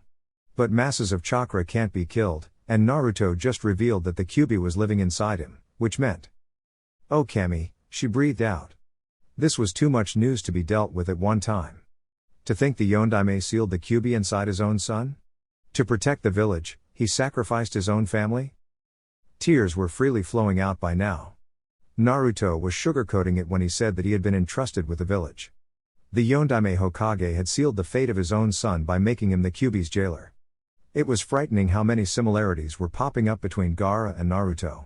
Their father had sealed Shukaku into Gaara, trying to make him into a weapon. Naruto's father had done the same, except he had done so with the hope that Naruto would use the power to protect the village. Why? The word was whispered, because Tamari was openly crying by now. A look full of concern came across Naruto's face as he pulled Tamari into his lap. He gently grabbed her face with his hands and brushed off her tears with his thumbs, speaking in a slightly pleading tone. Please don't cry, Haim. I don't like it when you cry. Tamari held Naruto's hands with her own. What kind of father would condemn his own son to a life such as that? Naruto smiled slightly and put his forehead against hers. The kind that loved his village with all his heart. The kind whose morals refused to let him use someone else's child if he couldn't use his own. He gave a soft kiss to Tamari on her lips, feeling the unique taste that was so her. The kind that trusted his son above everyone else. Tamari gave a watery smile and shook her head. You are something else, Naruto. Naruto chuckled and continued. Anyways, we got off topic. As I was saying, if I chose you, then the village would kill me. If I chose you, I would never have been able to live with myself with the knowledge that Konoha could, or worse, did, kill you, and there was something I could have done something about it and I didn't. Tamari's face was unreadable, and just as Naruto was starting to fear that he had spoken something wrong, she asked, but you still chose me over the village. Why? Naruto frowned as he tried to find a way to phase his answer. I felt this sort of connection, for the lack of a better word, between us. We just seemed to sort of Click. I felt like I won't ever be able to act like when I was with you with anyone else. Tamari looked at him, trying to find something he didn't know, and then slowly hugged him. It was a warm hug, and she was sitting sideways in his lap, so not exactly perfect, but it still made him smile. Perhaps love does not need words to express itself, Tamari murmured. She pulled back from the hug and stared into Naruto's confused eyes. Because love is a language in itself. It was at this moment that both of them knew that they cared for each other on a level that went deeper than what they thought. It was love, but neither of them were sure enough to admit it. Naruto nodded with a smile. We can make this work. Tamari agreed wholeheartedly with a smile. We can make this work. Naruto had a thought and asked her, so, what do we do now? Dinner time is still half an hour away. Tamari thought for a moment and asked, will we be eating out? Naruto shook his head. I was thinking I would treat you all to some homemade food. Actually, that gives me an idea. He formed a half ram seal and 5 clones popped up.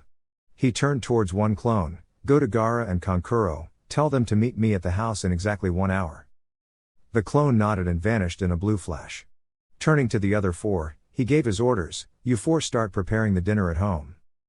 The 4 clones nodded and vanished in a similar manner as the one before.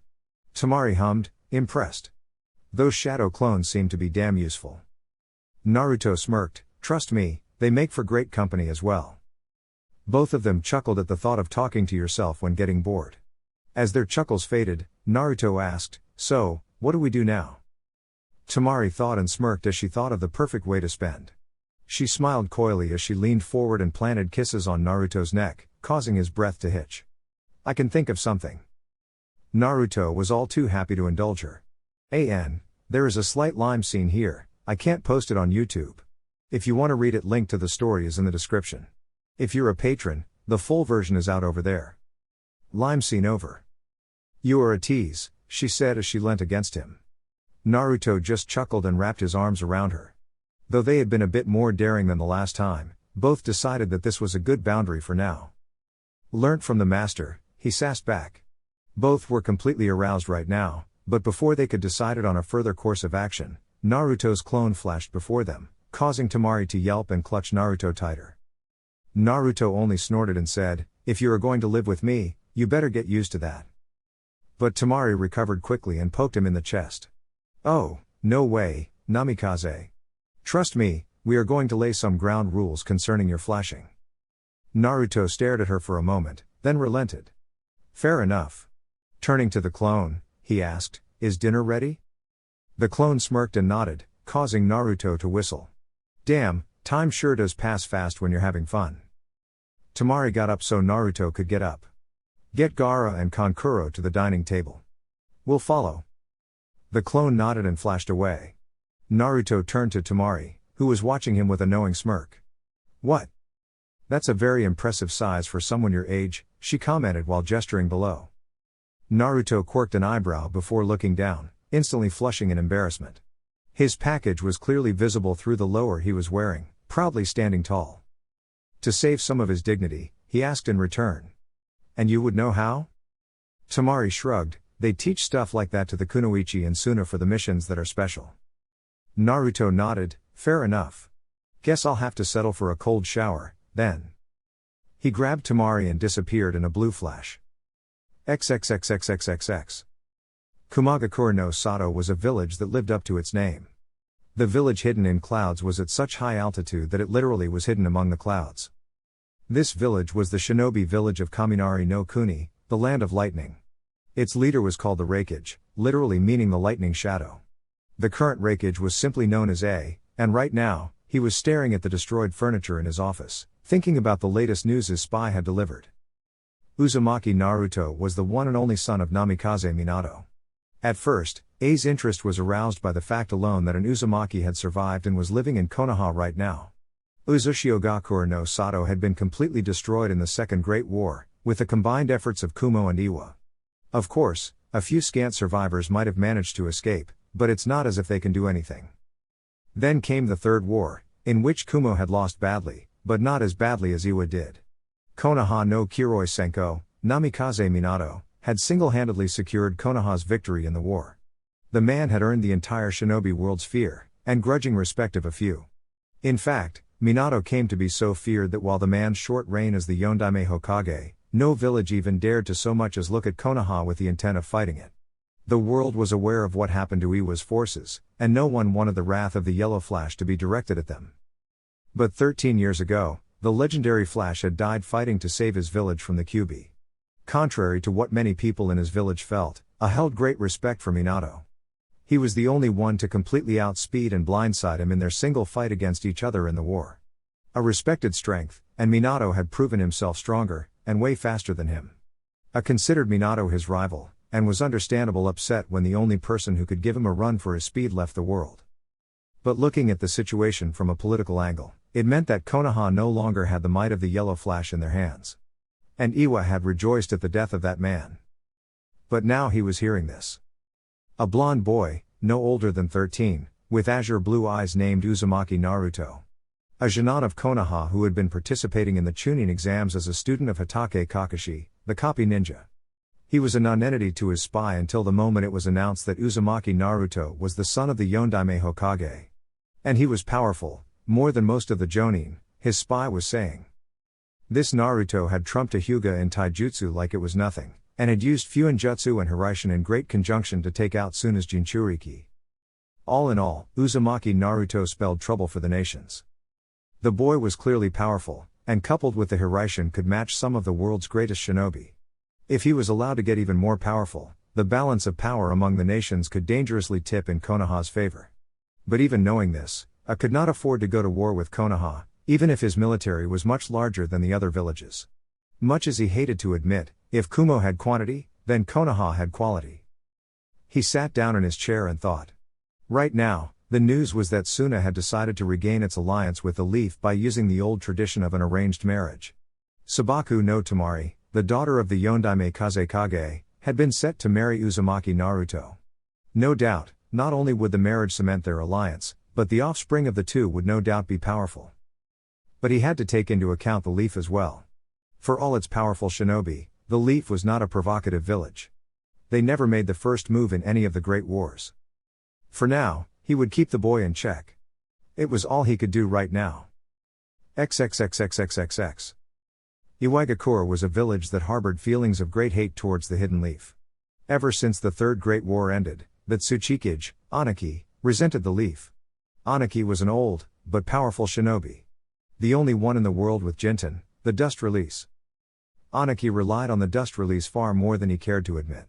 He was a shinobi who had seen all the three great wars, and had lived through them. But of the three, the third war was the one he hated the most because of the crushing, humiliating defeat they suffered at the hands of just one man from Konoha, Namikaze Minato. The blow to Iwa's pride, along with its forces, was so large that Iwa had yet to fully recover from it. Aniki hated the man with all his being at first, but after 2 years of heavy dwelling, he found that Namikaze Minato had done what anyone would have done in his place. Namikaze Minato had protected his home. It was war, and losses were dealt to both the sides. While Iwa suffered the heaviest, all the villages were fighting to survive. Konoha just happened to have a card that was better than theirs. Holding on to grudges like that did no one good.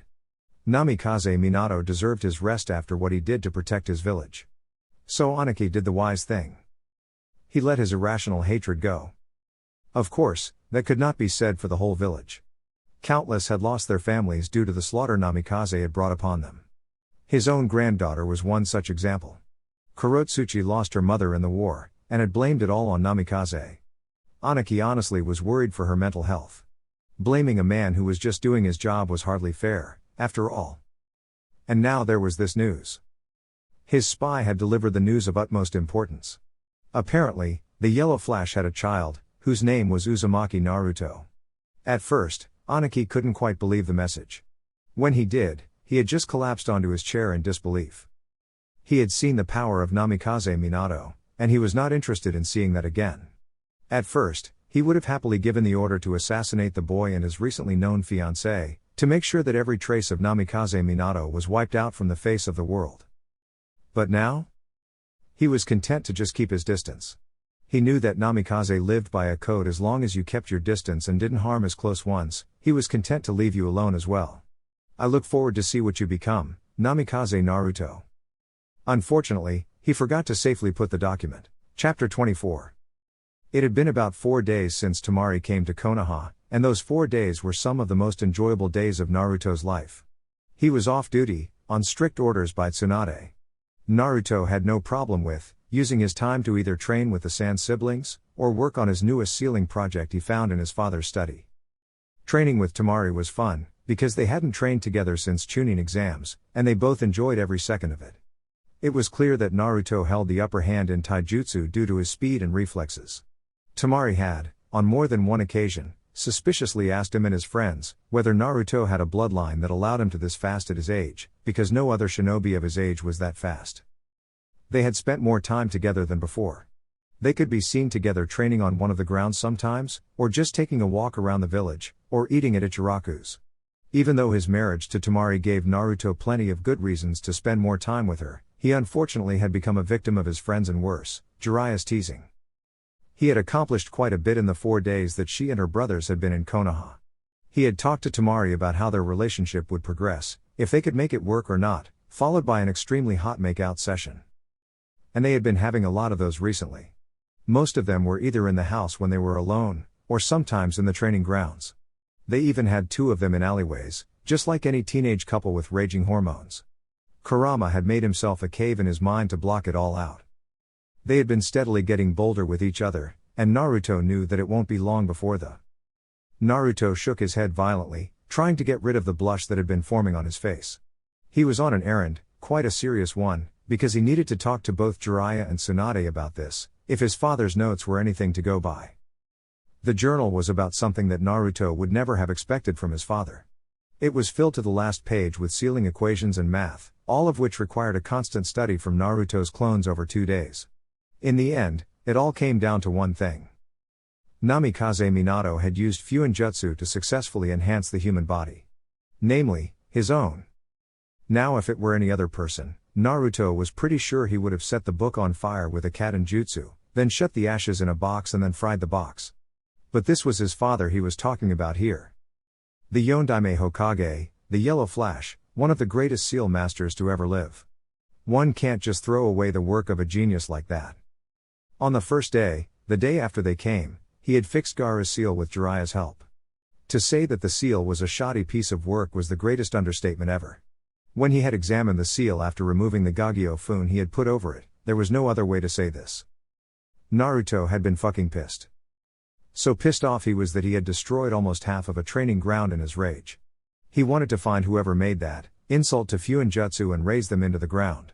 He wanted to make them suffer, because they deliberately made Gaara suffer. The seal was designed such that it barely kept Shukaku inside Gaara, which was most probably the reason for Gaara's insomnia. Shukaku had more control over Gaara than Gaara had control of him. The seal was meant to grant Gaara all of Shukaku's abilities from the very beginning itself, even if they didn't have any friendship like his and Kurama's between them at all. It was a process of 7 hours to fix the seal. First, Naruto and Jiraiya figured out the way to safely remove the seal without setting Shukaku free. Then Naruto had, using his father's and mother's notes about seals for Jinchuriki, chosen a seal that would work on Gaara. He did not even think about using the 8 trigram seal once. The seal Naruto had chosen to replace Gaara's seal was a bit more simpler. He had asked Gaara whether he still wanted access to Shukaku's powers, because that was what he had based his selection of seal on. After a little deliberation with his siblings, Gaara had told him that he did not want any more access to that power, if it always meant losing his mind and sanity in the process. And Naruto doubted Shukaku was willing to get along with humans. But if Gaara were to ever run out of his chakra, he would have no backup to fall back on, as is the perk for all the Jinchuriki. So in the end, Naruto tweaked the seal a little, placing a limit and an additional gate on it, without compromising the rest of the seal. The gate would allow a certain amount of Baijuu chakra to flow through the seal, the amount being determined by the limiter. After the limit has been reached, the limiter would shut the gate. Like that, Gaara would have a back supply to fall back on, without ever needing to interact with Shukaku. The actual, practical part of the process only took 1 hour. First, Jiraiya would remove the seal, with Naruto using a weak, but temporary seal to hold Shukaku from escaping, while Jiraiya applied the new, improved seal. Since the seal was temporary and therefore, very weak, it required an enormous amount of chakra to be held in place against a tailed beast. The job was given to Naruto because he possessed those monstrous reserves of chakra. But even for someone like Naruto, whose chakra reserves were like an ocean among ponds, the job was hard. When Jiraiya had finally finished applying the seal, Naruto had almost run out of chakra, which was a first for him. He had fallen unconscious just as the new seal had activated. When he had woken up, he had found himself, not for the first time, in a room in the hospital. Tsunade had proceeded to yell at him for making her worry like that, and then she almost broke him bones by hugging him to death.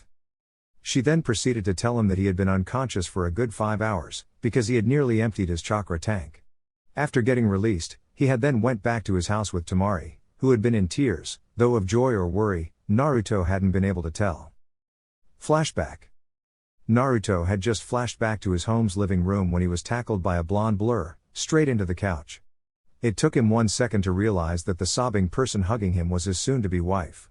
He just sighed in relaxation and wrapped his arms around her, returning her hug. Tamari hadn't stopped worrying about Naruto from the moment he had fallen unconscious. She had so badly wanted to rush to him, but Shizune-san held her back forcibly, telling her that Tsunade-sama wanted to make sure that Naruto was alright.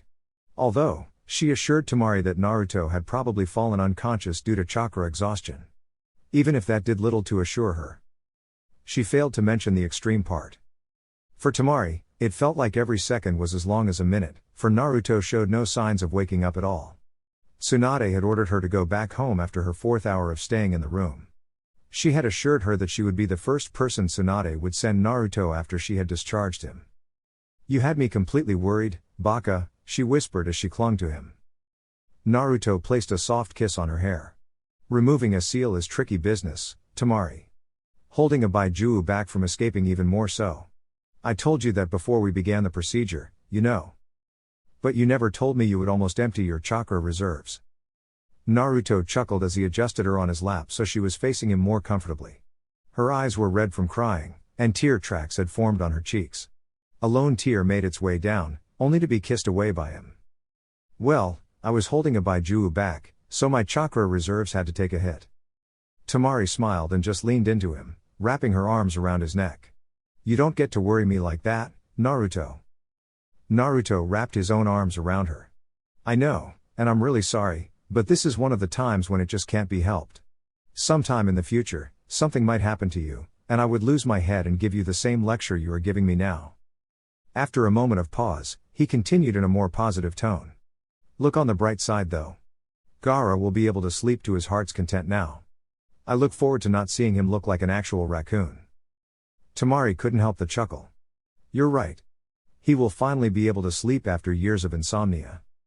Naruto smiled, just nodding in reply. They just enjoyed each other's company for the moment. Gaara was under observation for now, to check if the seal holds, with Kankuro with him. There was a very slim chance of the seal breaking, though. Naruto had made sure of that. Apparently, Tamari also realized the absence of her brothers, for she leaned away from him, giving him a coy look. "I think I haven't thanked you properly enough, Naruto, for doing such a favor to Gaara." He shivered as she leaned in and started placing kisses along his neck. His own hands roamed her body as he allowed her to do that. He enjoyed the moments where he allowed Tamari to be the dominant one. "How about we just pass the time for now?" Flashback end. The make-out session that had followed was the most intense one they had had, and the first one in which they had reached the height of pleasure. Well, the height they could without having sex, that is. The excitement and the thrill had broke the roof that evening. Naruto's lower had gotten really messy, along with Tamari's panties. Anyways, the day was over, with Naruto and Tamari having dinner together, for Gaara was to stay at the hospital for at least one more day. The second day is a bit of a mystery, for both you readers and Tamari. Naruto had left the house very early, leaving his clones to prepare breakfast for the siblings and with a message that there was something very important that Naruto had to do and as such, he would be busy the whole day. Tamari had been quite upset about that, because she enjoyed the training sessions she and Naruto had. Every session she learned something new, either about shinobi skills, or just about Naruto himself. She had asked the clones just what was Naruto doing, but the clones said that they had been instructed to keep it a secret from her. Tamari had not been pleased, but relented. She had then gone out to find Naruto's friends, to spend some time to get to know them. The first person she had met was the pink-head, Sakura. She had first spotted her on one of the training grounds. Sakura had offered to show her around if she liked, to introduce her to Naruto's friends. Tamari had accepted the offer and tagged along. Let's just say that it was a very long day and leave it at that. Naruto, on the other hand, had gone to conduct some extremely personal business. He figured that since he was about to get married, might as well follow the tradition. The third day, he had introduced Tamari to his summons. She had already been familiar to Raiden, but he let her get to know him a bit more. She would be seeing a lot of him, after all. Finding out that Raiden now had a new tail was a surprise, though. He introduced her to Raiden's brother as well. Toshi, Raiden's elder brother, who was a part of the trackers of the Kitsune. As a tracker, his size and power would be restricted to 3 tails, for he was not a fighter, unlike Raiden, who would grow up to be as big as his father. Toshi had a quiet, serious personality, with a light sense of humor that shone through when he was not training or on a mission. However, he was extremely good at what he did. At first, Naruto had doubted he could form a friendship with Toshi like he had did with Raiden. But that doubt had been quickly washed away when they had bonded. Toshi was a pretty cool guy in the short time that Naruto had known him. And he had a lot of stories to tell about his job as one of the trackers, and as the brother of Raiden. Him and Tamari had not bonded as fast as he and Naruto did, but that was understandable considering Tamari already had a summons. The fourth day, that was today, Naruto had an important errand to run. He had discussed with Tamari the rules that concerned his study. Right now, he had not given her the password, because the mechanism behind it was a little tricky and took time to explain, but he would once he was done with the errand. He arrived outside Tsunade's office, knocking the door thrice. Once he heard her permission to enter, he opened the door, finding her and Jiraiya talking, well, more like bickering. Tsunade looked annoyed by the fact that Jiraiya kept using one of her windows to enter, while Jiraiya honestly looked insulted at the thought of using doors. But Naruto knew that no matter what happened to Jiraiya, he would never stop using windows to enter rooms. He liked annoying people that way. Naruto, Jiraiya exclaimed, briskly walking over to him and wrapping an arm around his shoulders, almost dragging him in front of Tsunade's table. Tell her how insulting it is to use doors when you are a ninja. No, I will not, Naruto sighed in exasperation. Better you than me at the end of her fist. Tsunade smirked while Jiraiya gasped, looking betrayed. How could you, Naruto? Can we please just get to business? I'd rather finish this as quickly as possible and spend the rest of the day with Tamari instead of some old people. As he expected, Tsunade was the only one who took any offense to the old comment. Jiraiya, on the other hand, seemed to have not heard it at all. Instead, he focused his attention on the other part of the statement. His mouth stretched into a perverted line. Oh? Spend the day with her, how? A fist crashed on top of his head, courtesy of the female blonde in the room. That is none of your business. Naruto gave a thankful nod to her as Jiraiya grumbled and fell in line with him, both standing in front of the Hokage table. Tsunade took her seat while he and Jiraiya stood. So, Naruto, what is it that you want to discuss so badly? In answer, Naruto just took out a storage scroll from one of the pockets in his Jonin vests and unsealed the contents, which was his father's journal. The effect was instantaneous. Both the faces of the adults hardened into seriousness, and quick as a flash, Tsunade flashed through hand seals that sealed the room completely. All the Anbu were outside and Jiraiya was beside him in an instant. Where did you get that? The question was asked with such gruffness that it surprised Naruto. The man had never seemed more serious than before. It seemed, however, that these two had knowledge of what was written in the journal. Tsunade also seemed equally, if not more, serious than Jiraiya. Naruto put the journal on the desk and answered, I found it in my study. Tsunade quirked an eyebrow, your study? Naruto deadpanned at her, it was my father's, but since he's not here, it is now mine. But that's not relevant. He motioned to the journal, what do you know about that? He quickly got annoyed, though, when he saw the hesitation on their faces, as clear as water. He narrowed his eyes, folding his arms across his chest, I'm waiting. It was Minato's pet project, ever since he got the idea in his head that the human body could be enhanced, without any drawback. Jiraiya's answer only increased Naruto's curiosity and irritation. I already know that, he snapped. You don't think I've read the journal and studied it? Ever since the delegate from Suna has arrived, I've had my clones do the studying for me, to understand one of my father's masterpieces. What I want to know, is whether he actually performed it on himself or not. He did. Naruto released a breath, giving them a look to continue. Tsunade continued, Jiraiya told me that it was only a stray idea that popped into Minato's head one day. He wanted to know if seals were capable of pushing the human body beyond the peak of its highest potential. He wanted to create a super soldier, Naruto whispered in amazement. Jiraiya nodded, that's exactly what he wanted to do, but I had firmly told him that it was not possible. No matter how versatile Fuinjutsu is, the seals required for what he wanted to achieve simply didn't exist. Not mention, even if he succeeded in creating such seals, hypothetically, what would he test them upon? He shook his head. It was an impossible task. To create an entirely new series of seals that would work together to enhance the human body beyond its limits. But again, your father treated the word like he had never heard of it. A fond, yet impossibly proud at the same time look, came upon his face.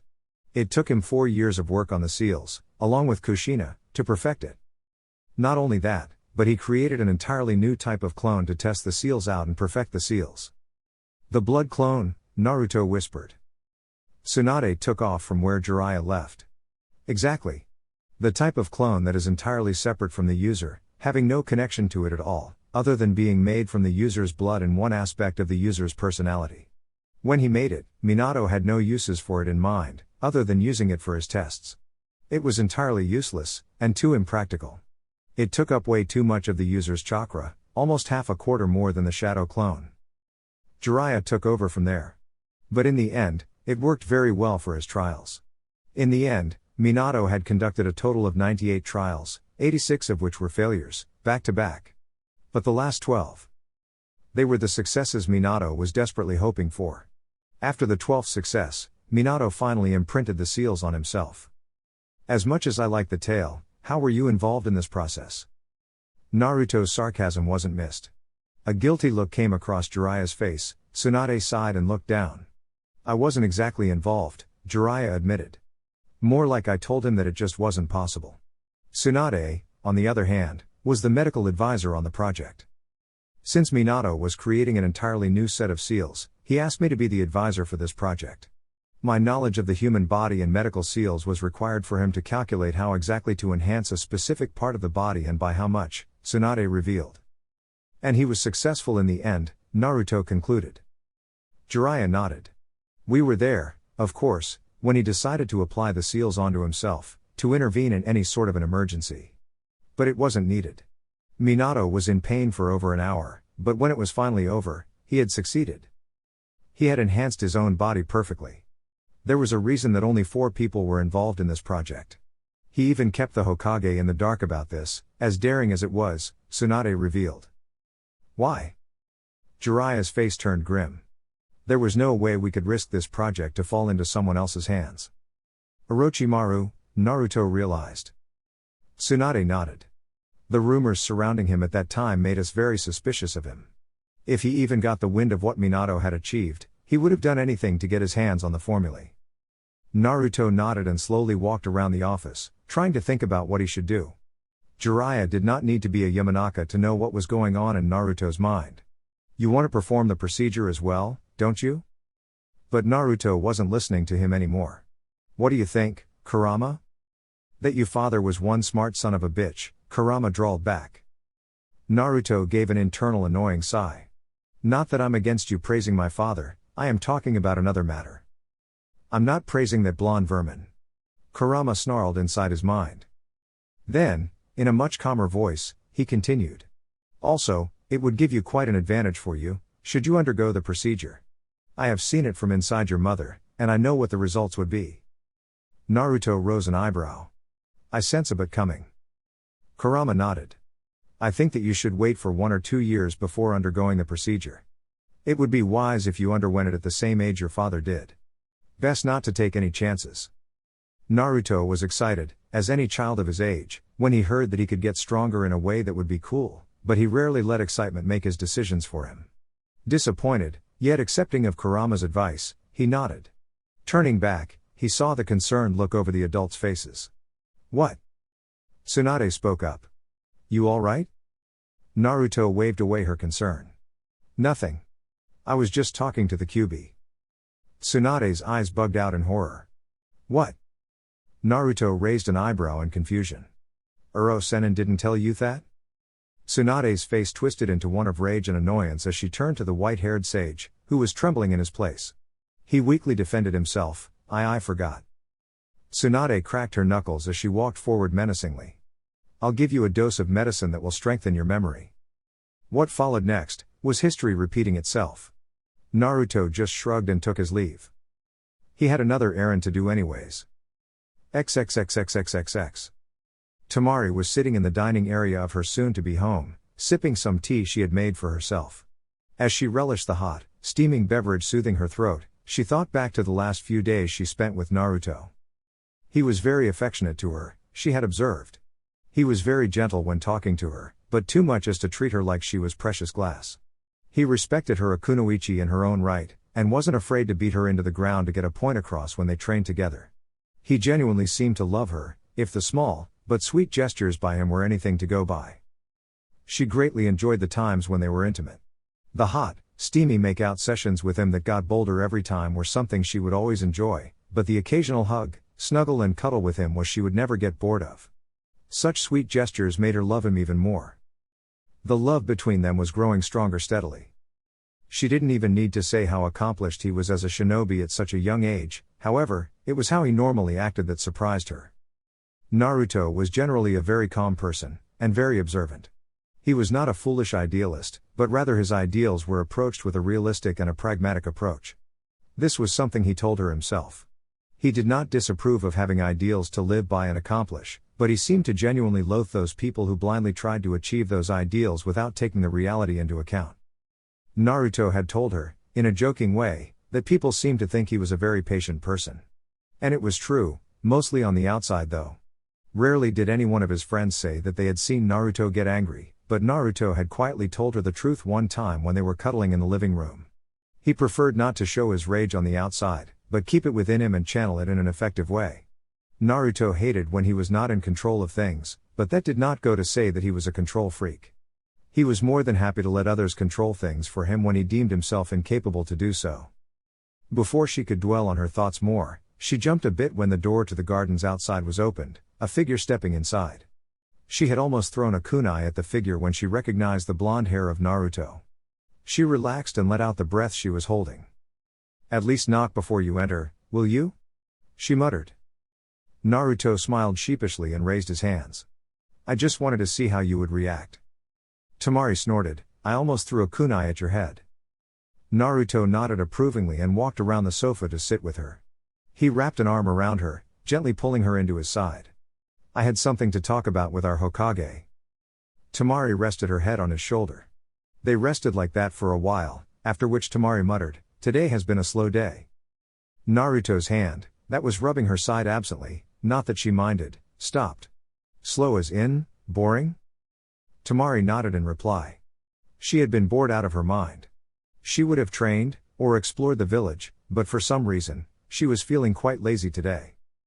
You want to go on a date? Her brow furrowed as she tilted her head to gaze into his azures. His eyes were twinkling with mischief, which caused her to put up her guard. From what she had seen, Naruto was not a person to pull many pranks, but she did not know that he was the resident prankster of the village. She raised an eyebrow questioningly. A date? Naruto nodded excitedly. Yeah. She thought about it a bit. It had been a while since they had been on one of those, in the past 2 days. Sure, why not? Naruto grinned like the cat who got the canary. Great. Be ready at 8 in the evening. Wear something nice and casual. With that, he suddenly got up from the couch, whistling a random tune. Tamari chuckled and shook her head fondly at his amusing antics. Naruto was sure a peculiar person. XXXXXXX. It was 15 minutes to 8 when Tamari finished getting ready. She had taken a hot shower at 8:20, and then got ready. She did not usually apply makeup, but since this was a date with Naruto and not a meal after one of their training sessions, she applied a little bit of it. She had a feeling this would be special. She had put on a sleeveless, loose white blouse with straps over her shoulders, and a blue jeans that hugged her legs nicely. She had only put on some powder and lipstick, mainly because she had no idea how to properly put it on as she never cared much for it. She exited her room and went down the stairs, into the living room and saw Naruto. This was the first time she had seen him in a casual look and she had to say, he looked exceptionally handsome in the look. He wore a peach t-shirt inside a brown, full-sleeve shirt with buttons open, and the sleeves rolled up to the elbows. He wore khaki pants underneath, finishing with a different pair of sport shoes than she usually saw him. He also wore a black headband instead of his Hirai into his usual hairstyle. Needless to say, Tamari loved the look. Naruto, on the other hand, was blown away by how exceptionally beautiful Tamari looked for their date. She always looked beautiful to him, but today it looked more special than it usually did. Even her hair was tied into 2 ponytails, contrary to her usual 4. He smiled as she came close to him and wrapped her arms around his neck, him automatically wrapping his around her waist, pushing them close. She smiled like an angel. "So, where are you taking me tonight?" Naruto smiled as he stole a quick kiss from her. "Your look alone makes me want to ravish you here and now, forget about the wedding," he said as he planted light kisses on her neck. Tamari blushed, making her face go dark red. The blush looked darker than usual because of her makeup. But she couldn't resist the moan when Naruto began planting kisses on her neck. She pulled him closer and tilted her neck to give him more access. Much to her silent protests, he pulled away. "As much as I would like to do that," he said with a protesting face, "we have an appointment in 10 minutes. Shall we?" She smiled and hooked her arm with his, both of them going out of the house. It was somewhat nice, Naruto mused, to walk to places sometimes instead of just teleporting. It made you notice certain things that were not possible to be noticed in flashing. Like how the people wore smiles and not so subtly pointed at them and whispering. Like how a little girl would blush when he looked at her and hid her face behind her mother's legs, peeking out to look at them. He chuckled in amusement, drawing Tamari's attention. "What is it?" Naruto shook his head. "Just a little girl blushing at the sight of us." Tamari gave a meaningful look to him. "At the sight of you, you mean," she said in a teasing voice. Naruto smoothly shot back at her. "I never said that. It could also be at the sight of you." "Then why didn't you say that earlier?" Naruto had no reply to that question. Why made Tamari giggle? It was rare for Naruto to not have a comeback, and she relished the few times she had been able to achieve that. After 5 minutes of walking, they arrived at a fancy-looking restaurant.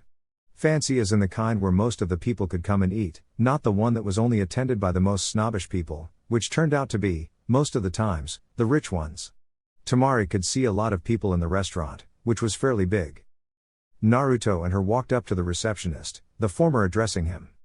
"I have an 8:15 reservation." The receptionist frowned and looked up. "Namikaze Naruto?" "Yes." The receptionist motioned one of the waiters. "He will guide you to your table, Naruto-sama." Naruto barely kept from rolling his eyes, while Tamari quietly giggled beside him. He good-naturedly elbowed her in the ribs. "Yeah, very funny." To her surprise, the waiter led them upstairs to the roof, where the tables were arranged. Few people were on the roof, chatting among themselves quietly. Tamari figured that the tables up on the roof must be for the people who wanted some privacy. The waiter sat them down on the table and they quickly gave their orders. Once he was gone, they started talking. "You know, Naruto, your choice for where our date would be is commendable." Naruto smiled and replied, "Yeah, I kind of wanted our date to be in a place where we both would be comfortable, but not so much as to come off like showing my wealth." He spread out his arms. "This place offers great food, and privacy as well, not to mention the view from the roof is just mind-blowing. It was for me, when I came here for the first time."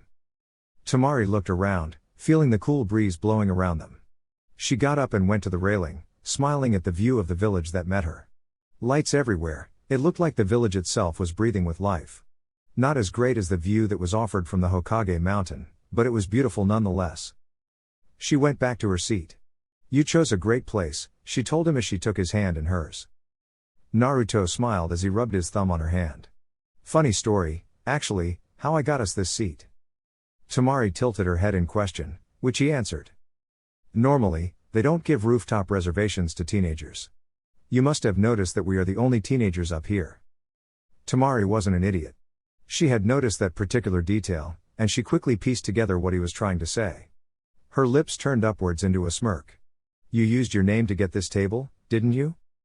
Naruto's eyes twinkled with mischief and pride, the latter aimed at Tamari. "You know, you alarm me sometimes with how sharp you are." Tamari accepted the compliment with a nod. "It wasn't exactly hard. Also, if you used your influence to get us this table, does this mean that clan heirs can come here as well?" Naruto smirked. "You know, with some training, we can make a great detective out of you." Tamari laughed lightly. "I'm not suited for that." Maybe something little more kick-ass. Both of them lightly chuckled at that. Yes, clan heirs can come here. You need to understand that in Konoha, people who have good influence are treated a little better than those who don't. Which is not to say, the people with less influence get mediocre service. He leaned forward, as if sharing a secret. It's even better if you are related to the Hokage. Between us, I plan on using my influence whenever I can. He smirked at the last bit. Tamari gave him an approving look. Good to see that you are not overly modest. Naruto just looked to the sky with a smile. Out of the corner of his eye, he spotted a waiter coming their way. Looks like our meals have arrived. They made small talk between their meals, mostly about what they would like to become in the future. Of course, Temari already knew that Naruto's dream was to become the greatest Hokage ever. But it came as a surprise to Naruto that Temari wanted to be the greatest master of wind release there ever was. Of course, Naruto knew that she was already highly proficient with her large war fan, but had yet to begin training with the smaller ones. That sparked an idea in his mind, but he would get to that later. They finished their meals, paid for it and left. They were just strolling in the village with no destination in mind. Unknown to Temari, Naruto was steadily getting nervous. He had something he had to do tonight, something very important, and he did not want to mess it up. You won't. Naruto smiled a bit at Kurama's reassurance and turned his head to look at Temari. She was looking around, admiring the sights. He nudged her, causing her to face him. How about we get somewhere private to sit down? She smiled, I don't have a problem. Suddenly, they were standing on top of Yondaime's head, overlooking the village. Naruto sat down, leaning his back against a spike of hair. Tamari sat down beside him, leaning against his side. He wrapped his arm around her, pulling her close. Naruto always treasured the time when he just got to sit like this with Tamari and enjoy the silence. You ever wonder about the future? Tamari's sudden question startled him out of his thoughts, and he turned to look at her. She was still facing the village, head on his shoulder. Sometimes I do, though I prefer to live in the present. Why? Naruto thought a bit about the answer and then replied, I can control what I do in the present. The future I cannot. Tamari turned her head towards him with a frown. But the actions you do, influence your future. Wouldn't you know the outcome of your actions? Naruto smiled as he gave his answer. I'm not the only one influencing my future now, am I? Tamari looked deep in thought at that. Naruto turned his gaze back to the village with a smile, but in his mind, it was like a brooding feeling. He could feel it, a storm was coming towards them, and he wasn't sure if they were prepared or not. But he would do whatever he could to ensure that whatever was his would remain safe. But then he remembered what he came here to do. He unwrapped his arm around Tamari and got up, getting a confused look from her. Will you stand up for a second? When she obliged, he gently grabbed her shoulders and stared into her teal eyes. Suddenly, it seemed a lot harder, and he almost wanted to turn around, but he was an Uzumaki, damn it. They don't run away from their problems. Tamari, I'm going to ask you a question. You just need to say yes or no, got it? He asked it with all the seriousness he could muster. Tamari frowned as she was baffled by his request, but nodded. Naruto let out a breath and removed his arms from her shoulders, putting them into his pockets. He took a deep breath and relaxed. I really don't know how to say this, but I'll try my best. Tamari, we both are powerful shinobi of our generations, and perhaps the most loyal, considering that we are willing to marry each other to cement our alliance. Tamari stood before him, looking completely confused and a bit alarmed. Nonetheless, Naruto continued. It was one of my happiest days when we made out in that alleyway. In fact, that may have been the foundation to our growing love. Even though Tamari was blushing, the words felt alien to his tongue. He was not used to speaking in this way. For a person who always went straight to the point, this was difficult for him. A lot of time has passed since then, and we are about to get married in the next 3 days. But I felt that I must not break the tradition of a wedding, so. He took out a small box from his pocket and opened it, revealing a stunning gold ring with intricate design on its band, but she had already gotten the point. Tamari gasped in surprise and delight, her eyes filling with tears. This was what he had in mind all along. Marry me?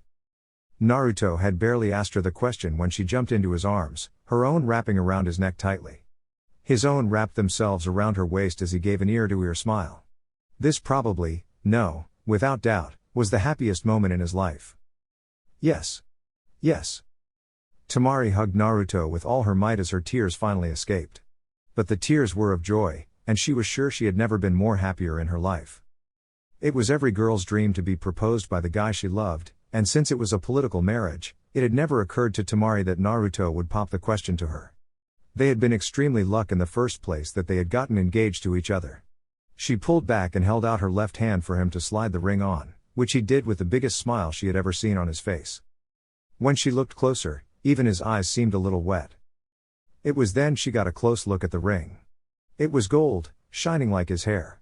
It perplexed her a little that the intricate design on it seemed to be on the inside instead of the outside. The outside was plain gold, with a, surprisingly, head of a fox. Tamari already knew which fox was that and she turned to him in question. Naruto smiled and replied. He has been a large part of my life till now, and will continue to be. In fact, he would never leave me, so I just had to include him. Tamari smiled and brushed her tears. He continued, you see the intricate design on the inside? Those are seals. One of them is a tiny version of my Hiraishin marker. Just channel a bit your chakra in the ring and I'll be there. Also, I incorporated a blood seal as well. Whoever tries to remove that ring by surprise will have a nasty surprise waiting for him, including cutting off your finger. She looked at the ring on her finger in wonder. How did you write the seals on the inside? Naruto shrugged. Shadow clones are very handy. They can transform into literally anything, including smaller versions of themselves. Tamari laughed and hugged him tightly. After what happened in the last minute, she didn't want to let go of him. She realized in this moment, and she was no longer afraid of telling him. She was completely sure. I love you. Naruto was completely taken aback with those words. They were the words that he had been yearning to hear all of his life from someone.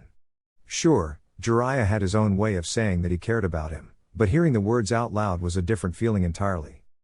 He really didn't have words for it. Really? His voice broke for the first time when speaking to someone, but somehow, he didn't hate himself for it. Tamari smiled and just hugged him tenderly. Yes. His own arms wrapped around her waist tightly, and tears flowed from his eyes for the first time in a very long time. He was able to whisper back to her. I love you too. XXXXXXX. Gaara and Kankuro were sitting in the living room, just passing time. Kankuro was actually explaining to Gaara how he worked his puppets when the redhead expressed his interest in them.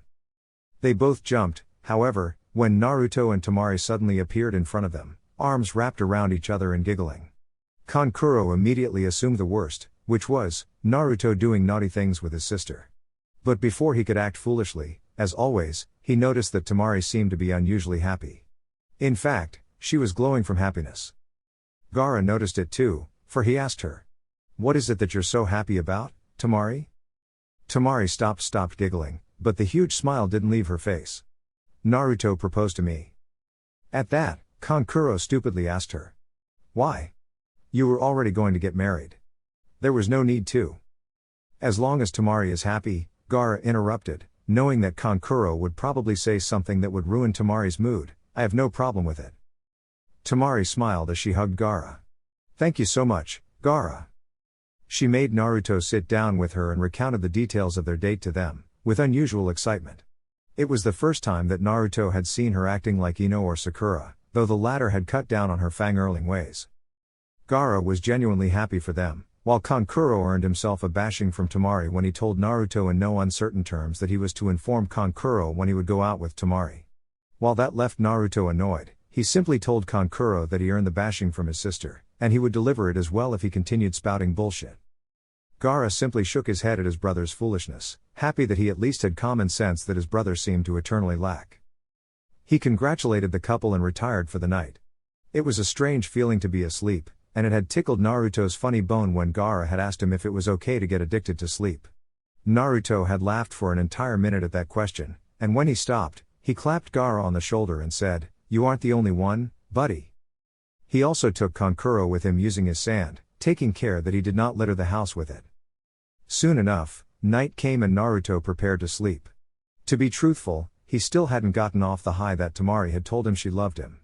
He knew that he wouldn't be getting sleep anytime soon due to his excitement, so he pulled out a card deck and settled himself on his bed for a few games with his clones.